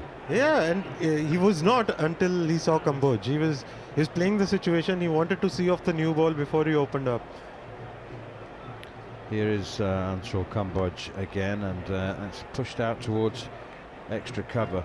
I'm beginning to wonder whether the problem with Kamboj is not uniquely for a debutant trying too hard rather than sometimes you can be, the harder you try in doing this job on a pitch like this, the less effective you can become. I mean, I just think if he was in a Ranji Trophy match on a reasonably flat pitch like this, he would probably just do what has got him to where he is now, and that's just bowl line and length, hit the top of off stump, be consistent, be accurate, be nagging.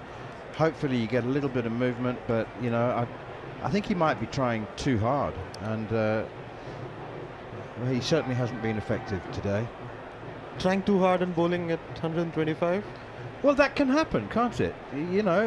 You're trying too hard, you become tense, you lack rhythm.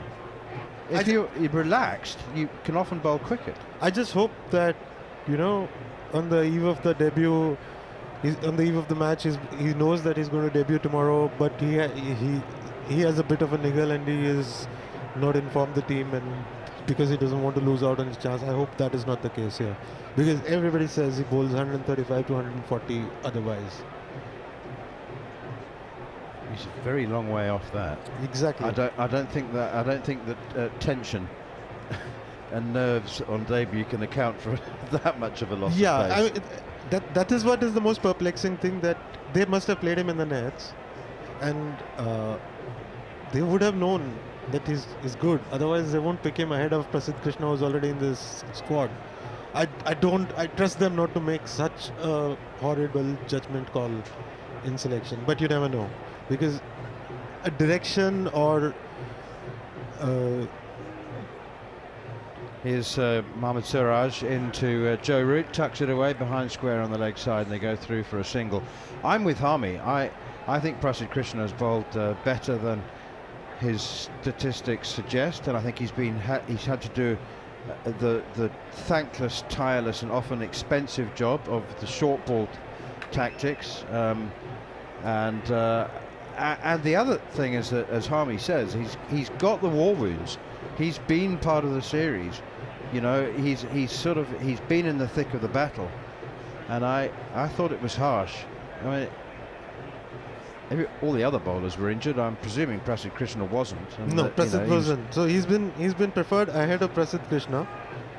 It looks like a even more strange decision now, doesn't it?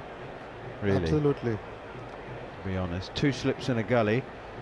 Man sweeping at backward point, long leg, mid wicket, mid on, mid off. So here's Siraj once again, and Stokes defends it straight back to the bowler. Flicks it to Dhruv Jurel. been tidy, although he did drop Ollie Pope, standing up to Anshul Kamboj, who, as Siddharth Monga says, is bowling at about 125 kilometres an hour. So Jurel stood up. Ollie Pope tried to run one down to third man, got an under edge. It hit the bottom of Jurel's fingers. It goes down as a chance. I mean, it really standing up to medium pacer, those either stick or not. It wasn't the faint edge either. It was a pretty. I wouldn't call it a chance. It was a big deflection. Yeah. It was exactly dead right.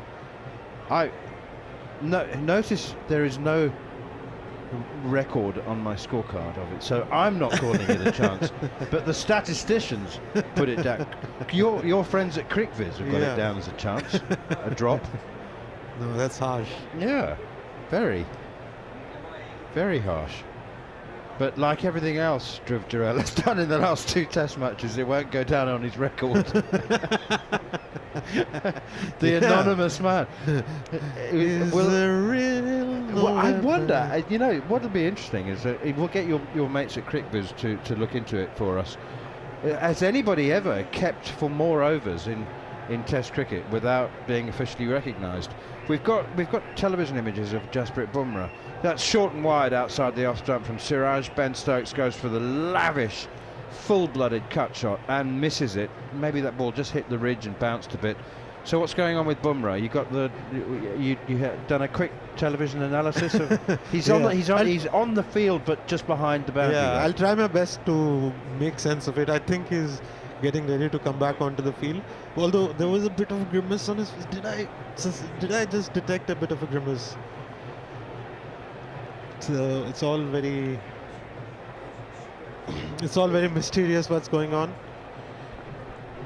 He was either grinning or grimacing. Yeah, that's hard to tell off TV. And he's he was either amused or in pain. And he's a very stoic person, so it's hard to tell.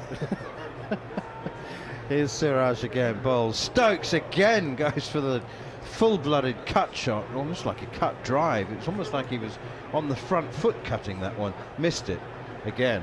He remains on 28, route 106. For 2 guys who are so well established at the crease, both have played and missed in our commentary stint over the last half an hour. Yeah, it's just the new ball. And only from this end. I don't think they've played and missed at Kamboj. And Stokes actually decided that if I stay in the crease, I might just, get confused and I might have too much time to think about what to do here to the ball. So he's been dancing down the wicket against Kamboj. Well, he's the bowler to attack, you would have to say. Mohammad Siraj is running in again away from us to complete the 97th over of the innings, and it's punched away by Stokes. Gap at cover, easy run, easy single.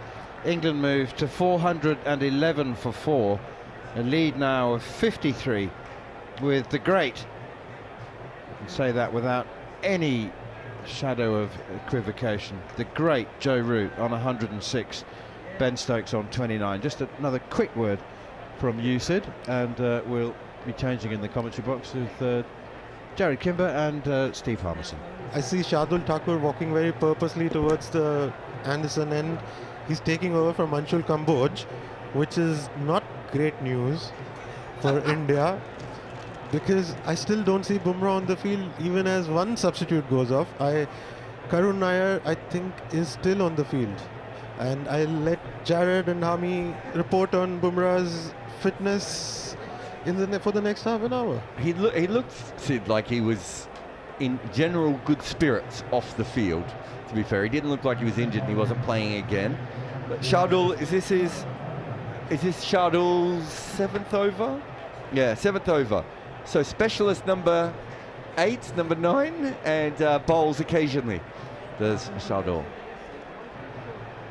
They seem desperate to play Shardul Thakur, but then they don't want to use him. It's like a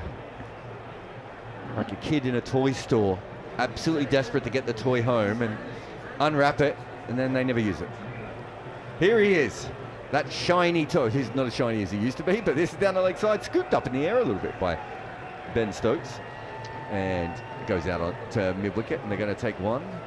My one fielder theory from earlier, again, Mohammad Siraj I don't know how many singles England stole to Mohammad Siraj when Pope and Root were on before Harmy, but geez, they went to him a lot. Yeah, hence why they got a 5-run overthrow as well, because they were trying to tease him to throw the ball at the stumps, and he did. He obliged at one point. Yeah, it's all gone a bit flat for India. And they got a passage, didn't they, Jarrod? The two spinners were going, and it's how long do you've got to take the risk. Yeah, you had to take the new ball. Yeah. But I was of the opinion that when I was on, it was the way Sundar was bowling. I think I would have just gone. I would have given Sundar the new ball. Sundar the new ball to bowl with Jasprit Bumrah, because I mean the rest look absolutely bang average. Shardul in again, outside off stump. It's slow. It's on a length outside off stump, and Joe Root drops his bat on it. Looks so easy out there. Guides it. Can't get it past Sai Sudarshan. I think that is. Yeah, Sai Sudarshan at gully. Sai Sudarshan's another guy. He's fielded everywhere. He's been at silly point and short leg. He's copped a few as well. Yeah, he's copped a few. They don't seem to really have him and Washington Sundar seem to just go wherever there's a gap at any one stage. They don't seem to be specialists yet. Maybe two. Washington's been around for a while. They should know a bit about his fielding. Yeah, he's a good mover though, Washington. There's not many, I would say, are great movers in this. Some lumps in this team. I'll ask you about one of the lumps in a moment. Shardul in. Again, he guides this. Does Joe Root off a length, and this time it's going to go down to third, where Jasprit Bumrah is back on the field, in fact. Just come back on, and he fields that and throws it back in. Cambodge's got to be, in modern cricket, I can't think of too many people less athletic in the field. Yeah. As a fast bowler, you occasionally get a spinner, but as a fast bowler? Yeah, I'm trying my hardest, right? I'm trying my hardest not to criticise Cambodge too much, because it's his debut. He's nervous and everything that goes with it. He hasn't been very good. He really hasn't. He's had a real struggle both in the field. He got naught with the bat. Shuttle in again, outside off stump, and Stokes pushes this out to point on the front foot, and they got a deep point on the boundary, but Jaiswal just comes around and picks it up, and they get another single. 414 for 4. Too easy for England, this. It really is. It's too easy for England. Joe looks as though he can hit Shardul Thakur anywhere he wants. I think he's just trying to play with Sudarshan in that sort of fit slip gully region, just trying to run it down. But then, you know, if Shardul Thakur's getting a bit straighter, he's just clipping him through mid-wicket, and they're getting a 2, a 1 or a 2 very, very, very, very comfortably. Shardul in again, and this one hits the middle of Root's bat. I don't think he was looking for the single that time, but just defends it out on the offside. There's no run there. I think they have to go back to the spin again, don't they? Yeah, I think so. I think given the ball the way it is, they've got to go back to, you know, give them the hardness of the ball. I think Sundar got the ball to drift. It wasn't so much spin that he got rid of Harry Brook with and Ollie Pope with. I think it was the drift that he got, and the ball just skidded on, and possibly with a newer ball that might make it a little bit more difficult for the England batters. But yes, I'd go back to spin. Shardul in again, this time at the pads of Joe Root. They throw their hands up in dismay as he hits the ball, and then Jadeja and Jaiswal clashed while trying to field the easiest single of all time. It's the end of the over. 415 for 5 after 98. The lead is 56. Stokes is on 31 from 60, and Root is on 107 from 184. Be shocked to know that someone's come onto the field with a vest on. Is Arshdeep Singh fit? He wasn't fit for this test match, but he's been bowling, so... Yeah, and he's been also bringing stuff out quite a bit as well. So I've seen him bowling and doing stuff, but... I was talking to Morning, was it yesterday morning, and he didn't go into specifics on, you know, whether it was fitness, but I think it was more or less he's not fit for this test match. But I think he's one of the ones that they've hung on to for, you know, with the outside chances of being fit for the Oval, and I think the way the bowlers have gone so far, if he was fit and he doesn't get a game at the Oval, I'd be kicking Gambier's door down saying, why am I not playing when these are bowled like this week? Siraj coming in, 2 slips in place, a gully as well. It's full on the pads, flicked away again easily by Joe Root, and that is going to be another boundary. Washington Sundar's going to chase it out there, but get absolutely nowhere near it. It just looks so easy. Half volley on leg stump to a man who is 2 more shots like that away from being second all-time run scorer in the history of this game. I mean, even a good number 10, number 11 would have put that away for 4. It's a half volley on leg stump. England have really benefited from some generous bowling from India. They've missed their lines and lengths by quite some distance throughout this. What are we on now? 98.1 overs. They probably had like 2 spells, maybe one last night and then one this morning, where they were really where they needed to be. The rest of the time they just haven't been. This one's, you're going to be shocked, everyone, on leg side, and Joe Root just helps this away off a length and goes down a fine leg, and they'll take another single. Yeah, and I think what we've spoke about it at length about this modern day England side. They don't tend to bat for 105, 110 overs. They bat between 80 and 100 overs. That's the norm, and there is something in this surface. I think there is some unevenness in this surface. But I think it just shows. I don't want to take anything away from England, because England have batted brilliantly. They really have batted very, very well. But one of the main reasons why England have only lost 4 wickets in 98 overs is the sort of inability of India being able to hold line all length, or ability of holding pressure. Siraj over the wicket to Ben Stokes, short, and not for, again, the same thing keeps happening here. This one goes down a fine leg, they take a single. But again, deep backward square leg did not pick that ball up. And I don't know how many times I've seen it from this end. Fielders on both sides of the wicket. I don't know if it's something to do with the... There's a lot of red on this ground. There is, but look at where that fielder is. That was Jaiswal at deep backward square. There's no red where he's looking. There's pink, the pink chairs of the Hilton. Yeah, but even the advertising board was going down. That looked as though that got onto the ground very quickly. I wondered that time if it was the LED light. Yeah, the LED lights. But it seems to always be that pocket, and then occasionally this pocket over here. But every time I look up, there's a fielder with their hands up in the air, you know, doing jazz hands, waiting to see where the ball is. First day I just thought it was because it was dark. Well, it was dark. It was dark. Siraj in again, Joe Root facing up, taps his bat and then defends this ball on the leg side. Washington Sundar will walk in, there's no run there. 2 balls to come in the over. Decent crowd. I found out that on day 5 they've already sold 12,000 tickets. That's good. That's good. And they're 26 quid, so it's not like one of these situations where they're selling them cheap. 26 for adults and £6 for children. So there's still about 8,000 left if you want to bring your kids in. Yeah, and I think you'd be looking at 12,000 refunds, because I can't see how India get this game to day 5. I really don't. They look tired. They look mentally, without.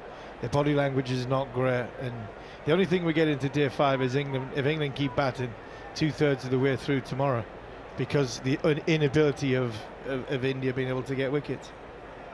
Siraj in again. I'll just explain how listless they currently look after this ball, which is full and straight again and flicked away on the leg side. Washington Sundar was just standing there and Siraj moved him around square, and of course he picks the gap and comes back for an easy 2.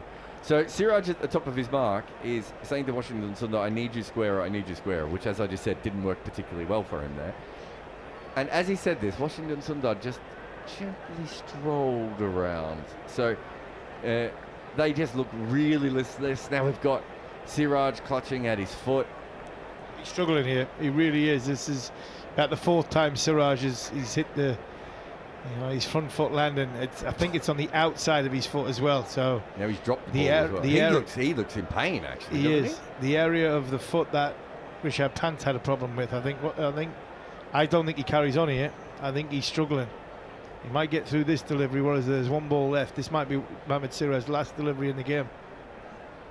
This is on the pads again, and he's pulled up limp. I don't think he should have bowled that ball at all, because he was in pain the whole way. He's put his hand up. I think he'll come straight from the field, if I'm not mistaken here. Not quickly. No one's moving quickly out there at the moment. That's the end of the over anyway. So the end of the 99th over. 424 for 4 here on talkSPORT Cricket. And yeah, he's got a proper limp on now. And I think Karan Nair, who just left the field, has come back on again. So you're saying metatarsal? It looks as though he was just feeling for his foot before. It wasn't his ankle he was feeling. It seemed as though he was feeling at the top of his foot. So from that point of view, You get a stress fracture in your metatarsals as a bowler. little can't you? little bones in your foot.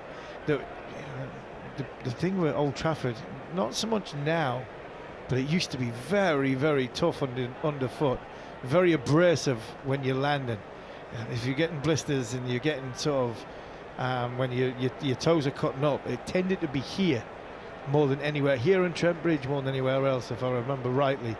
I just wonder if it is still hard underfoot where the footmarks are, and if he's dug a hole and he's landed awkwardly and he's possibly just damaged one of them little bones you have in the front end of your foot. He was worried about the holes yesterday afternoon, I think, a couple of times.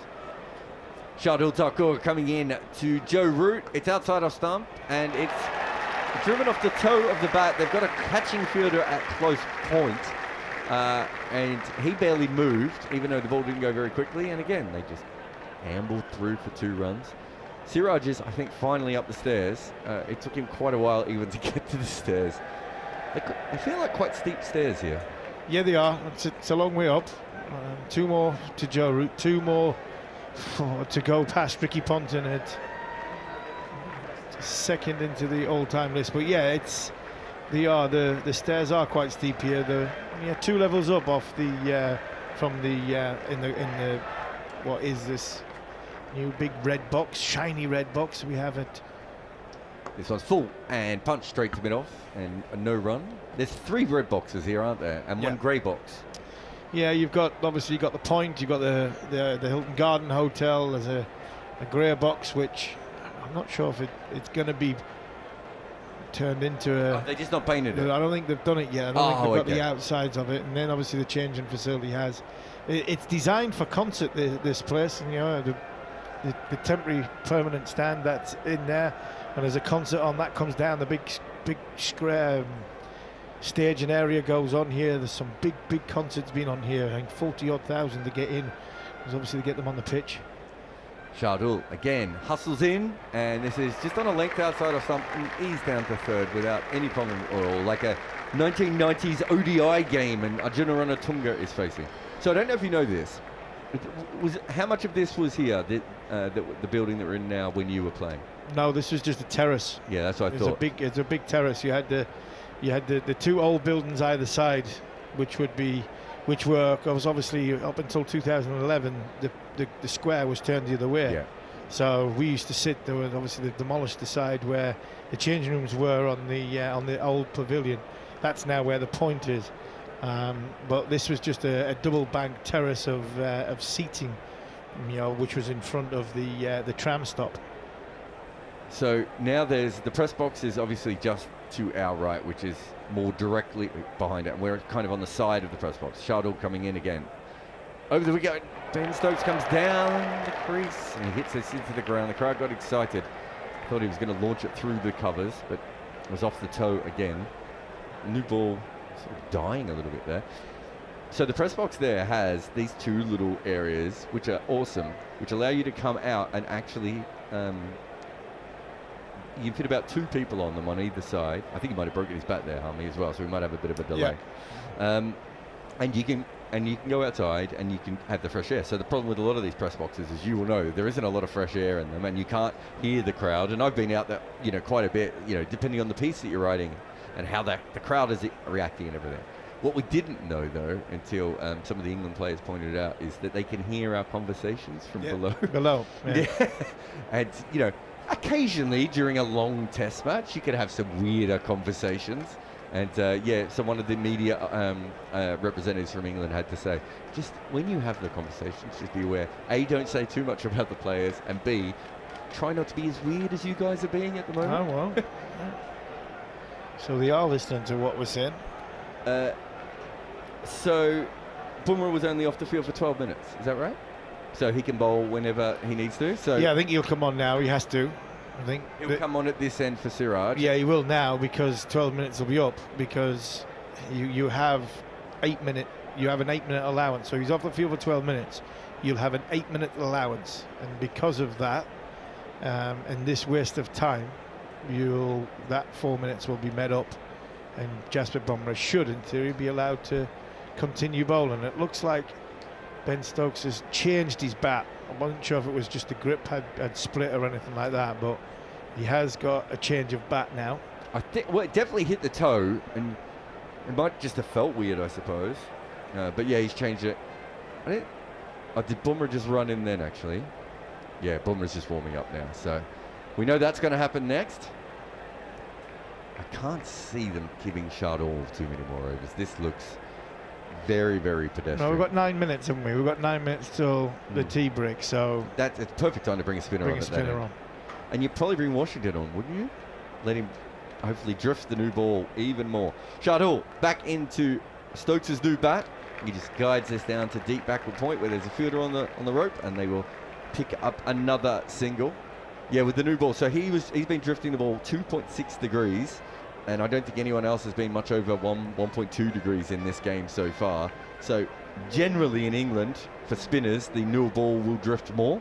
It's not always the case, but it's why you get, I think the places you get the most drift is England and maybe somewhere like Zimbabwe. It's somewhere a little bit more random than that. But it's to do with the ball condition, the grass, and then obviously the kinds of spinners that you get as well. It's not just about revolutions. As this next one is outside off stump and punched straight to Washington Sundar by Joe Root. The end of the 100th over, 428 for 4. They're going at roughly, I'm just doing this off the top of my head, but roughly 4.28 runs per over. They've got a lead of 70. Stokes is 33 from 63, and Root is 119, 194. That was Thakur's 8th over. How do you feel about India's weird usage of Thakur? They seem to really want to play him and then never want to bowl him. Yeah, they want to. It seems as though they're playing him as a batter who can bowl.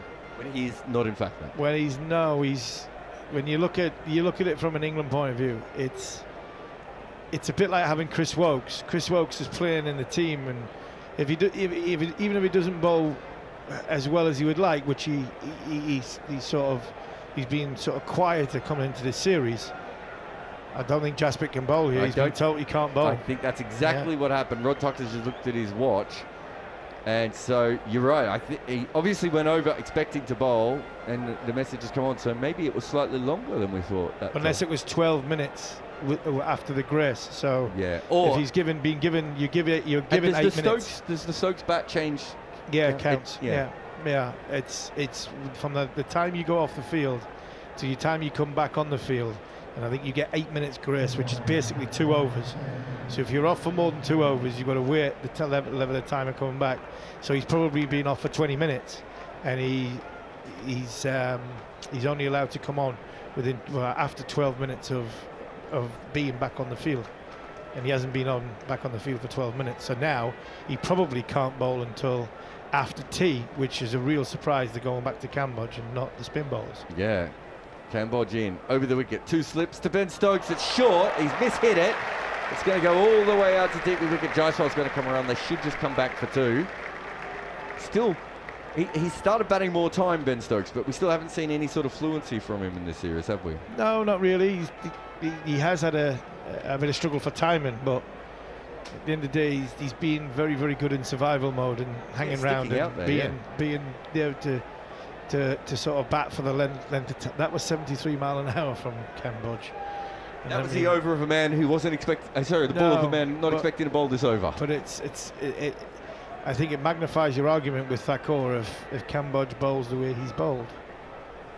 Yeah, not ideal. He comes in again, those elbows jutting out, bustling to the wicket. It's a half volley outside off stump, and this time a lot better timing from Ben Stokes, but he just punches this cover drive out to deep point-ish and is cleaned up, and they get a single. Joe Root 1 run away from going past. Ricky Ponting is the second leading run scorer in the history of cricket.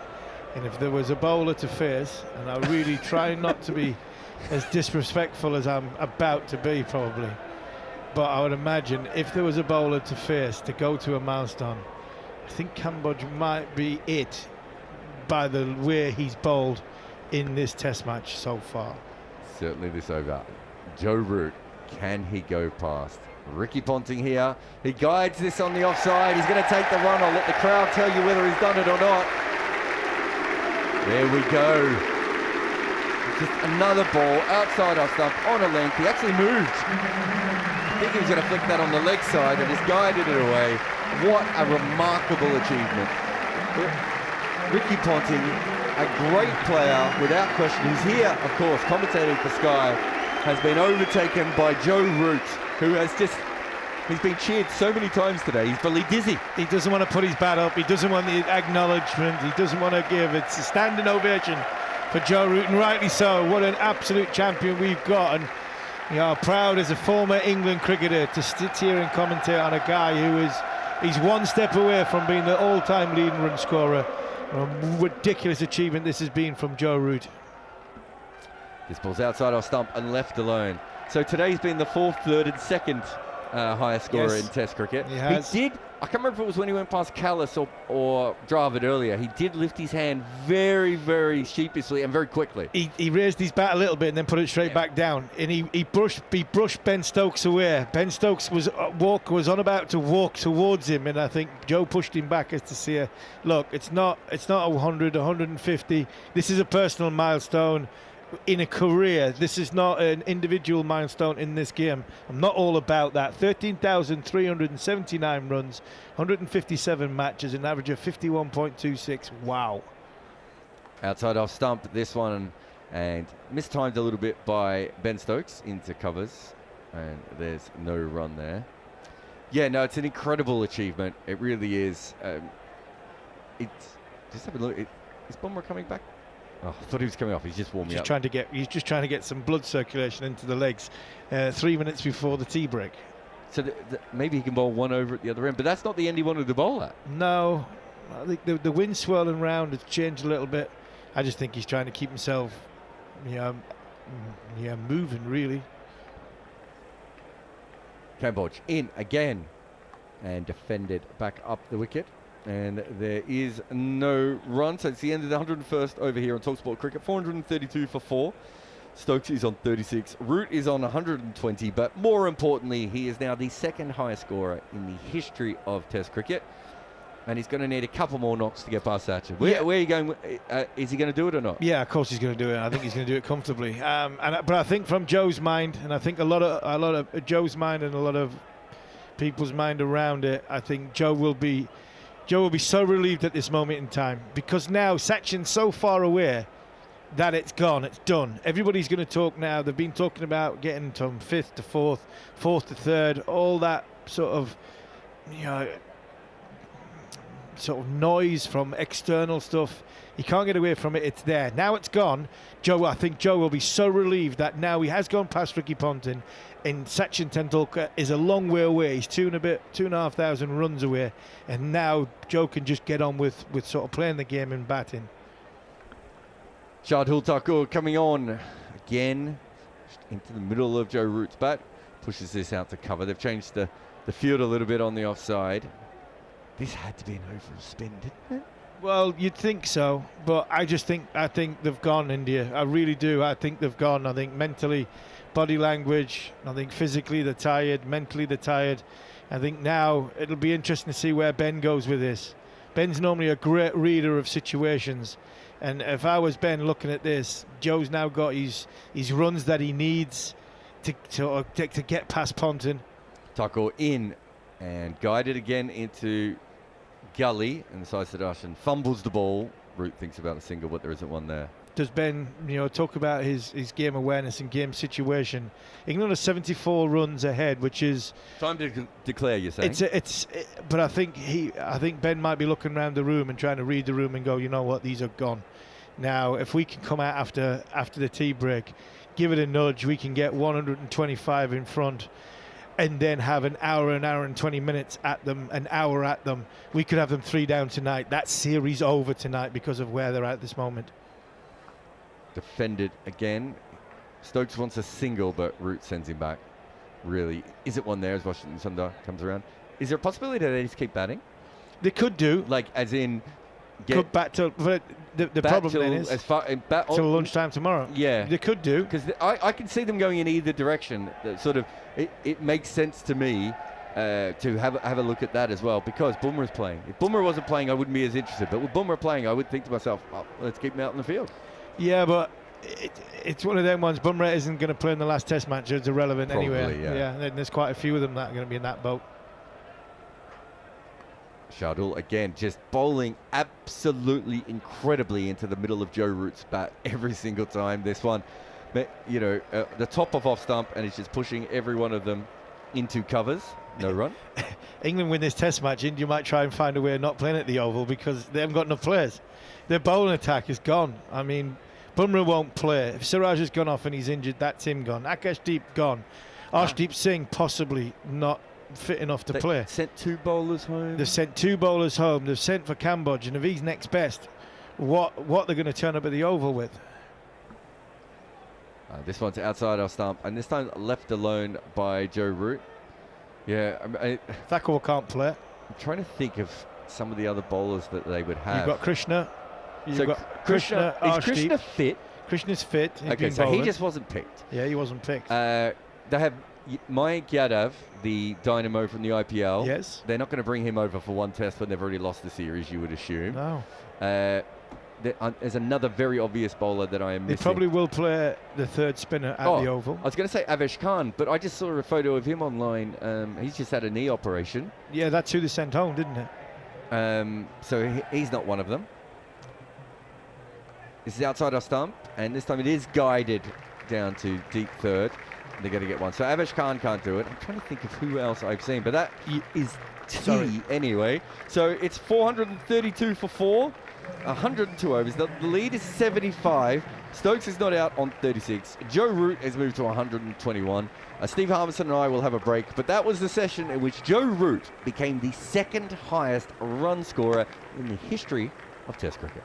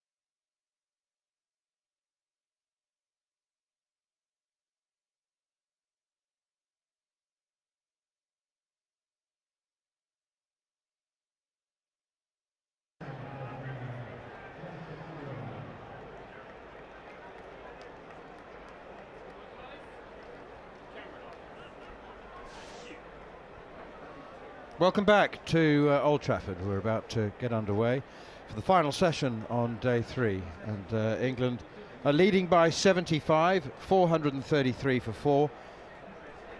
Jasprit Bumrah has made up the time that he spent off the field, and he's bowling the first over after the tea break, and it's short and wide enough to be cut by Joe Root for a single down to the man sweeping on the cover boundary. We've had no word, communication officially, from the underworked Indian media department about what was ailing Jasprit Bumrah.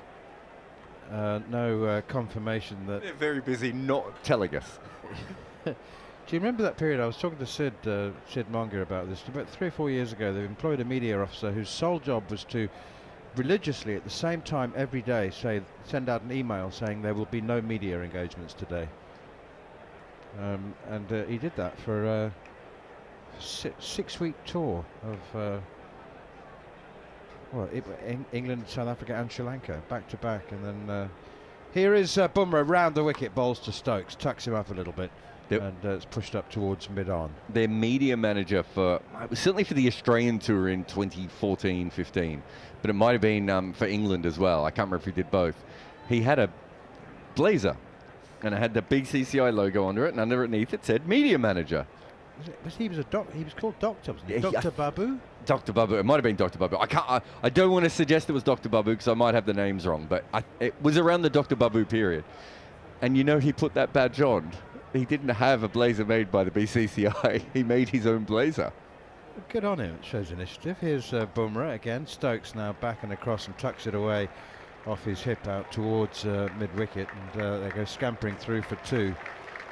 Good fielding from Yashasvi Jaiswal, but he attacked the ball, picked it up one-handed, got a good throw in, but they were always back for 2 runs. Anyway, there have been many of our friends and colleagues in the Indian media sitting in the press box who've been on constant Jasprit watch, trying to work out what the problem is. He's flexing his left ankle, and then he seems to be rubbing his right thigh. They can all be interconnected, these niggles, but does seem mainly to be an ankle issue.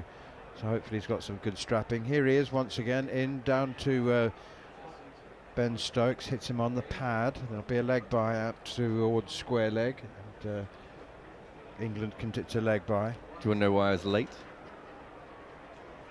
I didn't notice you were late. You never noticed. Because you do about 3 minutes before. I could get in here a couple of minutes later. You wouldn't know. So used to doing weird commentary stints on your own over the years that you don't even notice. I was late. I do prefer it when you're here. I was late because I was doing a lot of research into whether Ben Stokes wears a box, what kind of box Ben Stokes wears. Whether he wears. Well, Vish from Cricinfo, and I'm now throwing him completely under the bus, told me that Ben Stokes does not wear a box. Here is Bumrah, and bangs it in short, pushed out on the onside, and there's no run. That's. I think I have to go for a lie down. Well, I think Ben Stokes would have to go for a lie down if he didn't wear a box. Yeah. So I had to go to Danny Rubin, the England talking about media managers, and say, Danny, I'm really sorry ahead of time. Does Ben Stokes wear a box? What kind of box does he wear? So we had a bit of a chat about that. This, ladies and gentlemen, is because Ben Stokes was struck amidships a little earlier today in his innings. It's because he's always struck, isn't it? It's more. I would say it's more about the consistency of the strikings than the fact that happened today. Here is Bumrah once again, bowls to Jarrod. Again, he nudges it away through the offside. There's nobody at point, so there is at backward point on the boundary, so it's an easy single. Do you think it's a technique thing? I do think it's a technique thing. Myself and Harmy were working through his technique before, and I think it's something to do with the way he clears his front leg so he can't be out LBW, and he squares himself up, which means that if the ball is on target and he misses it, it's double on target. But do you know about Faf du Plessis and the Beast? I do, I'm afraid, but I'm not going to share. Can you explain to the world about Faf du Plessis and the Beast? So Faf. He wears a double box. It's like a triple, though, isn't it? It looks like it's got a lot of box in that box. And the physio made it for him. He's very protective of what's there. And he's written The Beast on it. He did say that there's a video that Cricket South Africa put up, and then they deleted apparently, but it's still online, of course, because that's how the internet works. And you can see him quite lovingly talk about how often he gets hit and why he has created the beast. So it's Shardul Thakur continuing from the far end, and he's got a split and a spread slip cordon with Shubman Gill at 1.5 slips and KL Rahul at 2.5. So Manners might be, Manners might know it was 2, but it looks like it's 3. It looks like it's a box with a box with a box, and then just as much medical tape as you can have to keep it together, and then he's just taped across the front the words "the Beast." Anyway, I've been doing a lot of research into this. Here's Shardul Thakur again, and it's driven down the ground. It's a lovely shot from Joe Root, but it hits the stumps at the bowler's end, and that denies him at least a couple of runs. You know the way Fuff is. So, seeing as it's just me and you and No one else listening? listeners in 78 countries around, I can tell you that the interior designer who built Faf du Plessis and his wife Elmarie's house in Cape Town in a very plush estate, Faf submitted his own plans for the bedroom layout. Oh God.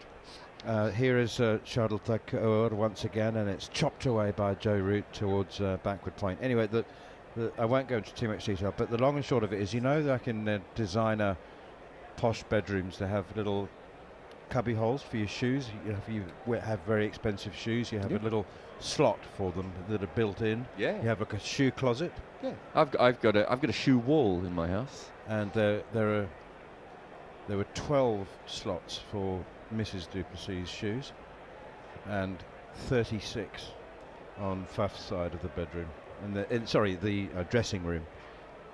It's Shardul Thakur in again, and Joe Root looks to flick it away off his pads, and there's just a single off the pads, I think. Yes, leg by confirmed. And you know that in posh bathrooms they have 2 sinks? Yes. 3. What was his third sink for? I don't know. Spare. I see. I'm on his side with shoes because I think my shoe carrier, my shoe wall, would have about 24 shoes on it. Because you have a shoe wall? Yeah, because you need to wear a different pair of sneakers every day.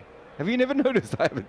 No, I do. I only bring 2 pairs on tour, although sometimes I bring 3 on tour. But for a home test, right, in London, 5 different pairs of sneakers. Don't worry, it's not gone unnoticed.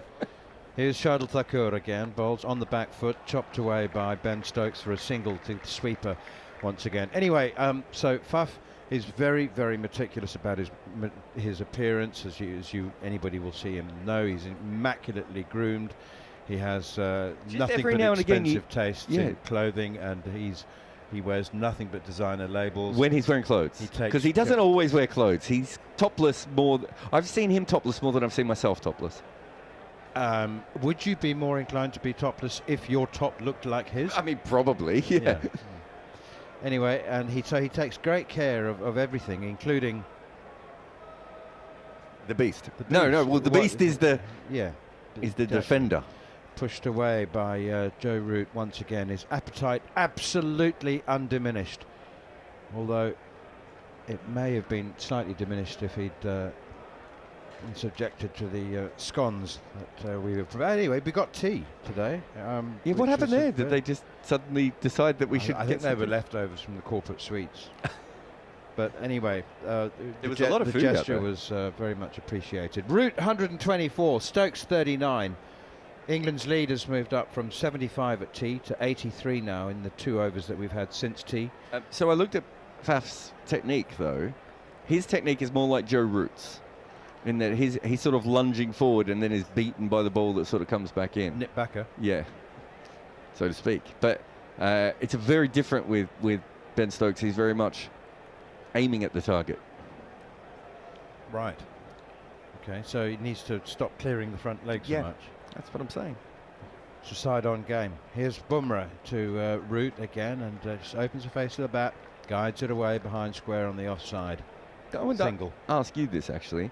Someone asked me recently, and this is a bit of a blank spot for me. Do you think that Malcolm Marshall changed cricket in that his front-on action was so popular that it was hard for coaches not to suggest it? Or do you think it was already happening naturally with the front foot no ball and people changing, and then because of Malcolm Marshall, that sort of, a bit more like Adam Gilchrist, he wasn't really the change himself, but he was the sign of the change? I think he changed the game from a biokinetic point of view, because before him, coaches said, bowling was a sideways on thing, and that's pushed away by Stokes behind square on the offside. And for decades and decades, as medical science and biokinetics improved and people became more accustomed to using medical science in cricket, that young bowlers had perfectly good, healthy actions changed by coaches who turned them into sideways on bowlers. And then Malcolm Marshall came along, and everyone said, well... But don't you think it was probably... my theory is that for the back foot no ball law, so that was the previous no ball law, that you probably made sense to bowl side on. So once we went to front foot, there would have been a movement to it anyway. Bumrah into Stokes, defends it again, and there's no run. Does that make sense? So I think we're already there. So I'm wondering if... But by the point of time of which Malcolm Marshall's around, I would assume that there is quite a few front-on actions. And maybe the thing that changes is what you said, which is coaches no longer actually stop people from... or so no longer force people back into side-on actions, whereas he wasn't so much the innovator, but just the person who did that. And once you get to a point like Adam Gilchrist or him, where you're that popular, it's hard for the coaches to ignore someone's success. Got it. Yep. Jasprit Bumrah needs to get it. He's just out of sorts. He's we think carrying an injury. He's been off the field for treatment. He's in again. He bowls to Stokes. He guides it into the gully, and there's no run. I don't know what coaches would have made. Can you imagine a young Jasprit Bumrah turning up to a club or a county youth system or a youth system anywhere, bowling like that? Coaches would have sent him away with a flea in his ear and said, learn to bowl and then come back and I'll teach you to be any good at it. One of the reasons he had a short run-up isn't it something to do with where he played cricket, or the backyard or the street where he played, and there wasn't much of a run-up, so he had to run up and down on the spot kind of to get his momentum? Yeah, and another reason that he bowls one of the best Yorkers in the world as well, is he now is pushed away defensively by Stokes into the offside, fielded at cover. So he his father was absent at work for a long time, and Jasprit was spent a lot of time in the family home, which wasn't particularly big, and his younger sister was spent a lot of time. She needed to sleep in the afternoon, and Jasprit with his tape ball just wanted to bowl, and couldn't do that in the street, as you say. Space was limited. Here is Bumrah, bowls to Stokes, turns it away off his pads. Nobody at square leg apart from the man on the boundary. He comes in, Jaiswal keeps him down to a single, and he used to bowl the ball at the end of the corridor, and in order to be able to catch it, and there were no batsmen, it was just him by himself in the little corridor in the house, and he'd bowl it onto the floor, onto the wall, and then catch the rebound. And the repetitive ka-tung-tung as the ball hit the floor and the wall used to wake his sister up, and his mother suggested if you could just make it one thud, and as it hits the floor and the wall at the same time, then maybe that would help. He told me that story himself in Harare in 2014 I think it was. MS Dhoni captained an India A team on a tour of Zimbabwe, which he insisted that he captained. He wanted to see the next generation, and Jasprit Bumrah was one of those players, and before he became a superstar, he certainly caught the eye then, as he has continued to do ever since. Down the wicket comes Stokes, lavish drive, running drive, attacking drive against Shardul Thakur, didn't time it at all. He'd get just a single, fielded by Jasprit Jasprit Bumrah is fielding it mid-off, quite deep. mid-on now for Joe Root. So Root Stokes moves into the 40s. He's 41. Lead is 86. 4-4-4 for 4. Yeah, it's very similar to the Brian Lara pot plant story, isn't it? Where he would play a game with his brother and you were out if you hit the pot plant. So he would learn to open and close his hands and make sure he never hit the ball in the same place twice. Yeah. Here's Jarrod Kimber, and it's driven by Joe Root. Again, not timed. Steve Coney, the Australian journalist, has written a whole book on Australian backyards, and Matthew Hayden's backyard was very long, but there was no point in him hitting the ball square, so he would hit straight. So, and Viv Richards, his schoolyard, the offside of his schoolyard, they wouldn't throw the ball back, so he had to hit the ball on the leg side, so he dragged everything across. There's heaps of them. You get them in other sports as well, of course. What quirks and unusual traits that were developed in childhood is Thakur once again. Root pushes it to cover, no run. Yeah, in basketball courts in Washington, in Baltimore, are so small, so they're not the size of a normal court because they have to fit in as many courts as possible, but they don't really have three-point lines. They're like one-on-one courts kind of thing. No, they're enough for you to get. It's sort of the inside of the three-point arc, and so most kids in Washington don't grow up shooting three-pointers. They grow up dribbling. So people in Washington are brilliant at dribbling the ball and not particularly good at shooting because they, especially from distance. So there are little things like that right across sports that you kind of see. I mean, it's the same with the Kenyan runners, isn't it? That there is sometimes physiology, reasons, but sometimes there are environment reasons. Driven down the ground. This time Root does get 4. He played a sumptuous straight drive against Jarrod Kimber in his previous over, which hit the stumps at the non-striker's end. This time just a yard or so to the left of the stumps, and a wonderful, wonderful on drive. Beautiful shot. No ball as well. Oh, was it? Jarrod Kimber bowling no balls for, honestly. At least he's bowling. Not greatly threatening, I have to say. That we were.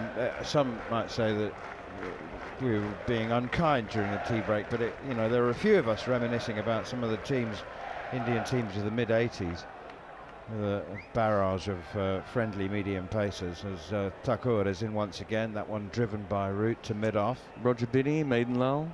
Sourav Ganguly did open the bowling, but I think it was I don't think he ever did it in the first innings. But didn't Gavaskar? Gavaskar regularly did when India played the 3 front-line spinners. He definitely did, didn't he? Yeah, absolutely. Don't know if Ganguly ever opened the bowling.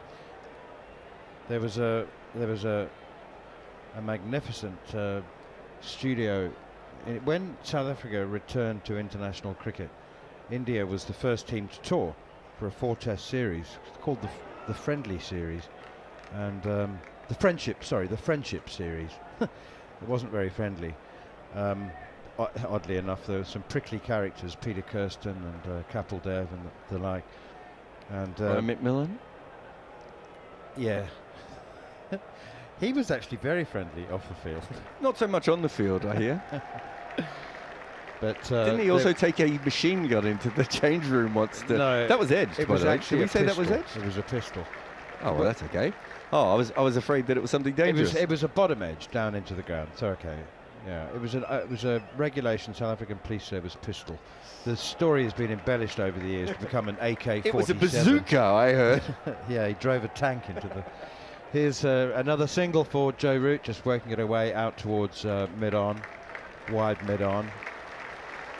See, you notice the biggest difference between Jon Norman and myself is that he prefers a low chair, whereas I prefer a high chair, so I always have to raise it, and then he lowers it when he comes in to do the... Anyway, I was saying at the end of the over, Root's 130, Stokes is 41.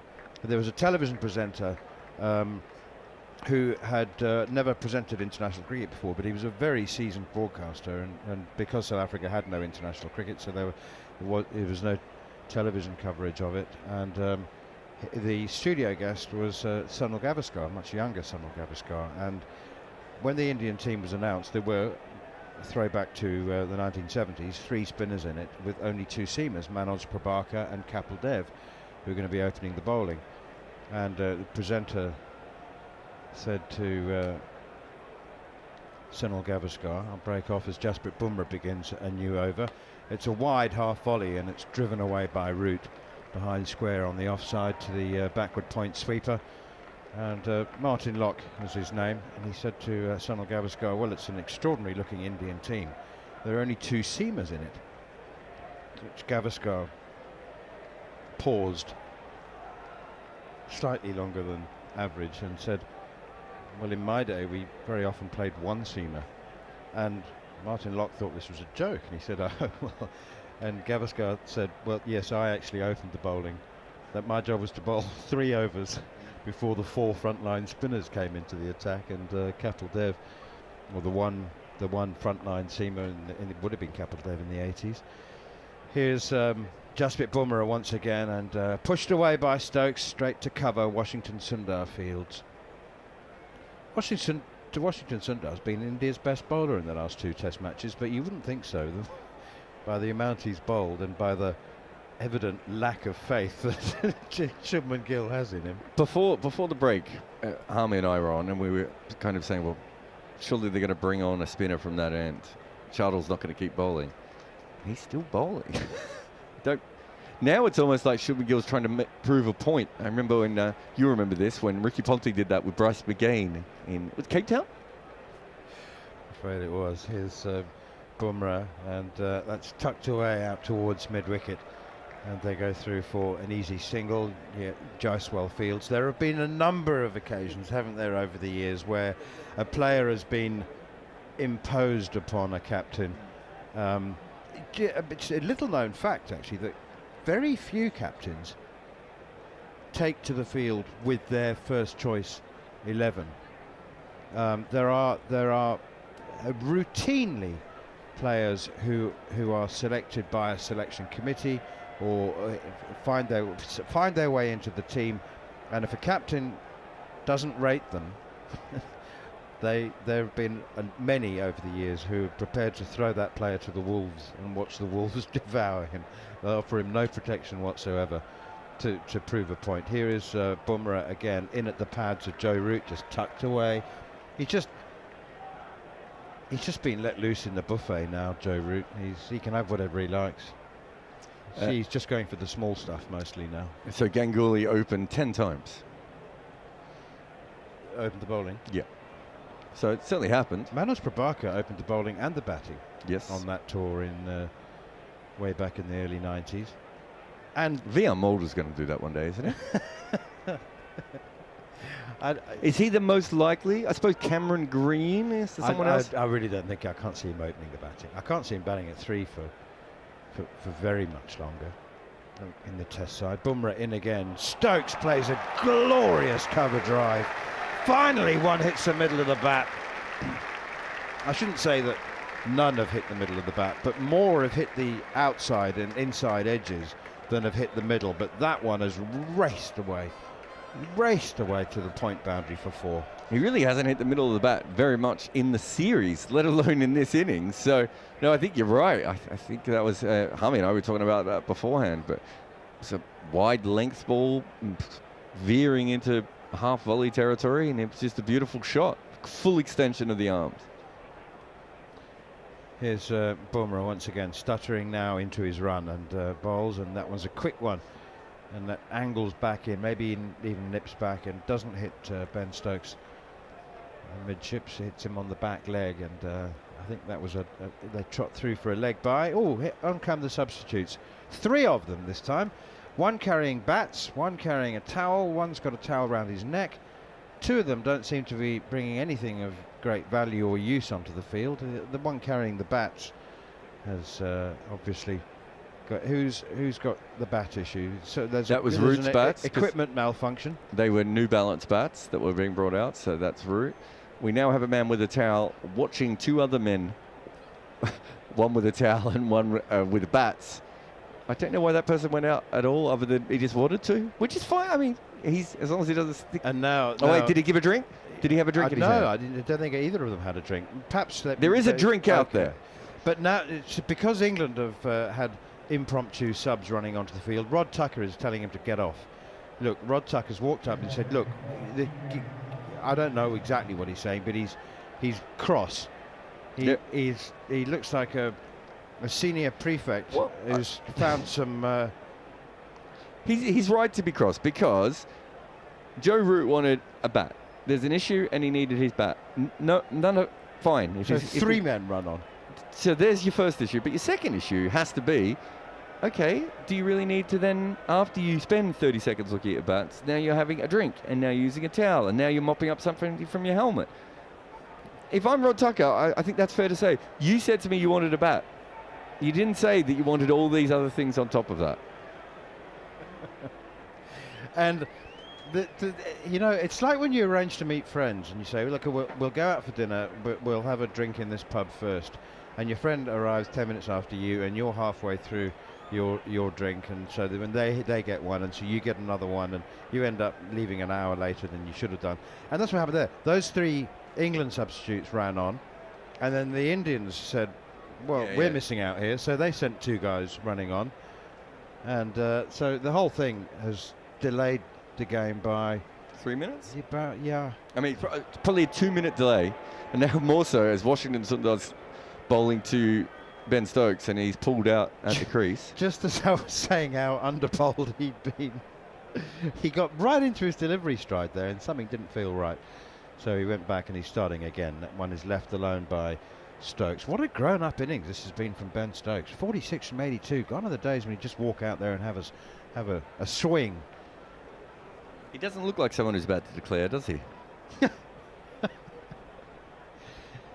Unless it's a declaration of love for his wife. No, it's certainly not a cricketing declaration in the offing. The lead is 100, exactly 100.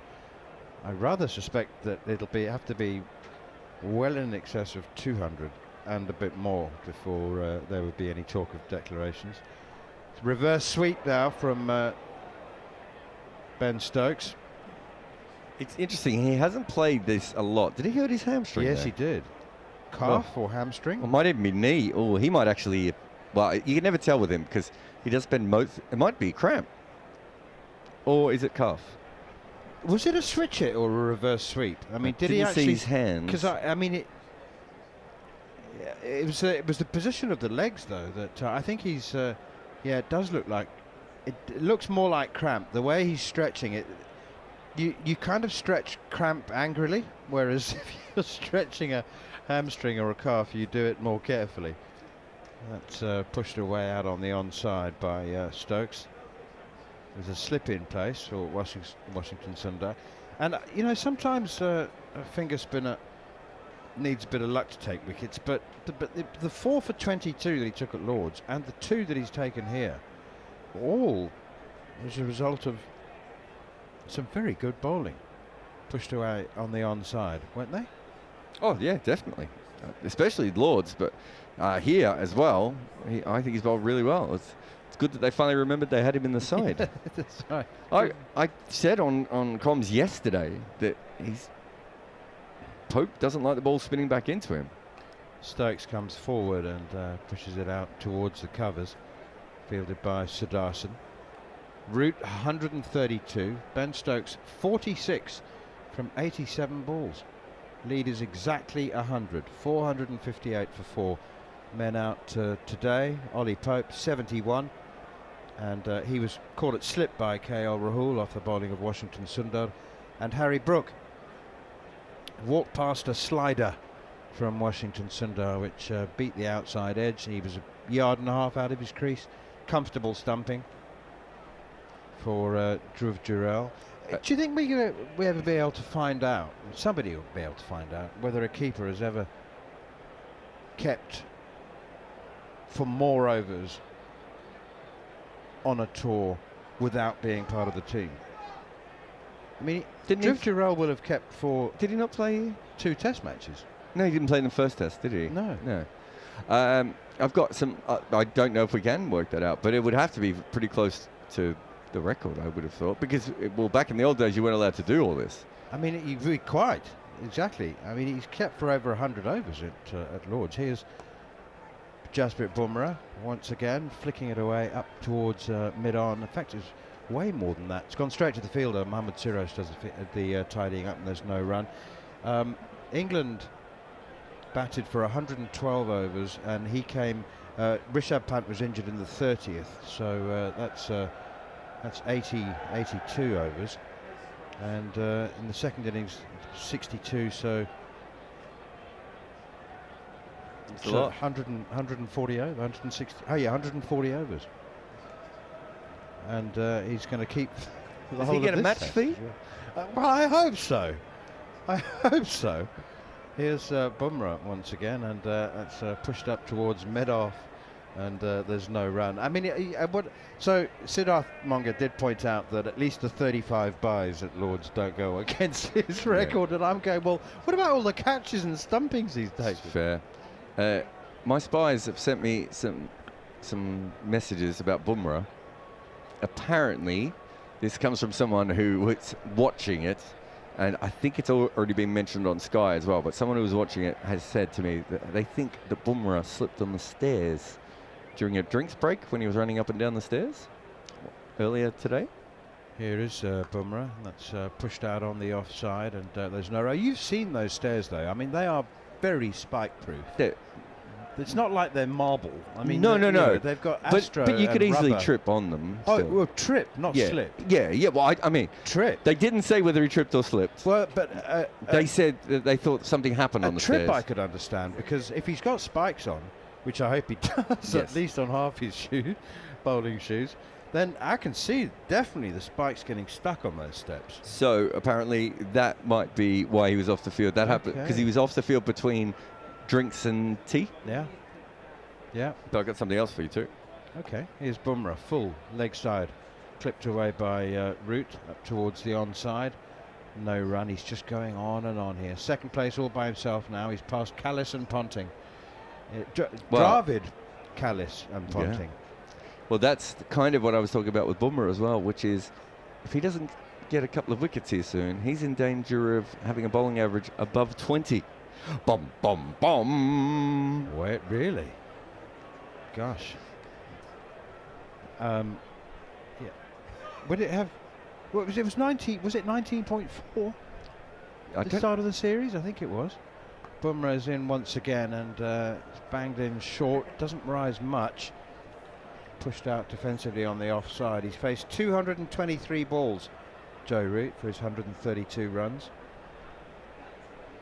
Ben Stokes 46 off 88. Every now and then, like a damp Roman candle, Ben Stokes has sort of fizzled into life. He's played a couple of running slap drives against Shardul Thakur. Roman candle?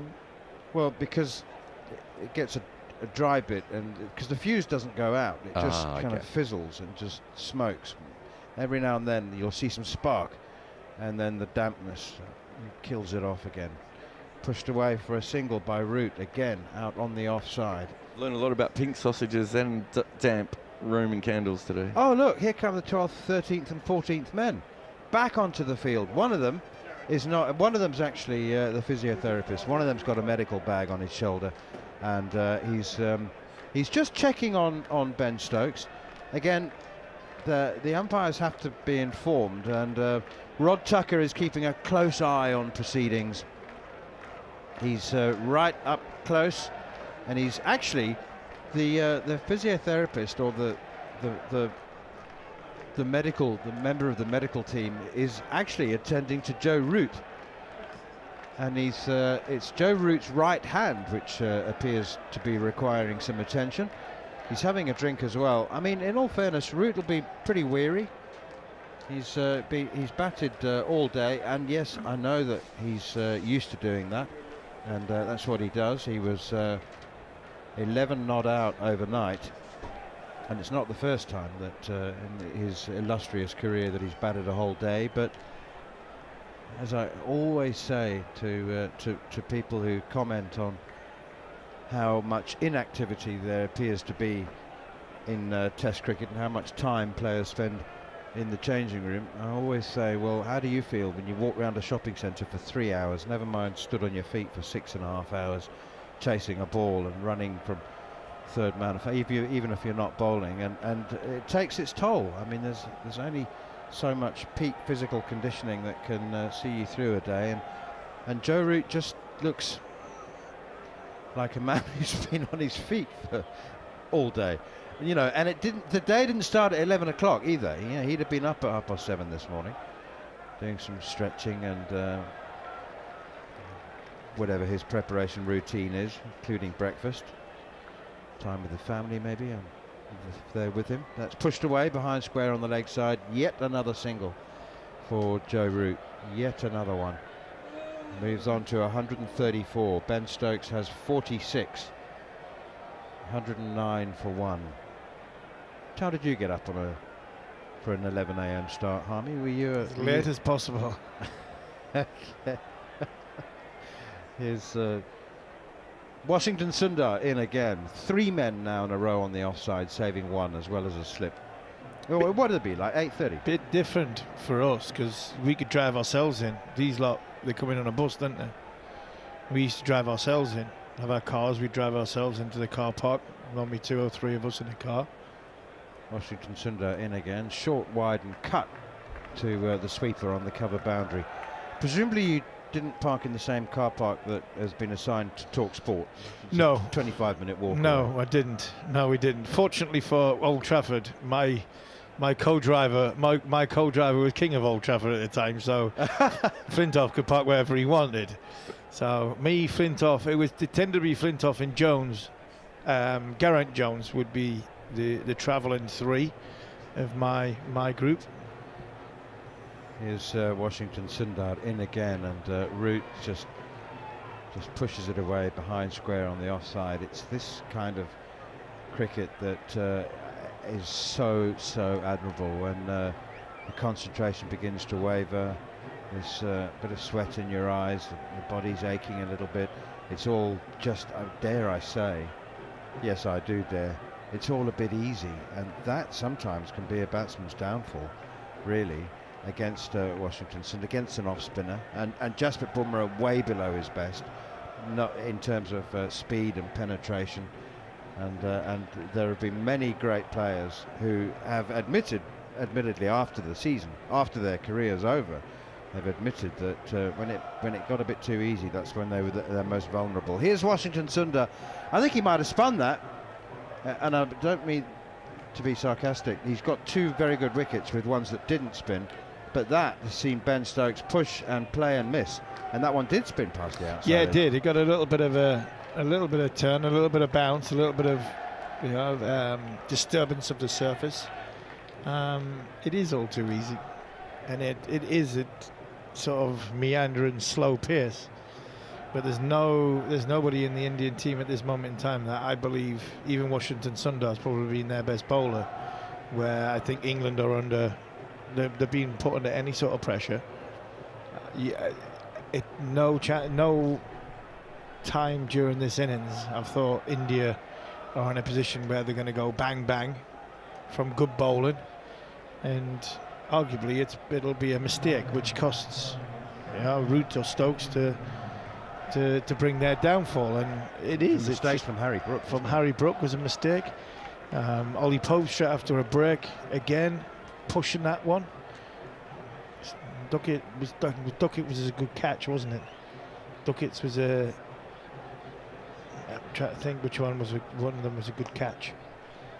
That one is pushed away by Joe Root. Yet another single.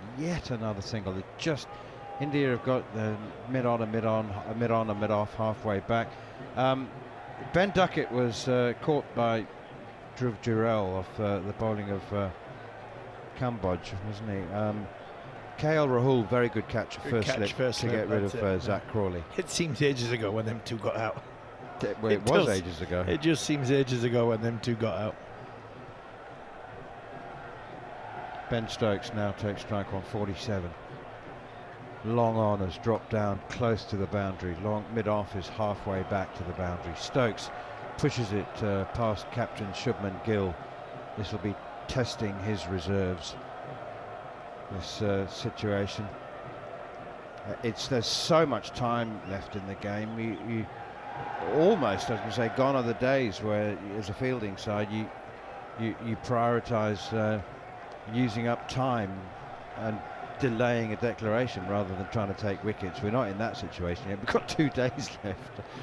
Jadeja in again, chopped away by Root to backward point, straight to the fielder, Washington Sundar, and there's no run. Spin from both ends now then, as Jadeja is up to the crease, and it's once more pushed by Joe Root. Ollie Pope did this very, very effectively, didn't he, with mid-off, halfway back, and he just said, no, I'm not going over the top. You can have him halfway back. I'll take one every time, thank you. Yeah, and I'll rotate the strike and give you the run around. And I mean, India look flat. India look flat and look gone. Body language looks gone.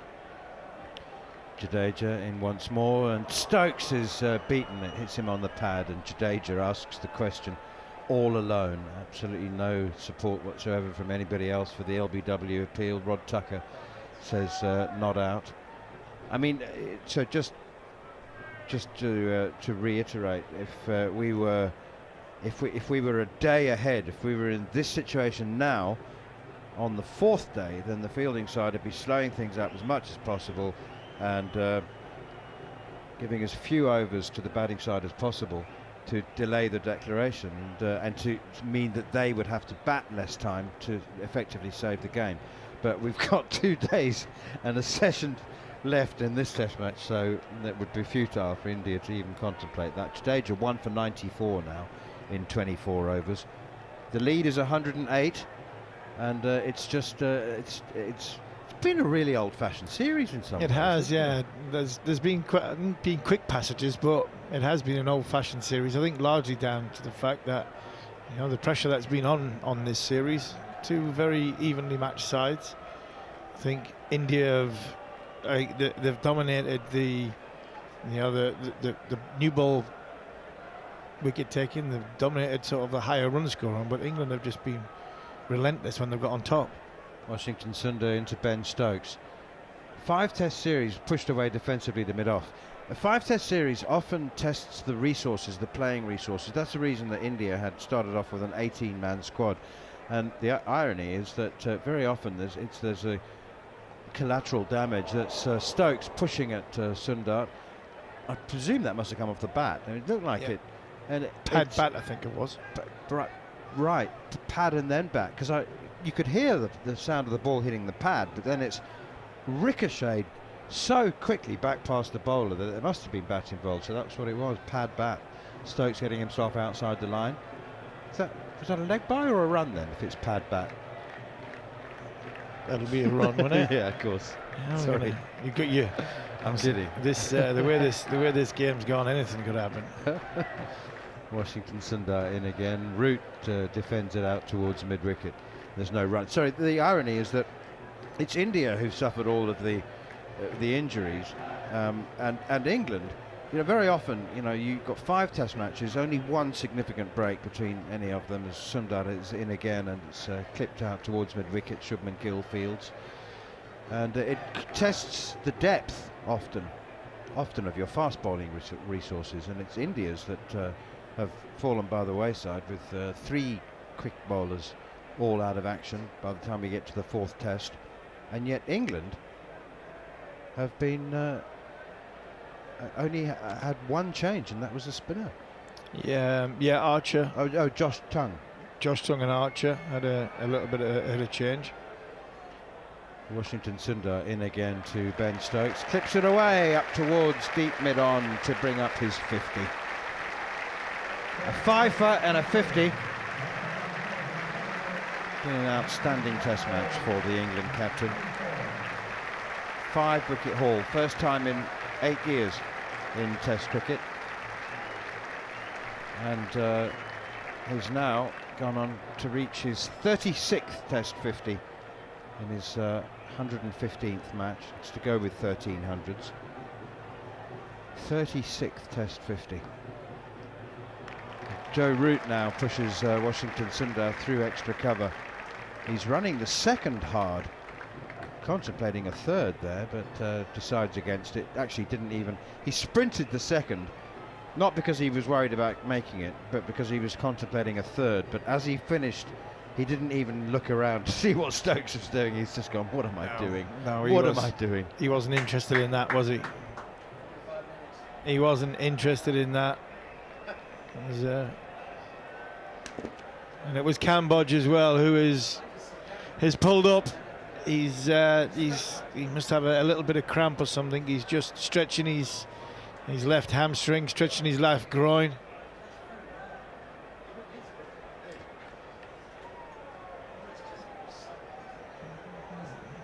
Ben Stokes goes to 50.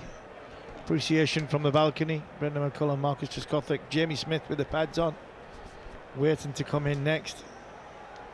Bet you can't wait to be missing commentary for the 5th test, Harmon. Yeah, I think I'm all out. Punched back to the bowler. It's Stokes on strike. He's 50 not out. Joe Root is 140. These are the days that you must just love as a professional cricketer. If you're batting, that is. Exaggerated forward defensive shot from Stokes, 471 for 4.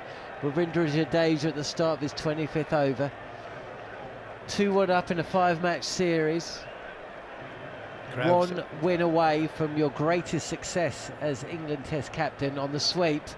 And this is going to be fielded. He hasn't quite got hold of this, actually. It's gone very fine. Oh, it went a little bit up in the air, actually. It got more of a top edge. But comes back for a second. Yeah, after all the hard work that you put in, and let's not forget, he did put in, Stokes, a lot of hard work to get himself into a position where he could bat and bowl for England again in a manner that we all enjoy for so many years. Now's the time to cash in. Oof. Well, he's laced that to the boundary just in front of point on the reverse sweep, and he's face down in the turf. He hasn't left the crease, and now he's just getting to his feet with the help of the bat. He's using it as a crutch. 4 more to Stokes. He moves to 56, and England's lead now 119. They're 477 for 4. Yeah, that's a Rishabh Pant-esque shot, wasn't it? It was a fantastic shot. Turns himself round, changes his hands, gets a good piece on it. High up on the bat by the stickers, off balance, straight on the front end of his face. Smile on his face. Why not? England captain. 5 for 50. Lead of 119. Couldn't get any better than this. Field spread for Stokes, who just looks like he's ginger there. He's bowled a lot of overs this series, and he's batted for a while now. Can I just throw something out there, Harmy? Yep. I'm not going to suggest for 1 second that there's going to be anything other. Inside edge onto the pads as he makes a little room for himself. If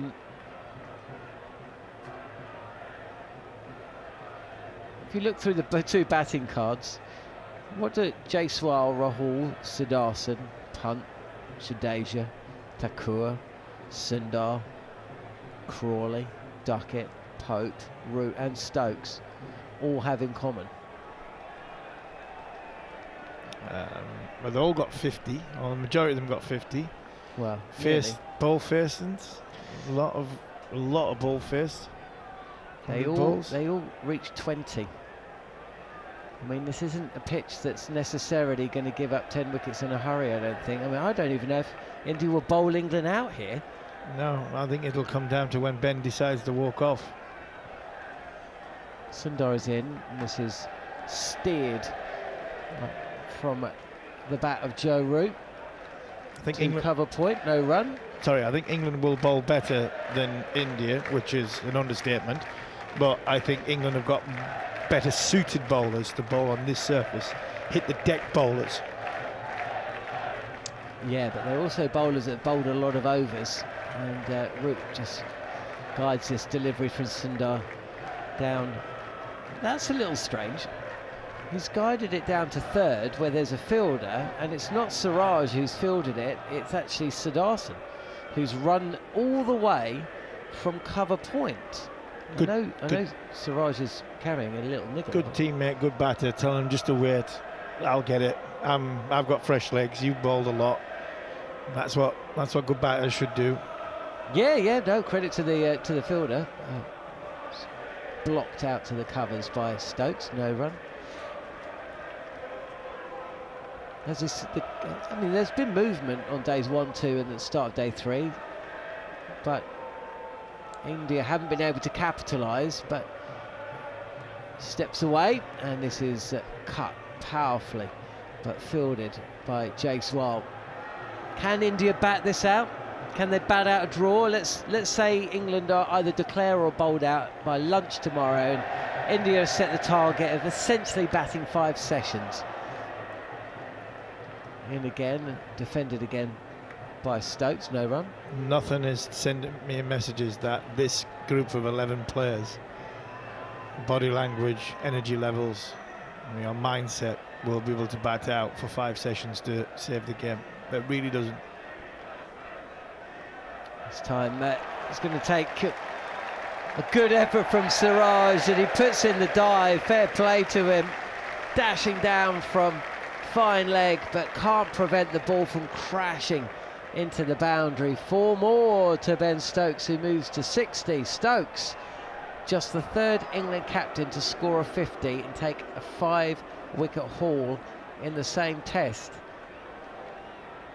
It's amazing. I would have. Oh, I suppose Beefy didn't actually captain for very long, did he? And he captained against the West Indies, essentially. It didn't go very well, and that was it. Was Joe Root one of them? No. In fact, it hasn't happened since Gubby Allen managed it against Australia in Brisbane in 1936. Joe got 5 for in India, didn't he? Yeah, but that was a 2-day test. Yeah. So not many people getting 50s in that match. No, England only got 120 and 80, didn't it? Francis Jackson again against Australia, but back in 1905. Wow, that's a great stat. Thank you, Gary. So 89 years since you've seen an England captain score a 50 and take 5 for. I wonder if either Gubby or Francis hit a century. I was going to say, got a century. I mean, Stokes is still 40 away, so quite a while to go. But, England have been pretty circumspect today, haven't they? At some point, they're going to think, right, come on then, let's... I think they do that with a ball. Like I said, I think there's some inconsistency in this pitch. I think if an Archer runs up and hits the deck hard, I think if Stokes runs up and hits the deck hard, there have been from either end some balls that have sort of gone along the floor and obviously spat and bounced. Some inconsistency from the Indian bowlers. Dug in. That's a pigeon killer, that one. Flutters away into the late afternoon sky, and it's a beautiful conditions here at Old Trafford. Remember, India really did have to bat in the worst of them, but take nothing away from England. It's, another couple of runs are added to Joe Root's score. He's just having a little chat. Is Joe Root with Mohammad Siraj about which side of the wicket he wants to bat. Oh, sorry, which side of the wicket Siraj wants to bowl. He's going down they're going down the short ball route on the Mohammad Siraj. Give us 3 overs, 4 overs of bounces. See if you've got the energy levels to get the ball high above Joe Root and Ben Stokes' head, and see if we can get them to play a big shot and get caught in the deep and hole out. Here we go then. I'll describe the field in a second. It is short, and Stokes, watch it, mate. He throws the kitchen sink at a ball that's going over his right shoulder. His legs are cramping. His legs are cramping. Do you know what? You say his legs are cramping. It looked, when he fell over playing that reverse sweep, I thought, oof, that's a look of the man. I thought he was going to start shaking. Yeah. I thought his body was going to start shaking. I did think. I mean, he's thrown everything at that ball. He gets anything on that. He gets a little glove, unless it goes to the keeper, it's going to go fine, or it's going to, I think that might sail out the ground. Might hit the sight screen over there. Short again. Oh, that is pulled just to the right of Shubman Gill at mid-wicket. It was in the air. It would have been an absolute ridiculous catch, but it sails to the boundary for 4. Yeah, we've seen some catches in this series, but I tell you what, this would have been the best. This would have been the best. It was wide, it was outside off stump. Ben Stokes has had to chase it, fetch it, pull it round, and he's managed to get it in front of miles in front of square, and it's not far away from the Indian captain, but the minute it went past him it was only one thing, and that's a boundary, and 4 more to Ben Stokes. 64. It's going to go again is Siraj, dug in. This is a touch too short, and yes, I think Stokes has got a little bit of cramp. He shapes to pull and then just lets it go through. He's just flexing his knee at the moment. It's not his, it is cramp, isn't it? What was the knee that he... Yeah, it is cramp. In terms of this field, I did say there's a mid-wicket, square leg, there's a deep forward square leg, and there's also... Is that fine leg and long leg? Yeah, fine leg, long leg, then there's a gully. Siraj digs it in again. This is outside the offside, and Stokes is hobbling. There's a shot at the stumps at the non-striker's end, and it's just as well that Shubman Gill's backing up at mid-wicket. Keep an eye on Stokes, because he didn't run that particularly well, and he's still stretching out his leg. The short pitch stuff, is it going to continue for Joe Root? We know that Stokes is going to take it on, and it looks like we're going to see short pitch bowling for Joe Root as well. I can't remember Joe Root being peppered with short stuff that often. Because he's very, very good at playing it. It's a bit like trying to bowl short to Alistair Cook. So Alistair Cook, borderline waste of time. Well, we've reached that stage. There's a kind of a wideish mid on. There's a square leg, forward a square by the boundary, and this keeps very low, and it's that fielder that 10 yards in from the boundary who collects, and the 2 batters just kind of walk through. Stokes is just signalling up to the balcony that he needs something, and Rod Tucker will no doubt just stroll over. Stokes is going to just have a word and say, I've got cramp and I just need to get a bit of salt and a bit of liquid on me, me. Yeah, he needs to get something inside him, but more often than not, when cramp comes, from a liquid point of view, it's too late. It's too late.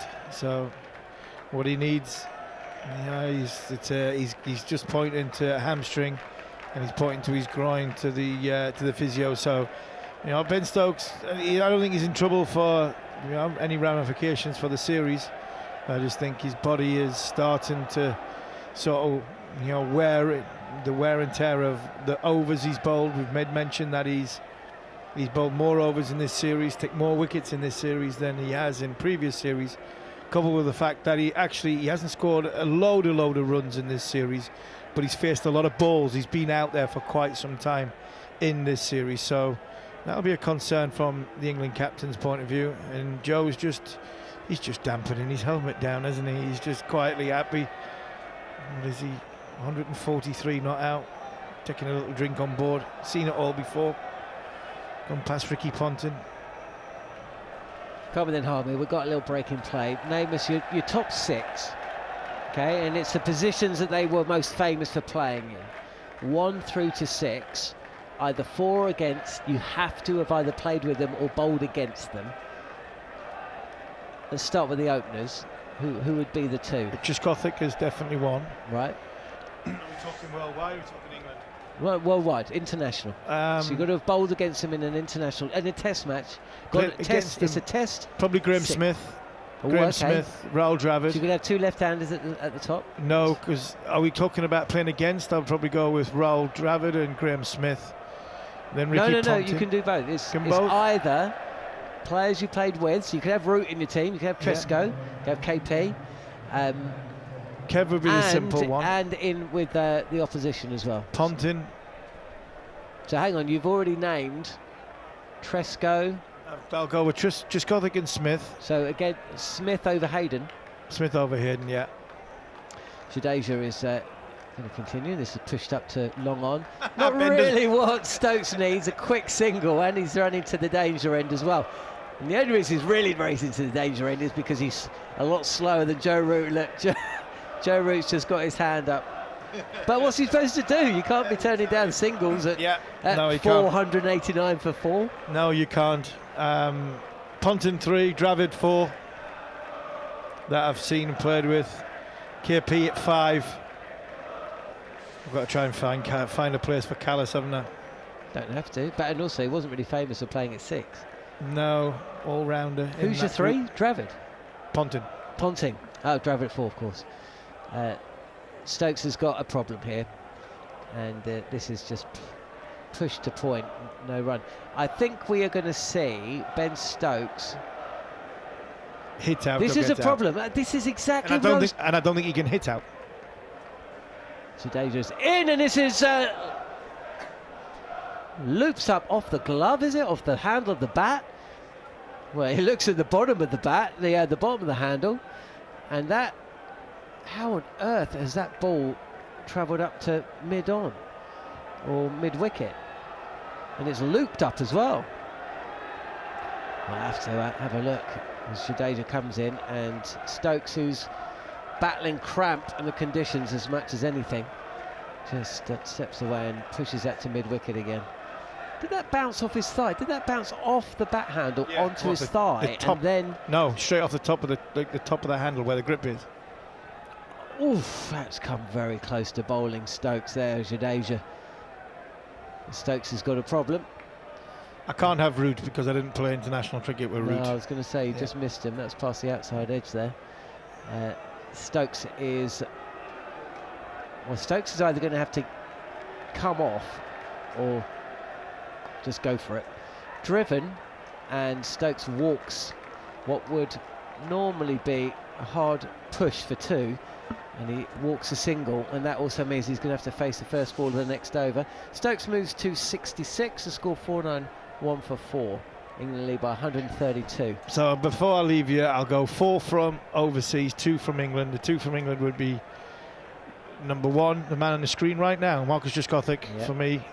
As I always say in the after dinner stuff, Kevin Peterson was the best player I played with for England, but he was the best Englishman, Marcus Trescothick, that I played with. Peterson would be in there as my, probably have to get him as number 6, with Smith, Ponting, Dravid and Callis. They're the ones that probably I struggled against the most. What have we got here? I think Stokes might be coming off, you know. Or I think he might be. And so's Harmy. Stokes is going to have to retire hurt, or retire injured. And Joe Root doesn't look too happy about it, but I think the umpires between the 3rd and 4th test have been told, you've got to take control now, guys. And they're taking control by telling Stokes if he's not fit and he can't get this sorted, he can't just keep having people coming on and off all the time. So you're going to have to make your way, and off he goes. He doesn't look very happy. But Sid, he was nearing 105 for. Yes, well, yeah, only 34 more runs. 34? Only 34? With this Indian bowling today, that's not only. Yeah, true. Well, in that case, then Joe Root's nearing Brian Lara's record. Or Sachin Tendulkar's career tally. Well, yeah. We did say earlier he could get him in this test. Stokes makes his way then, and that means that Jamie Smith has walked out onto the field. A couple of rare failures for him in the last test match. And we have confirmation. No England captain has ever scored 100 and taken a 5-fer in the same match for England. See? What crumbs can you take, Sid? Are there any? Or is the post-mortem being written up well and truly for India in the room, along the corridor? Today's the day the wheels came off, well and truly. I struggle to remember in the last 7 or 8 or even 10 years. I think, 2014 Oval Test might have been the last time India looked so flat. Is that when MS Dhoni decided to bat first and lost it? That was Old Trafford. And no, there was the Oval as well. Yeah, at least India bowled them out for 300. And then I think at Oval, India got put in, who bowled out for under 200 again, and then England scored 450 or 500. That was the last time I saw Smith to face his first ball, and it's delivered by Washington Sundar, who's picked up the only 2 wickets to fall today, and it's pushed up to mid-off, where it's fielded by Shardul Thakur. No run. Yeah, I reported on that game. Hang on, that was what year was that? 2014. 2014. That was my first summer as talkSPORT's cricket correspondent. This time Smith pushes it out to point. That was a series when Alistair Cook at Trent Bridge got Ishant Sharma caught down the leg side and was doing Bob Willis impressions as he ran to the crease. Oh, I'd like to see that delivery again from Washington Sundar. And Smith is off the mark. And gently, when he comes down the track. That was also the series when Pankaj Singh made his debut. Yes. Whom we have likened Anshul Kamboj with a little bit. Well, Jarrod's been talking about Pankaj Singh ever since. Here is Sundar, and this is clipped away to square leg. It's been slow going, hasn't it, today? We thought that we might be set for some fireworks with Siraj bowling short pitch deliveries at Stokes, and Stokes looking like he's going to take every single one of them on, but unfortunately Stokes has had to go. Retired hurt, and Root now just eases this ball through the covers for another couple. He moves to 146. How many different times has the crowd applauded Joe Root? He went past Dravid, he went past Callis, he went past Ponting, he reached 50, he reached 100.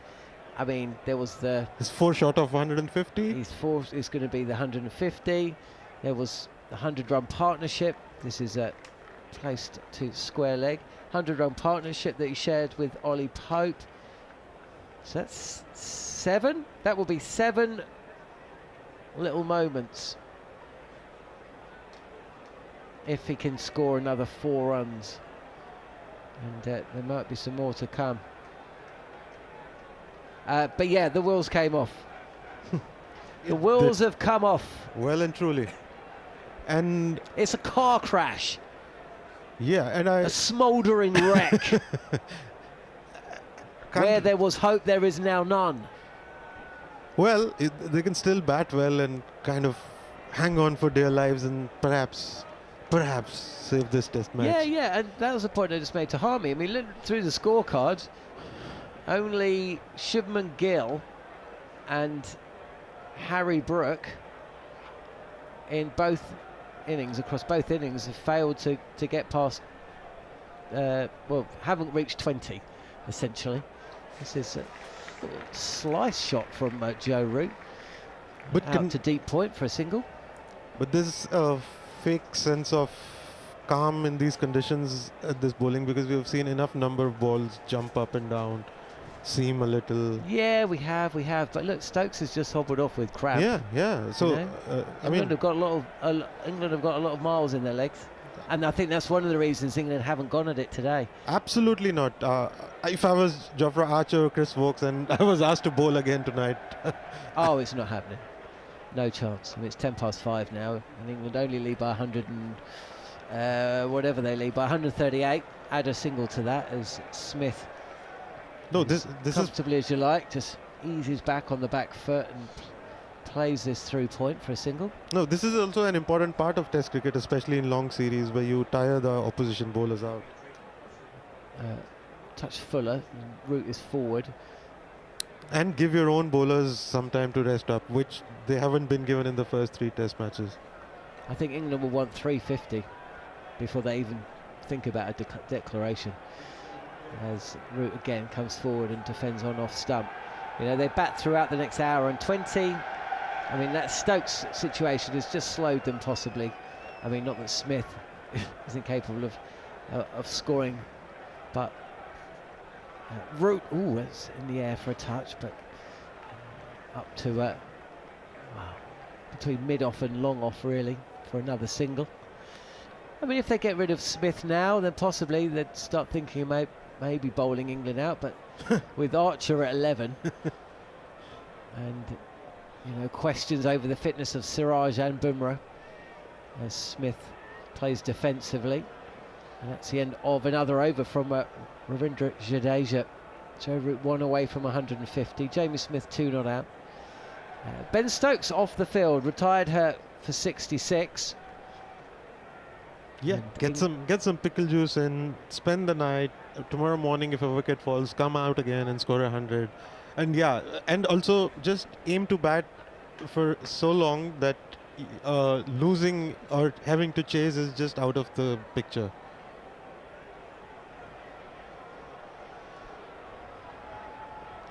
Yeah.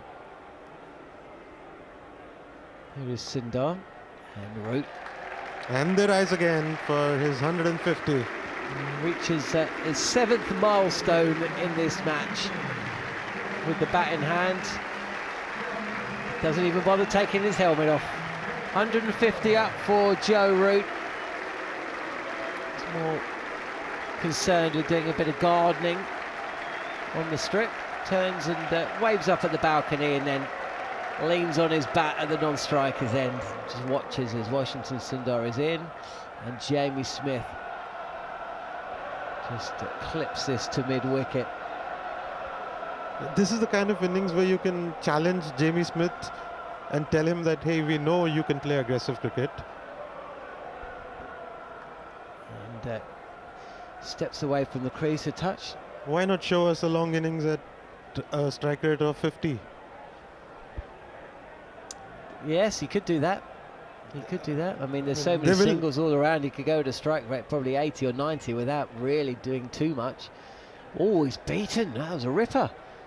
That's turned past the outside edge of the right-hander's bat. We've gone straight on. He's bowled beautifully, though. He's drifted the ball very nicely, well. isn't he?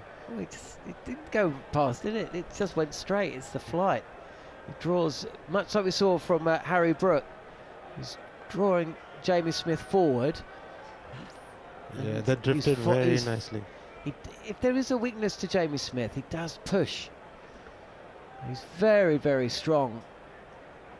Yeah, throughout the offside and down the V. But if you're going to get him, it's just him meeting the ball just a touch too early, coming out, playing with the bat in front of the eyes. But this time he does play deep in the crease on the back foot and pushes it up the track. Lead of 141 then.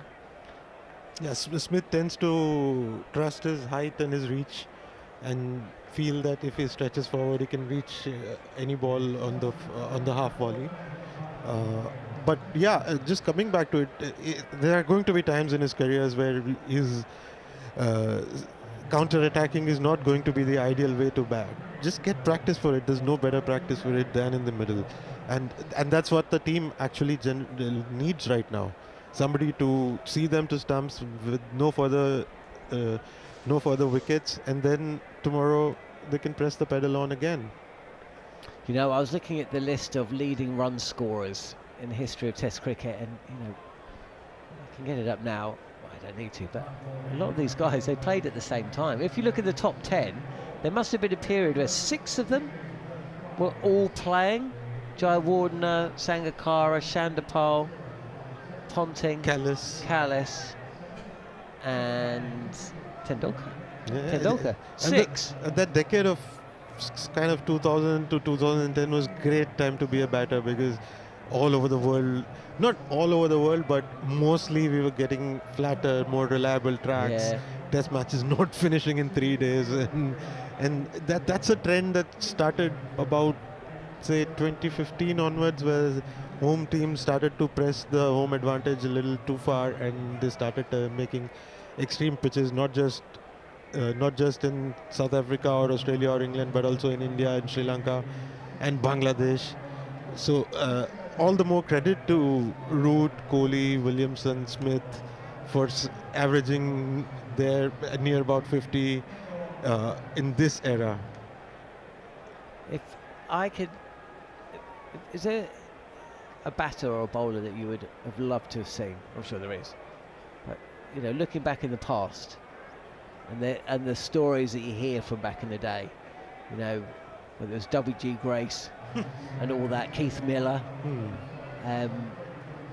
Fred Truman is a character in this part of the world. Yeah. You know, which, you know, there was always a lot said about him and his style of cricket. What about yourself? I mean, did you see Kapil Dev? Are you a bit too young to see Kapil Dev? No, I didn't see Kapil Dev.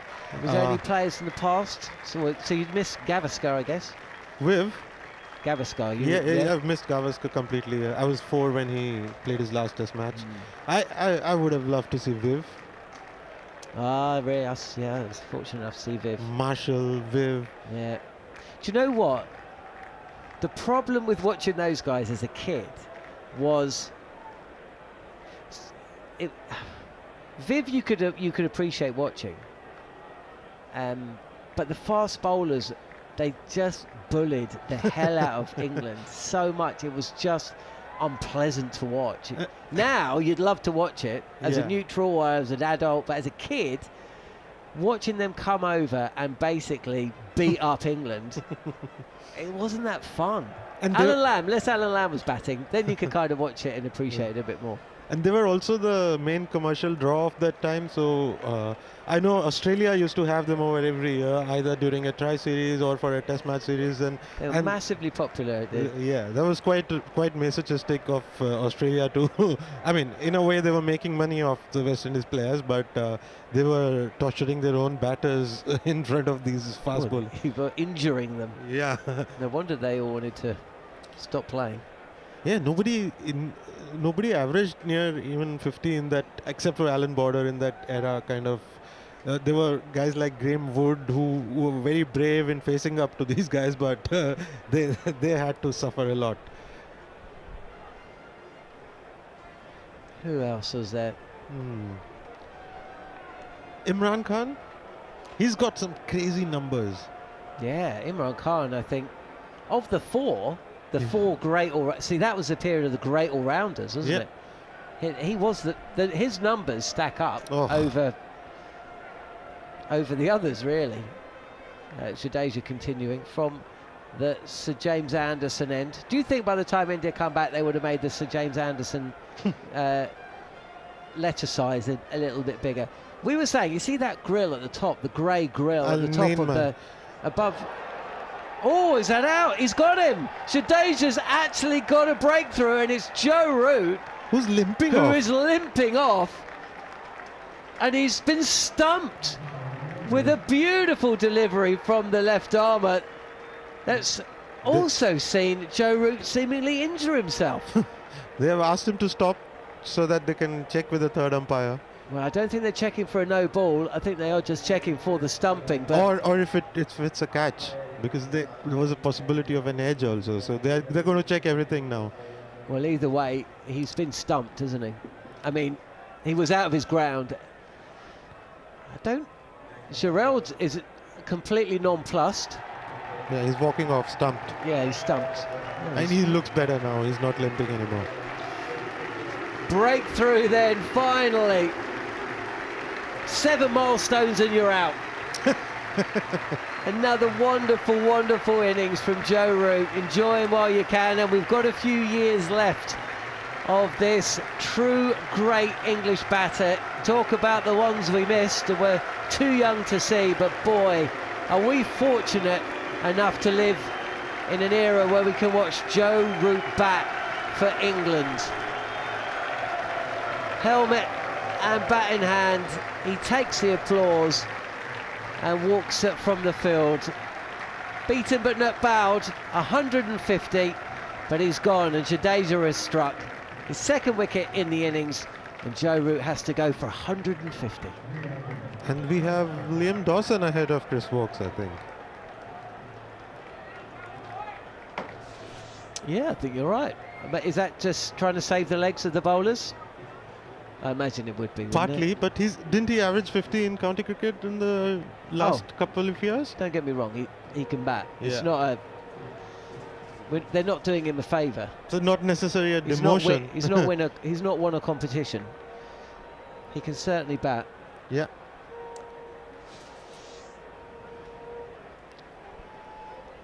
But success. That came out of the blue.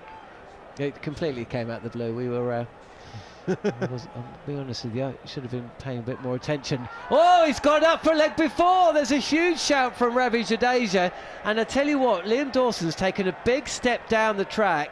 And it's just a question, does it hit the bat or the pad first? Either way, I think he's just got the bat out in front of the pad. It was one of those ones where I wonder if it just hit the boot. Oh, what a moment that would have been for all the wrong reasons. But India aren't going to review the not out call. Why would you review? Umpires getting everything right in this test match. Don't go against Ehsan Raza. Exactly. So Jadeja, I mean, we've seen quite a few 2 wickets and 2 ball moments in this test series, haven't we? Yeah. Fielders crowded round the bat for Liam Dawson, who pushes this into the onside, and Jaiswal, in a flash, is racing in from mid-wicket. He picks up the ball, and I don't think he's ever thrown one as hard as that, and it has stung the top of Jarrell's hand. We don't want any more wicket-keeper injuries, please. Oh, just an inside edge from the bat of Dawson has saved him from that first delivery. And Jamie Smith just pushes this ball out back to the bowler. Oh, excitement. England's lead, 142. 500 is up, Sid. 500 for 5. But, of course, Ben Stokes is back in the dressing room with cramp, it seems. There's Smith again. Can't beat the field on the leg side. It's predominantly offside field, and that's the end of the over. A successful one for India. Between overs, a bit of repetition of a frustration with Jadeja. He slowed that ball down beautifully. It dipped en route, created that error from him, and then because it was slow, because it dipped, there was turn and bounce. Then he gets a new batter in, and he fires in the next 2 balls. He's got all the basics to be able to. Just seeing the replay, Joe Root stepped on the ball while he was walking back, and that is why he was limping. But it's good to see that it wasn't anything serious, and he walked back properly and he recovered from it very quickly. But back to Jadeja, he's got such good basics that if he slows it down, he'll always get dip and turn, but he rarely does so. You know, we're talking about Imran Khan briefly. He's one of only 4 captains to take a 5-fer and score a century in the same innings as Dawson down the track, and meets us on the full and pushes it up to, who is that? Karunaya at mid-on.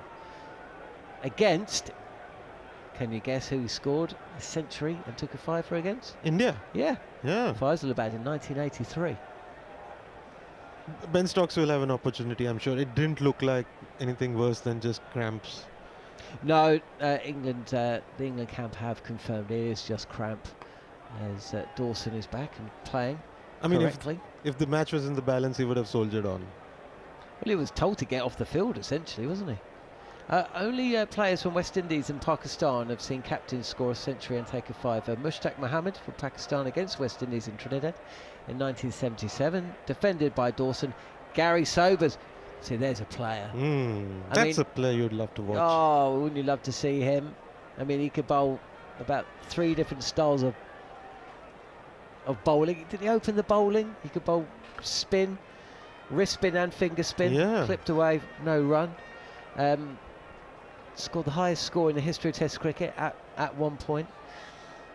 So yeah, he did it against England in 1966, and Dennis Atkinson for the West Indies against Australia in 55. Do you know? Have you heard of BBC Sports Personality of the Year? Do you know what that is? Yes. Down the track, lofted up, and it will just. Will it plug? No, it will just roll into the boundary. Just below us here at long off. Yeah, mid off was up, and so Dawson, with 500 on the board, took Washington Sundar on. So Jarrod and I were in Barbados in about 2019, and we went to the Barbados Cricket Museum. Which have you been? I've not been there, but yeah. Oh, really? You haven't been there? I've been to Barbados, but yes, not the museum. Yeah, because it was just the T20 World Cup final. We didn't have enough time. Sundar again. This is a touch flatter and defended back to the bowler. No run. Yeah, and in there is, as you would imagine, cricket balls and scorebooks and blazers from tours gone by, and flags and pictures of some of the pioneer fast bowlers, the out-and-out fast bowlers that came through. So all the Barbadians, the Bajans and the Barbadian, pretty much. There's some other West Indies stuff in there, but and then there's just this small little bit about Garfield Sobers, and essentially the BBC Sports Personality of the Year is basically a poll. It's a popularity vote, as the name would suggest. Jadeja is in, and this is defended by Jamie Smith. And Garfield Sobers, I think he might have won BBC Sports Personality of the Year in, I don't know, 1969. And to do that as a cricketer these days is almost unheard of, as Smith times this beautifully through and out to cover point as the ball comes in very, very fast actually from the fielder out there. But can't prevent another couple of runs to the score, 506 to 5. Garfield Sobers, so essentially as a West Indian cricketer, he won BBC Sports Personality of the Year in England in 1969, which in itself, defended by Smith, is pretty cool. Yeah. But the list of people that he beat that year included Muhammad Ali and Pele. Wow. What? Pushed away for a single. Pele and Muhammad Ali, second to Gary Sobers. Must have been some player. Wow. I mean, what a year that was. It might have been the internet, maybe it was the overseas, the international one, the category that he won. But Jarrod and I were. It's not often that Jarrod's silenced for a couple of seconds at least. It was for 1969. I think so. I'll have a look. Oh, that kept so low, and that isn't what India really want to see. No, which is why England are going to bat for as long as they can. Yeah. Oof, did well. I tell you what, it's just as well he was playing forward to that. Otherwise, I don't think Liam Dawson would have even waited for the umpire's finger to go up. He would have just turned and started trudging back. This time he flicks it off his toes and takes a single. 508 for 5. England with Liam Dawson and Jamie Smith at the crease. Again, another over where Jadeja has looked menacing. He just needs to keep slowing it down, keep trying to get as much spin as he can, because that's when he's really dangerous. And it's just for some reason he prefers to be quicker, and then just use the slower ball as a change-up. He just needs to get into spells, especially overseas, where he keeps bowling slow, keeps getting, especially when there is turn available, and on this pitch there is. It turned from the good part when he got root out. So there is something for him to work with. This is as good a time as any to start doing it. Problem is Liam Dawson's out there thinking exactly the same thing, and he's thinking, oh, I might have a little bowl on this. Pushed up to mid-off. There was a single there, but because Sundar was racing across and it looked like for a second or so that he might be able to stop the ball, both batters stayed where they were, and the opportunity passed. So Ben Stokes off the field suffering from cramp, and two new batters at the crease. An almost identical situation has just occurred there, with a single possibly, but Washington Sundar looking like he was about to stop the ball. Just stuck in the pitch a bit, I think. Dawson 6 not out with a slip in place, and Sundar, this is flighted up and fielded by the bowler, and Sai Siddharthan doing what he did a bit earlier. Did you see when he ran all the way from cover down to third, but the ball was about 5 yards in front of Siraj?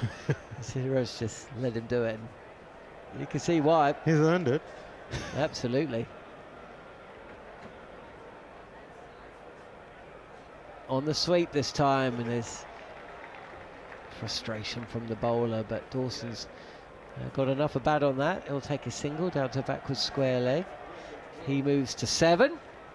I think Sudarshan is as worried as I am that Siraj might go home 6 inches shorter after having bowled through this series. Last ball then of Washington Sundar's 19th over. He's taken 2 for 53. He's going at under 3 and over. Two to go, actually. It's 2 to go. He's actually he actually kind of stopped England in their tracks for a few overs, didn't he? This is blocked by Smith. There's 2 wickets at the start of the afternoon session, which took us all a little bit by surprise. Ollie Pope caught at first slip, and then Harry Brook being beaten in flight. Second batter to be stumped in the innings after Joe Root went the same way to Ravindra Jadeja just a few moments ago. Sundar is in, and Smith. Beautiful It's shot. a glorious shot. He's not trying to overhit this. He's down the track and he's just placed this That was just a push. beautifully. It was a push. It was timed to the boundary at extra cover, and he moves to 9. So the lead's up to 155. That's our stint done for now. Sid, thank you for your time today. We'll be back tomorrow, and Yeah, don't look forget forward to check out Sid's thoughts on ESPN Cricket Info later today. But 513 for 5 then England, a lead by 155, and it's Jarrod and Manners to come back in.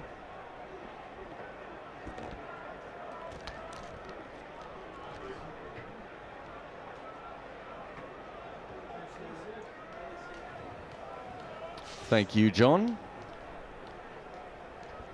Jadeja is still bowling. We've got no catching fielder. They've got the helmet out there, but not being used at the moment. I think they're going to have 2 slips here, Manners. Double slips for the spinner. Good that, isn't it? Liam Dawson, the new man. A wicket with his 7th ball on his return to Test cricket after 8 years. I was about to say in the wilderness. He wasn't in the wilderness at all. He's earning some good cash playing franchise cricket. And, You're saying the SA20 is not wilderness? well, He must have spent some time in Pal. There Is Pal must be- wilderness? must be a quality to the wilderness as Jadeja is in again, and that's played defensively by Dawson out in the offside. You get paid.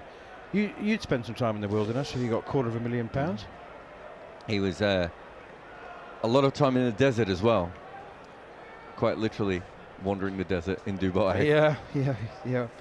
Well, unless he went on one of those organised camel tours, he wouldn't have spent that much time. Driving maybe between Dubai and Abu Dhabi. Pushed away by Dawson again, straight back to the bowler, Jadeja. Yeah, I mean, and you know, he was been prolific for Hampshire in his time between Test matches. Here is Jadeja again, driven by Dawson through extra cover. It's a very, very tidy-looking shot. Shubman Gill, I won't say dives to his left. He more collapsed to his left in an effort to save that one. But it's been a wearying day in the dust for India. They're now in arrears to the tune of 157 runs. 2 there to Dawson, draws level with Smith, Jamie Smith. Ben Stokes has probably given up the chance to create a little bit of history for himself personally, not that he cares about milestones. And that's a drive from Dawson, an ambitious one, hits him on the pad, bounces out to KL Rahul at slip, but he could have become just the 5th captain in Test history to take a 5-wicket haul and score 100. Last was Imran Khan. Anyway, he's retired hurt on 66. He had cramp, and Harmy reckons that he was sent off by umpire Rod Tucker, who's For being too slow. Well, no, for having been treated once already for cramp. Yeah. And there was a sort of a bit of a finger wagging, and so you can't be treated for cramp. If you have it again, I'm not having the physio on the field, and unless he's just here to escort you off. And I think that's what happened. He's trying to keep the game moving as Rod Tucker, as is Hassan Raza. There's no doubt they've been told. Right. Which is fabulous. It should have happened a long time ago. Lead of 157. Oh, we've got Jasprit Bumrah coming back. I think we do. Last roll of the dice. I think the dice has been rolled for the last time a couple of times. already. This is a re-rolling of the dice. Is that from the game Craps? Last roll of the dice, or do you know what the etymology is? It is craps, isn't it? Well, I know you play. I know that is a game with dice, but yeah, I'm assuming it's. Well, it's the last roll of the dice because you've got all your money and you've loaded your chips. And no one wants 7. And Is 7 the bad one? Do you know what? I haven't played it for 20 years. Here is Jasprit Bumrah. He is back into the attack, and he's gone past the edge. He hasn't gone past the edge. He's hit the edge, and it's caught by Dhruv Jurel. He continues to have an amazing game as a reserve wicketkeeper. Bumrah finally strikes, and Jamie Smith is walking. He just, credit to him, he just checked. He just made sure that keeper to keeper, man to man, that he'd taken it cleanly. And Jurel gave him the nod. He's not actually leaving, though. He's making it perfectly clear that he is prepared to take the field as well, right? But Rod Tucker and I think maybe even both the umpires went over to him and just said, "Don't leave just yet. We just want to have another look at it." But yeah, it looked fine. It was definitely an edge. It was just waiting to see. Oh yeah, couldn't be any more in the middle of the gloves. We were just waiting to see because Jurel didn't get up straight away, so. Bumrah knew that he'd hit it, and Slips knew that he'd hit it, but we were just waiting for Jurel to get up and tell us that it was a catch. And as you said, Jamie Smith waited for that, just poked at it away from his body. Collapse! Finally, this game's moving forward. It does have strong simulate innings vibes if you've ever played a computer cricket game. This one? No, I haven't.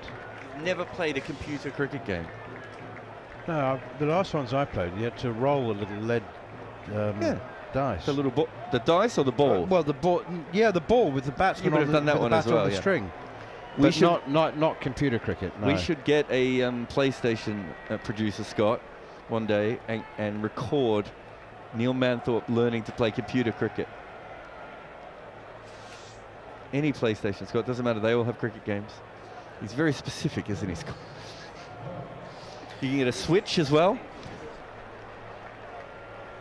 Anyway. Right, who is coming out? Chris Wokes is coming out. Must be Chris Wokes. Future number 3. Really? I'm just under the Vian Mulder rule. Oh, yeah. What do they call them again? False threes. False threes. Well, he's done all right. There's Cameron Green's come good as well. I think he might be in for... Cameron Threen, he could be there for a little while longer. Do you think he'll be out there in the Ashes? Surely not. Not for too many tests. I don't think he'd make a lot of runs there. Isn't Dhruv Jurel having quite a test match for a guy who's not in the team? Except for the catch he dropped. He did drop one, didn't he? It was... okay, yeah. I mean, if you want to... Well, Dinesh Karthik on Sky was quite... He said that should have been caught. And he's a wicketkeeper. I know you're a wicketkeeper as well. Jasprit Bumrah then to Chris Wokes, and there was a bit of energy in that delivery. Tell you what, this ball's getting on a bit now. It was replaced after 86 overs, wasn't it? You're a full-time wicketkeeper or a part-time wicketkeeper? When I wasn't dropped, full-time. And a couple of... Have you ever compared yourself to Andrew McKenna? Like, who's got the... Oh... There was a little from Manners there. I don't know if everyone picked it up on YouTube. How dare you compare me to... He's streets ahead, I've no doubt. 515 for 6 now. The lead is 157. Here's Bumrah. And that beats Chris Wokes. Excellent delivery from Jasprit Bumrah. You know what this test match needs, Jarrod, don't you? That's for Jasprit Bumrah to knock the tail over and for India to... get 250 in front? Bat for 25 minutes tonight. That would, I mean, so if India made 350, left England 200 in the 4th innings, would that be an exciting game? Just depends on the wicket, right? If it completely falls apart, then yes, but probably not. I don't know if I'd want to face Bumrah and Jadeja on a wicket if it does start to fall apart. 5th day pitch, and, if the up and down bounce, uneven bounce continues to increase, as it has done. Especially with the new ball, everything is enhanced and exacerbated by the new ball. Bumrah into Wokes and he guides it away behind square on the offside to get off the mark. Have you ever played with Julian Gaia? Have I ever played with him? Yeah, the cricket. 516 for 6. Julien Gaia is the esteemed AFP, Agence France Presse correspondent, who's been around for a very long time. He's a dapper dresser, and he wears a three-piece suit most days. He's a wicketkeeper as well. Is he a wicketkeeper? Yes, but he's very wholehearted, is the way I would describe his wicket-keeping.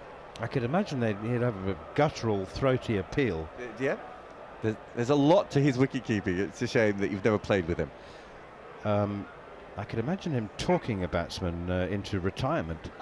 Here's Bumrah again, and that's pushed away up towards mid-on. Siraj fields, and there's no run. You could Hello, maestro. You could picture it, couldn't you? The batsman go, all right, okay, umpire, I've had enough. I'm retiring. I can't take the chat anymore. Liam Dawson 9. Chris Wokes has 1. Now that you mention it, like you put the image in my head, I'm going to make certain that I am invited into the next media team with Julien Gaia. Be quite inexperienced, unforgettable, I would imagine. Here is Bumrah once again up to the crease, and forward comes Liam Dawson, steering this one behind square on the offside. It's really is good old-fashioned blood and guts stuff here. There's no quarter given or asked as England grind, and they're justifying it in old money terms. There's a test series at stake. We've seen India let us back in to the first 2 tests when we shouldn't have. They weren't ruthless in the first test at Headingley. They lost it. England chasing 370 on the final day, and it's just a remorseless, unforgiving. Every run counts. Let's not get. I was going to say, not get too Bazball-y, but they haven't been remotely Bazball. Ben Stokes ran down the wicket a couple of times to the medium pacers. Here's Ravi Jadeja, and Wokes plays it away defensively. Other than that, it's just been an innings characterised by Joe Root's 38th Test 150 exactly. He made as Jadeja is in once again. Wokes drives with bottom hand down towards mid-on. It's fielded by Bumrah. It's not going to bother him at all. But did you see what happened after he was dismissed? To Joe Root? Well, he hobbled off. He tripped on the ball. Yeah, Juve Durrell took the ball and threw it, and obviously Jadeja in, driven by Wokes, no run. Was kind of flicking it towards where the umpire was going to walk into. The umpire had to come do the stumps anyway. Joe Root was very upset, obviously, that he got himself out. He turned around and took one step, and he could have rolled his ankle. He could have done a Glenn McGrath. And then he was annoyed that he stepped on the ball. And then Rod Tucker asked him to stay. Chopped away in front of square, actually, by Wokes. That's right. Well, Root knew he was out, and Tucker had said, wait, we haven't given you out yet. Well, you know what he was checking? Whether the ball was in the gloves? Whether the gloves had gone in front of the stumps. Right. But because he was definitely out of his ground. We could all see that. Yeah, well, I don't even think he tried to get back in, did he? I think he stayed out of his crease. He couldn't, could he? I think he was just cramping up, and he was very stiff, very sore. Jadeja in once again, and cut shot from Liam Dawson this time. Straight to backward point, fielded by Washington Sundar. Lead is 159.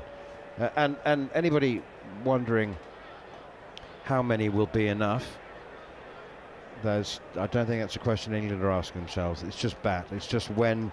It's if they're not batted out, if they're not bowled out, it's when they might declare tomorrow morning. I think they'll have that. That'll be the discussion. But right now it is abundantly clear, he said, wondering whether it was abundantly clear, that England will bat for the rest of the day. I don't think anybody's thinking of bowling today. Lead is 160 with a single off the last ball of the over. Wokes on 2, Dawson on 10. 71 today from Ollie Pope, 150 as mentioned by the brilliant Joe Root. Harry Brook was stumped for 3. 2 wickets to Washington Sundar. Ben Stokes retired hurt on 66. Retired with cramp, and Jamie Smith's gone for 9, edging Jasprit Bumrah's first ball of his 4th spell And it is Bumrah in that fourth spell who runs away from us now up to the crease. Bowls short, pulled away by Liam Dawson. He's hit that very, very nicely indeed. That's a lovely pull shot. I must admit it is against a tired bowler with a tired ball, but nonetheless, very nicely put away. Yeah, they had the fielder set there, like a catching square leg. So obviously that was part of the plan. Was that a new ball as well? It was a new ball. So it was part of the plan, but you're right, it just sort of yawned off the crease, off the pitch, that ball, didn't it? They're not even bowling at the hump anymore. Humpless. It's a ridge, not a hump. A hump's Ricky round. Ponting- A bridge is... Ricky Ponting got it a hump. Did he? Yeah. Well, Do you want to argue with Ricky Ponting? He's lost his record today. Do you want to go up to Ricky Ponting and tell him he's wrong? absolutely not. No, he's relinquished silver medal place on the all-time Test run scorers list. Bumrah in again outside the off stump, left alone by Liam Dawson, who's on to 14 now, and the lead is up to 165 with England 523 for 6. Interesting happenings in the county championship, as there always are. Warwickshire beat Worcestershire in a come from behind run chase. 390 they needed in the fourth innings. Worcestershire are ahead of that game for the majority of the first 3 days, all of the first 3 days actually, I think I'd probably say. Here's Bumrah again outside the off stump, left alone. Rian Ahmed, you would have seen him, he scored 100 for Leicestershire and took 10 wickets. Yeah. Possibly more now. Took 6 in the first innings. 13. So 6 and 7. Wow. Not good enough for England anymore. Hard to fit him in. Do you have a county team? Is Warwickshire your team? Warwickshire, absolutely, yeah. The Bears. I know Scott is Hampshire, isn't he? And obviously Harmy's up north, and John never stops going on about Surrey. Surrey are doing well. Do you see that? Surrey against Yorkshire. That's pushed away firmly by Liam Dawson up towards mid-on, fielded by Siraj. Yeah, well, Surrey are suddenly all over Yorkshire. Yorkshire, is it draw, is it? Oh, well, another Kookaburra draw. Well, Somerset got the answer to the Kookaburra. Just play on a field. What was that game over in 5 sessions, wasn't it? Before tea on the second day. Here's Jasprit Bumrah again up to the crease, bowls full length and swung. That, I reckon, that swung. Wasn't it a slow ball? Was it a slow ball? I Yeah. don't know. It did something. I thought he ran his fingers around it. Oh no, maybe not. Maybe it did nothing. Straight on and hit the middle of the bat, didn't it? Tucked out towards square leg Washington Sundar Fields. Wokes has 2, Dawson has 14. And England's lead is 165. As I was mentioning, I don't think there's ever been a thought of a declaration today. I think England are going to do everything they possibly can to bat India out of the game, and to, they will hope, bat once. That was the game plan right from the off, I reckon. Although Crawley and Duckett played the way that they do, an opening stand of 166. Full from Bumrah again outside the off stump. Didn't they bat beautifully? That was a tremendous session when they were together. Crawley at his best. I mean, as Harmy says, you know, there's few better sights than Crawley at his best. It's just that it only happens once every 12 or 15 innings, which is a strike rate that England are happy with. Apparently. Duckett's strike rate, by the way, is amazing. He really, really makes a quiet start, and it's not. He just plays. In fact, if you do play at every ball, you are going to score more runs than most openers. That's short and a pull shot from Dawson, and he misses it. I think he played over the top of that one, possibly, yeah, and through to Dhruv Jurel it goes. This means that Stokes has a chance of batting tomorrow now, because if he's cramped. Oh, if it's cramped, then he just has to sleep it off. I'm pretty sure it's cramped. So stretch it off and come back and bat tomorrow. Yeah. It is cramped. We've just had officially. And more excellent umpiring. You can't keep being treated for cramp, and so many players are, and umpires have allowed it. Well, do you remember Mohammad Rizwan when they said you had a lot of cramp, but he said some of it was cramp, some of it was acting. Do you remember really? that? Yeah, that was during yeah. a Champions Trophy or a World Cup. I can't remember what it was. I'm pretty sure we know that Glenn Maxwell wasn't faking his against Afghanistan, but I just think that maybe we're just pushing players harder than before, but there seems to be a lot more cramp in modern cricket than I remember in the old days. I do think that the game is played harder, isn't it? We've just had a very intrusive look into the England change room. Obviously, the television. Just below us, isn't it? It is directly below us. Yeah, one floor below us, and we just had a close-up, and I think the commentators are talking about declaration, and all of the England players, apart from Bryden Cast, who's next in, are in their blues rather than in their whites. So confirmation. It's not purple. Burgundy. Stephen says, how social media go? No? I'm colourblind, so I'm not going to argue. I thought it was like a I thought purple. I don't think it's blue. navy blue. Because the blue one, India now wears the blue for their warm-ups. Okay. I could be wrong. More likely I'm wrong. Are you actually colourblind? Every I- man I've ever met claims to be colourblind. It's only certain colours, but blues and what did you say it was? Burgundy. It's not burgundy. It's purple. Okay. Here's Mohammad Siraj back into the attack for his 27th spell of this innings. Not really, but he's bowled an awful lot. I believe it could be his 8th spell. He's in once again. I've made a note of him. I should be able to confirm that. 1, 2, 3, 4, 5, 6, 7. 7th spell for Mohammad Siraj. He limped off after one. Harmy said we might not see him again in the series. I looked up and he was back bowling about 20 minutes later. I was thought like, he was happening? broke. I thought he'd broke. Same. I thought he'd snapped. Yeah. That's with absolutely. Harmy. We were commentating that. We thought it was done. Here is Siraj once again, and that's pushed out towards extra cover. I must say that, I mean, all credit to him, but that India have used him for the last 18 months as if he's disposable. Yeah, I think rinsing as many overs out of him as possible. It might be worth talking to Sid Monga about this, but yeah, I think that they've started to realise that that's what's happened, especially with Mohammad Shami injured and Bumrah being rested and not being able to bowl all the time, that Siraj has just become a blackberry wine. Oh, I like this. Here's Mohammad Siraj from the old pavilion end, now the Jimmy Anderson end. And it's tucked away on the onside by Chris Wokes, whose 2 has come from 11 balls. 523 for 6. Blackberry wine. What are we talking about? Wait a minute. Stephen has found the official colour. It is blackberry wine and caviar designed. Their training kit. The colour or the production company? Blackberry wine and caviar. That's the colour pattern. The colourway. Sort of colour. You didn't see blackberry wine. No, now I think about it, blackberry wine's obvious. Very blackberry wine. Fair enough. 523 for 6. Siraj in once more, and it's clipped up towards mid-off. No run. What is the colour of a cricket ball? Red or white or pink.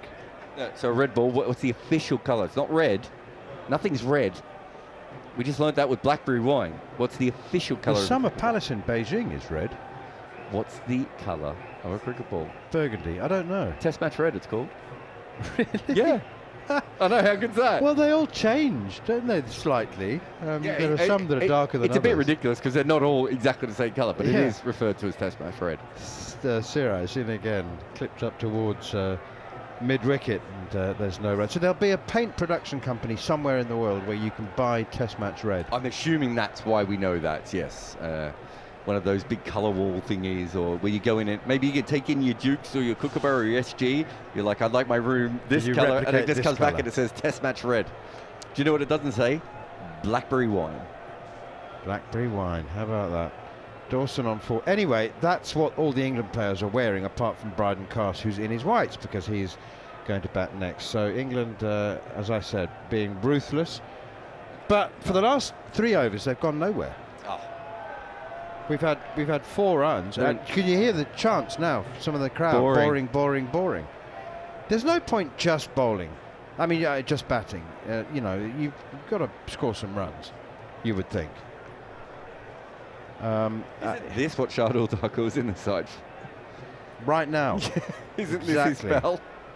I mean, they've got their two best bowlers on. Both of them have been off injured. I know, obviously it's not terrible, but they've both been off injured today. I'm not sure I'd want them back.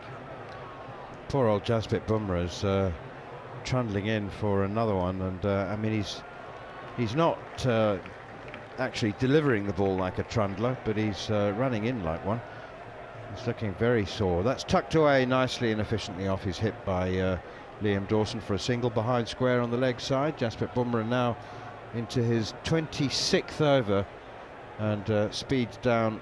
Well, nothing wrong with 83 miles an hour. I mean, Shardul Thakur and Anshul Kamboj would be very happy with 83 miles an hour. Kamboj's first ball went in that over where he wasn't expecting to bowl was at 73. I don't know if you saw it. And Ben Stokes went to pull it, and he almost needed an extender bat to reach it because it was so far from him.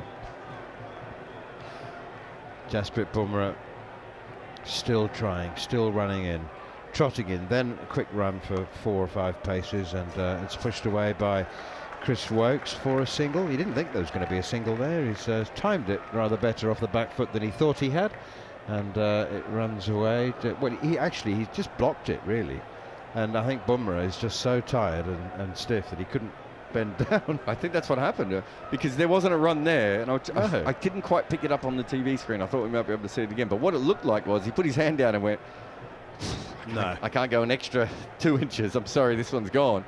And then they stole a run, so good batting from England. Here's Jasprit Bumrah once again, pushed away out towards extra cover, and there's no run. You know about the Comrades Marathon. It's run every year, 90 kilometres, and after about 50 or 60, you just hope that your laces don't come undone, because you're not going to be tying them up again. Is there anyone available to tie them up for you? Yeah, there are. There are. There's a job. You know, along the route, there are people who live close to the route. They'll spend 12 hours watching these people punish themselves as they run past. Here's Bumrah. It's short and pulled away behind square on the leg side. Nicely done by Liam Dawson. He looks every bit the accomplished batsman that he is. And you know, I mean, it takes the average right. It's a no ball again from Jasprit Bumrah. This is a problem that afflicts him towards the end of the day. Anybody'd think he'd been out there for 6 hours bowling, and he actually has. But he does bowl a lot more no balls at the end of the day than he does at the beginning. It's weird, isn't it? Your stride gets longer. Or maybe it's shorter. Maybe there's just more of them, and you that's quick actually. Credits Bumrah, but it was wide of the off stump, and you know it's quick because it didn't bounce much. It's one of those ones that kept low, and yet it still carried through to knee height to Dhruv Jurel. Jurel has now been involved in 2 stumpings, and took the catch to get rid of Ben Duckett as well, and Jamie Smith. So he's had a very busy time of it in the last 2 Test matches, and didn't make the starting 11 in either of them. But our best wishes with Rishabh Pant. Oh, that's chopped away off the inside edge, drags it back towards the stumps, unfortunately back past the off stump. That was very close to being played on. Have you heard about Rishabh Pant? I'm told that he is staying just in case he needs to bat in the second innings. He's in Manchester, if that's what you're asking, but he wasn't at the ground. Right, you're right. No, I meant staying on tour. So, I mean, for this Test match. He's staying. My understanding is he's staying in Manchester for the next couple of days. So yes, I would assume that's what it's for. But he isn't coming to the ground at the moment. Unless he did. That was this morning, and that was the last time I talked to anyone. Well, there's been no sight of him. I'm sure the cameras would have picked him up if he was here. That's a very, very good Yorker from Jasprit Bumrah. Just looked like there was some bat involved. He's appealing for leg before wicket, and he's now in another exhausted fashion, standing in the middle of the pitch and looking at anybody for direction as to whether they should review this. Rod Tucker is the standing umpire. He's shaking his head. He's saying, don't review it. He's hit it. He's hit it. He hit the bat. I would have reviewed that. You think that was maybe foot before bat? No, it just doesn't matter.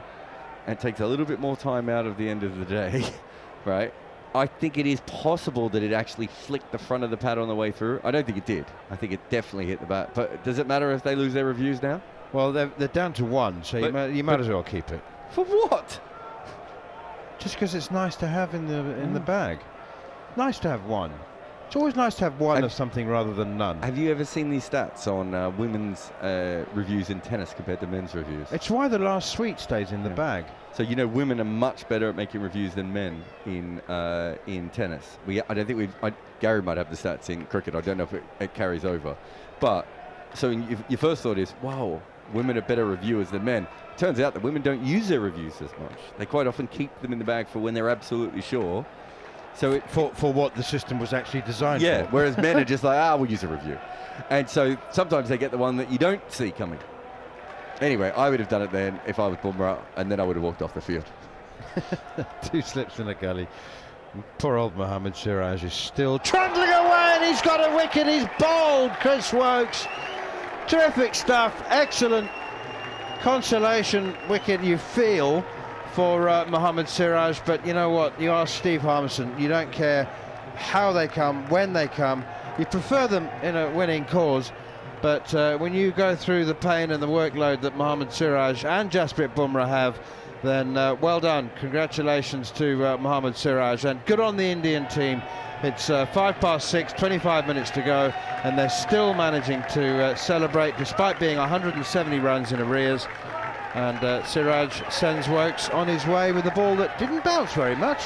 So we didn't get to talk about it, but last over there was an inside edge back towards the stumps, and I was going to say that it's surprising to me that no one has actually been bowled because the ball has kept so low, and then finally we got one. It kept it very low again, and this time he got the toe end of the bat. And is Ben Stokes coming back out? Why not?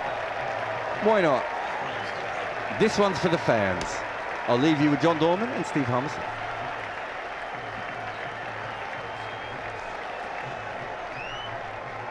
I don't fact check you, but I did find it interesting you said about the tennis.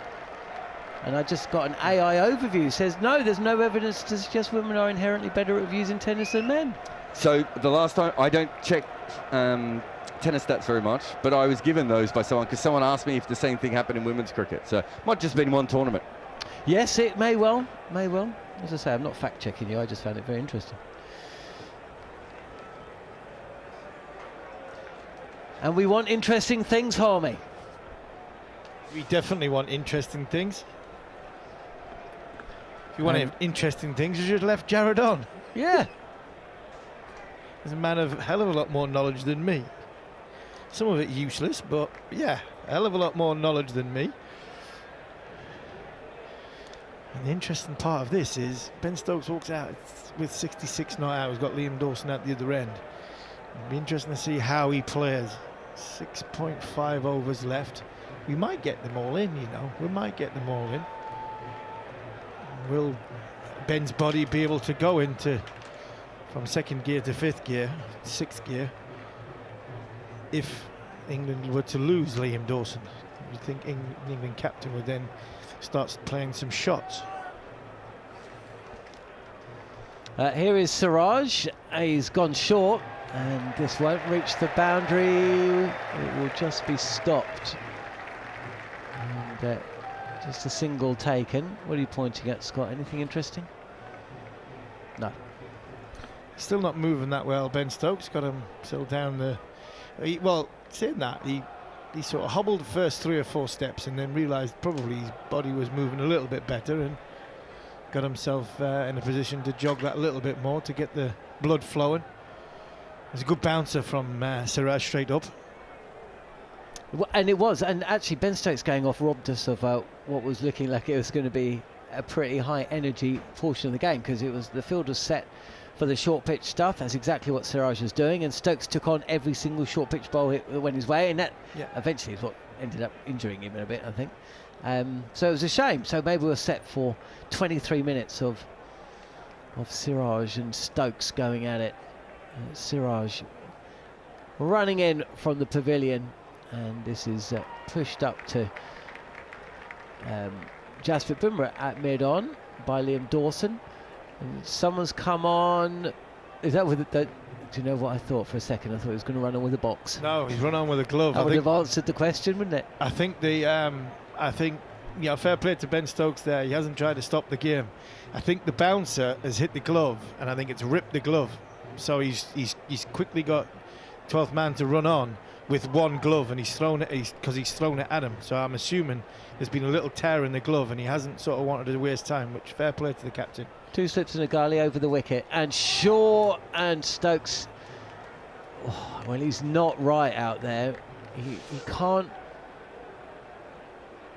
commit to the shot, essentially. I think it was too wide and too high out of his way. I just don't think he could reach it. It was just more the way he walked away after the shot, maybe, that looked a little bit more uncomfortable for the England skipper, who is at 67 not out. England 530 for 7. So they lead by 172. You'd think, as things stand, if they were to be knocked over tonight, they would have to bat again. Yeah. I actually think, I'll tell you in a second. I'm not going anywhere. Short again, and can't quite get the ball between fine leg and deep backwards square, and he just can't run that fast. So there's no 2s or 3s. It's either boundaries or singles at the moment when Stokes is at the crease, or dot balls.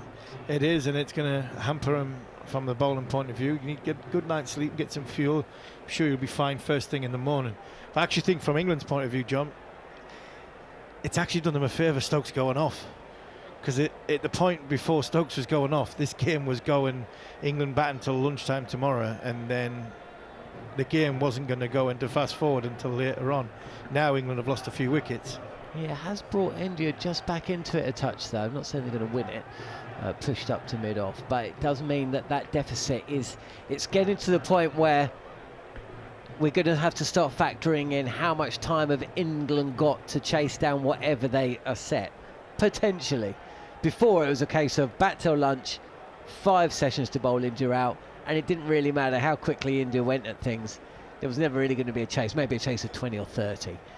But now, you know, if they can bowl England out with a lead of under 200, they bat for 3 sessions, they lead by maybe 100, then you start factoring in the time.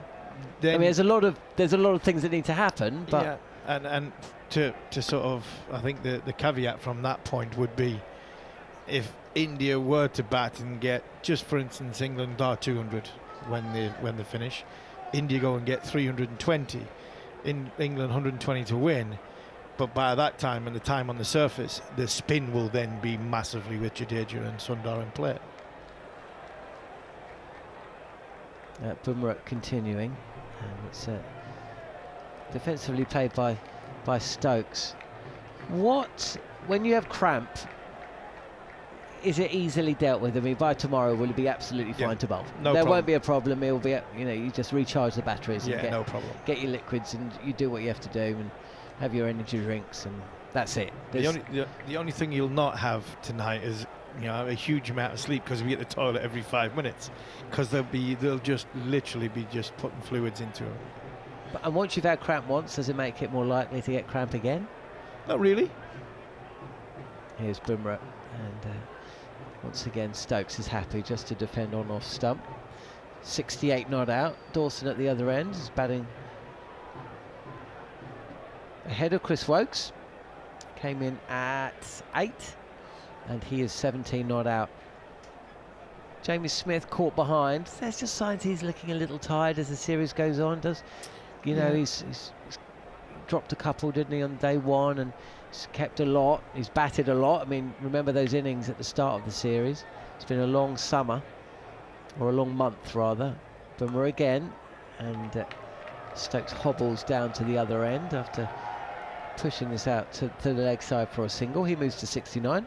Yeah, agreed. I think Jamie does look a little bit tired. I thought There's one of the two drop catches were I thought were pretty difficult.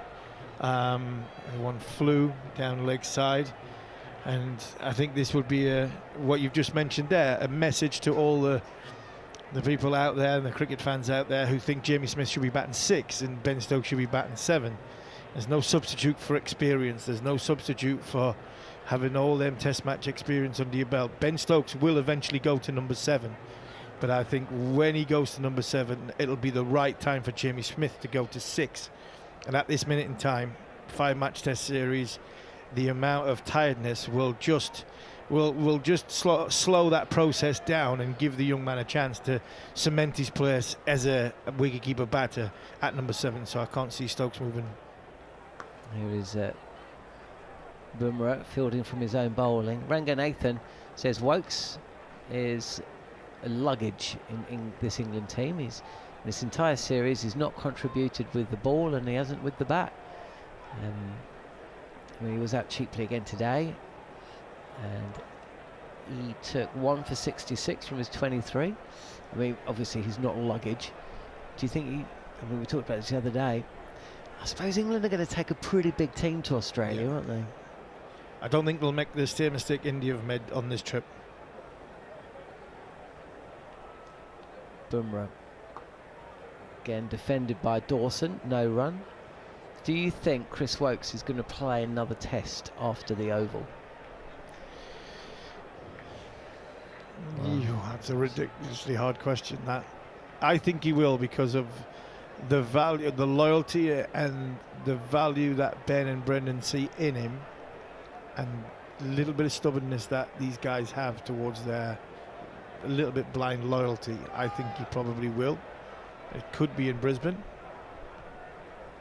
Oh, there's a full toss. Attempt to slow a Yorker, I think, from Bumrah, and Dawson just bunts that to the fielder at kind of a short cover point.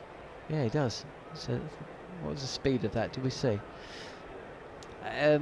If everybody's fit, does he play? I think, you know, there's always going to be a place for Wokes in the squad, and you know, if you know, a Carse or an Atkinson or a whoever can't bowl, and you know, there's been a few signs in this series. Him not taking the new ball.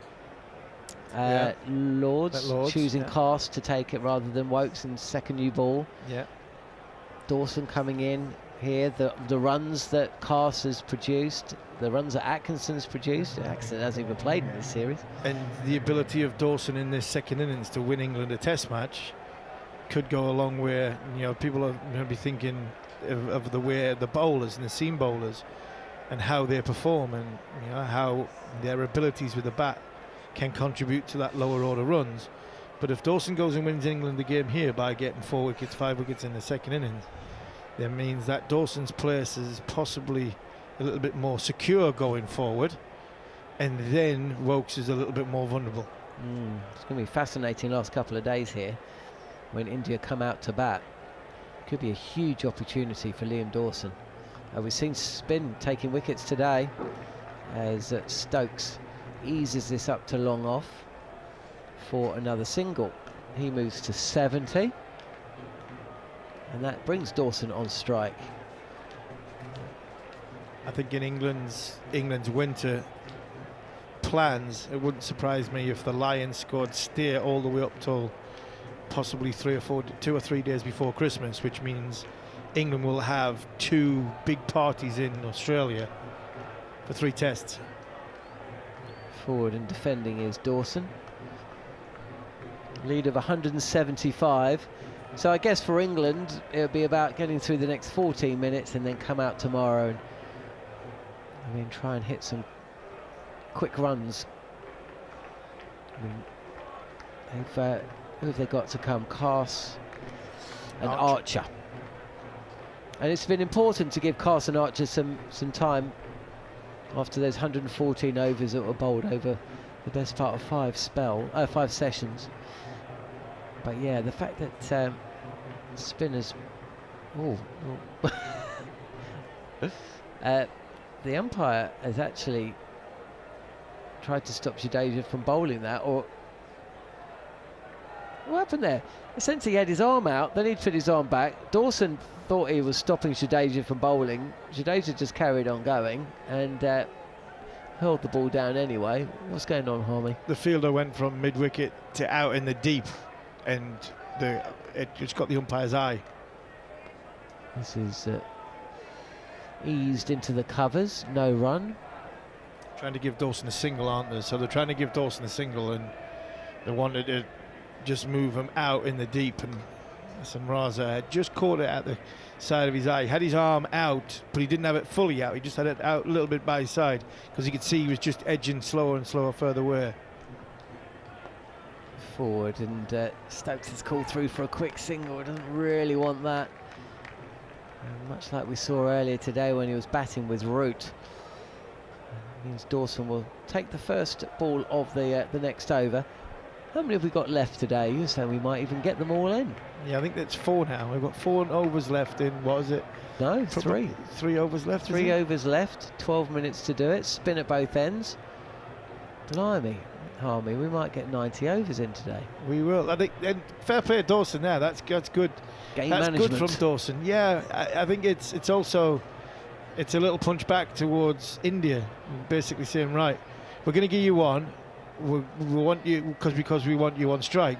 And then they move the field in, and Dawson's pinched a quick single, and he's just, right, if you want me on strike, let's be having you. It's not spin at both ends. Bumrah's bowling, isn't he? The ultimate insult.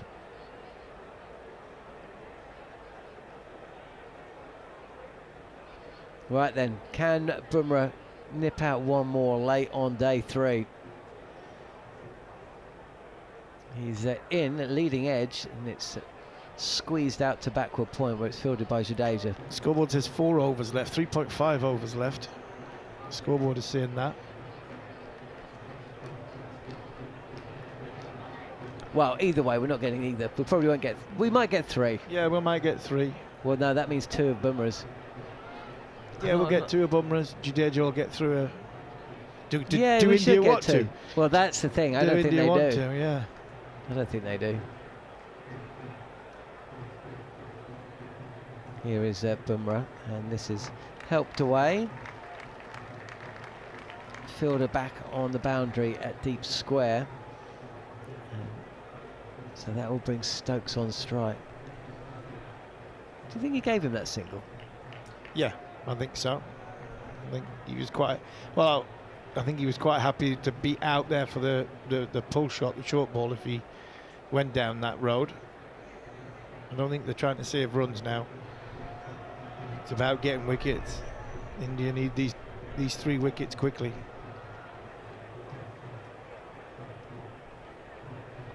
Yeah, it's been pretty painful for India today. Seen both Bumrah and Siraj off the field at times. We've seen some pretty innocuous bowling from India. Seen some decent stuff as well. This is defended by Stokes. Washington Sundar bowled a terrific 11-over spell, which accounted for 2 wickets. Just delayed that second new ball for a good 5 or 6 overs or so. But Anshul Kamboj again has not really performed. Shardul Thakur has only been trusted with 11 overs across 132. Between him and Kamboj, they've bowled just 29 of those 132 overs. It's asked a lot. Jasprit Bumrah, who is the midway point of his 28th over. Siraj has bowled 25. I don't think anyone's bowled more than he across the series. And Bumrah is in again.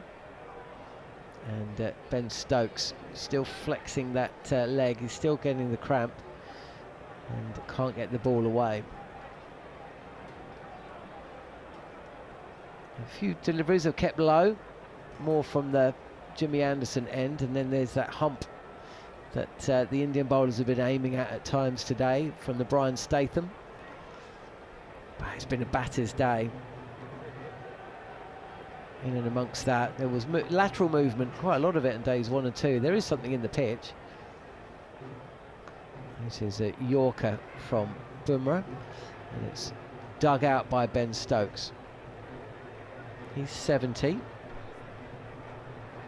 30 away from becoming the first English captain to ever the history of Test cricket to take take a fifer and score 100 runs.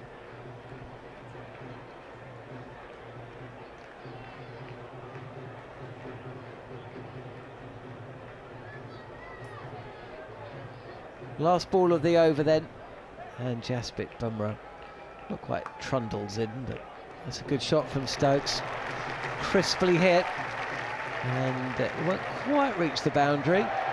It's a good tumbling stop, but Stokes somehow will come back for a third. He moves to 73, and England now 538. First time in 10 years that India have given up 500. Last time they did it in an away test, that is, was against Australia, Sydney. And I was saying that Stokes has bowled more overs than in any series before. He's bowled 129 overs in this series. Saying that, they don't often play 5 test series, do they? No, it's an Ashes series, or even Indian series in the past have only been 3 and 4. The last one was 5. I think the one before that was 4. The one that we covered when they were played away was 4.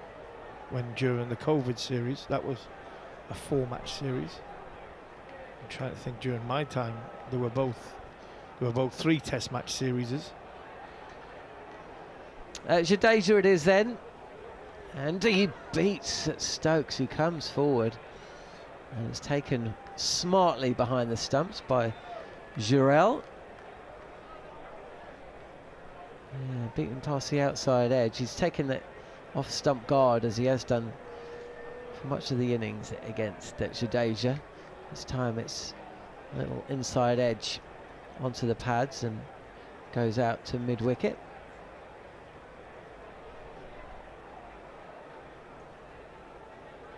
Jadeja, well, it's Yorker length, and a single will be taken as Long On runs around, hit very, very straight. Jadeja couldn't quite get across, tried to field it with his boot.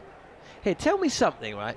Why isn't it okay to put saliva on a cricket ball? It's not okay to pick at the seam. Defended. It's not you're not able to clean the ball unless you're cleaning it in front of the umpire. You're not allowed to put any artificial substance on the ball.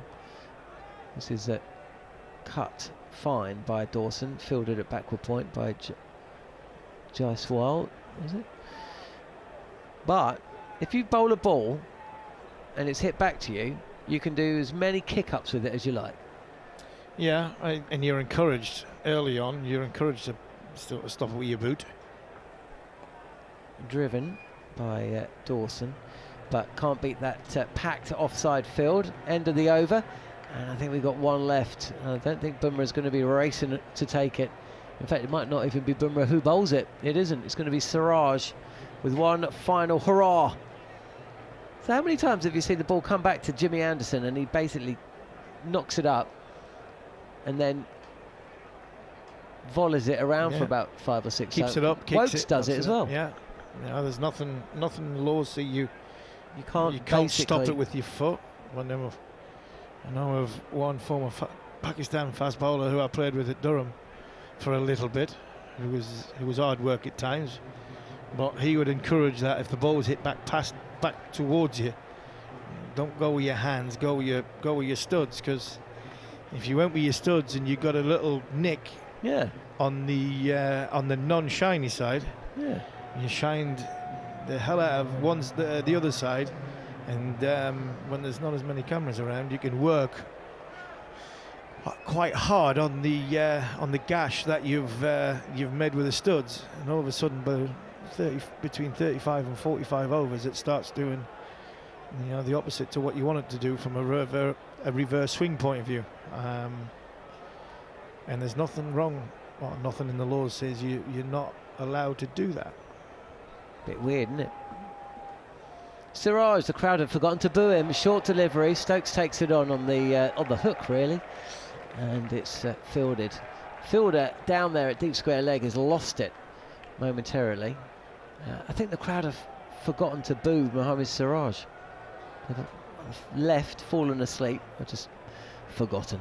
Is that That went very close that to went very Jaiswal. close to Jaiswal at square leg, didn't it? And he he's still not, hasn't seen it. He's not picked it up.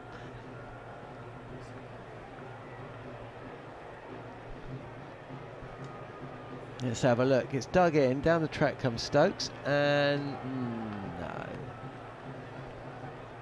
He would have, you know, like where the short leg starts moving as soon as they see the batter coming down the track. He would have had to have done that at square leg and started leaping. Siraj wasn't happy, but he's never happy. No, I don't think there's anyone I near don't him. think I'd be happy if I'd bowled the amount of deliveries he'd had to bowl this series. I can't ask you the question. I'll ask you off air, but you know, I'm sure there's been times in your career, although Durham had some pretty tasty bowlers when you were bowling. But And tasty pitches. this is another back of a length delivery, which is glanced down to third by Dawson, who moves to 20. Another batter to reach 20. And the score moves on, 540 for 7, a lead of 182. Yeah, have you ever like taken the new ball or just bowled 25 overs and then looked at the guys that are coming in after you as they release all the pressure, look absolutely anonymous? But you can't answer that question on air, but I will ask it when I see you next off air. Yeah, not really in the early parts of Durham when we had some young players trying to sort of make the name and come through, but no, not really. Round the wicket, short, and Stokes almost rides the bounce. Very little foot movement, as you can imagine. Doesn't move his body towards the ball. Just kind of waits for it and flat bats it, but can't beat Bumrah at shortish not short mid wicket, just mid wicket. No run. Lead of 183 has been England's day. After 2 tests and 4 days, maybe 3 days, 3 days. This has been a series we felt almost dominated by India. Short again, Stokes goes again, and he'll take a single to fine leg. It has. I mean, the stats have been dominated by India. Possibly not now. Yeah, less so now. After today this and week, yesterday. yeah. But going into that going into the 4th test, the first morning here, you're scratching your head going, you know, how on earth are India not 3-0 up? It could have been 3-0 up, but I think I just think England have played smarter cricket in passages of play when the game's been, you know, at its turning point. And I don't think India have done that. I don't think they've played that smart of cricket. Individually they have, team no. Short again, Dawson takes it on, and he'll take a single. Backward a square, saunters in, and this will be the final ball of the day, Harmy. It's a day which saw England start 225 for 2, so they've added 318, and they've lost 5 wickets along the way. Ollie Pope, the first of them, caught at first slip for 71, but not until he and Joe Root had seen off that challenge. They needed to see off the first hour. It always looked a huge task for India to get back into this match, and you felt if they were going to do so, it would come in that first hour, but it wasn't to be. England actually saw off the first hour and the second. 332 for 2 at lunch. We had a flurry of excitement just after, with Ollie Pope edging to first slip on 71, and Harry Brooks stumped to Washington Sundar. That just delayed things, slowed the run scoring. The second new ball was held back as Siraj is in, short, and Stokes takes it on, and he will end the day 77 not out. Applause from the thousands that have stuck behind right until the end of play. Little fist bump between Liam Dawson, 21 not out, and his return to the England fold to go with that wicket, of course, and Stokes, who was forced from the field with cramp back on it and now walking off and looking not quite fighting fit, but certainly better than he did when it was felt he was unable to continue his innings. Whilst he was off the field, Jamie Smith was caught behind for 9, and Chris Wokes bowled for 4. Saw Stokes return to the crease and see England through to stumps, which is where we're going to leave it. Harmy, you're going to be back with following on in a few moments' time, but for now, thanks for joining us here. Day 3's come to an end with England enjoying a golden one. India walk off, back slaps, smiles and handshakes all round, but they know they have a hell of a lot of work to do if they're to stay alive in this test match.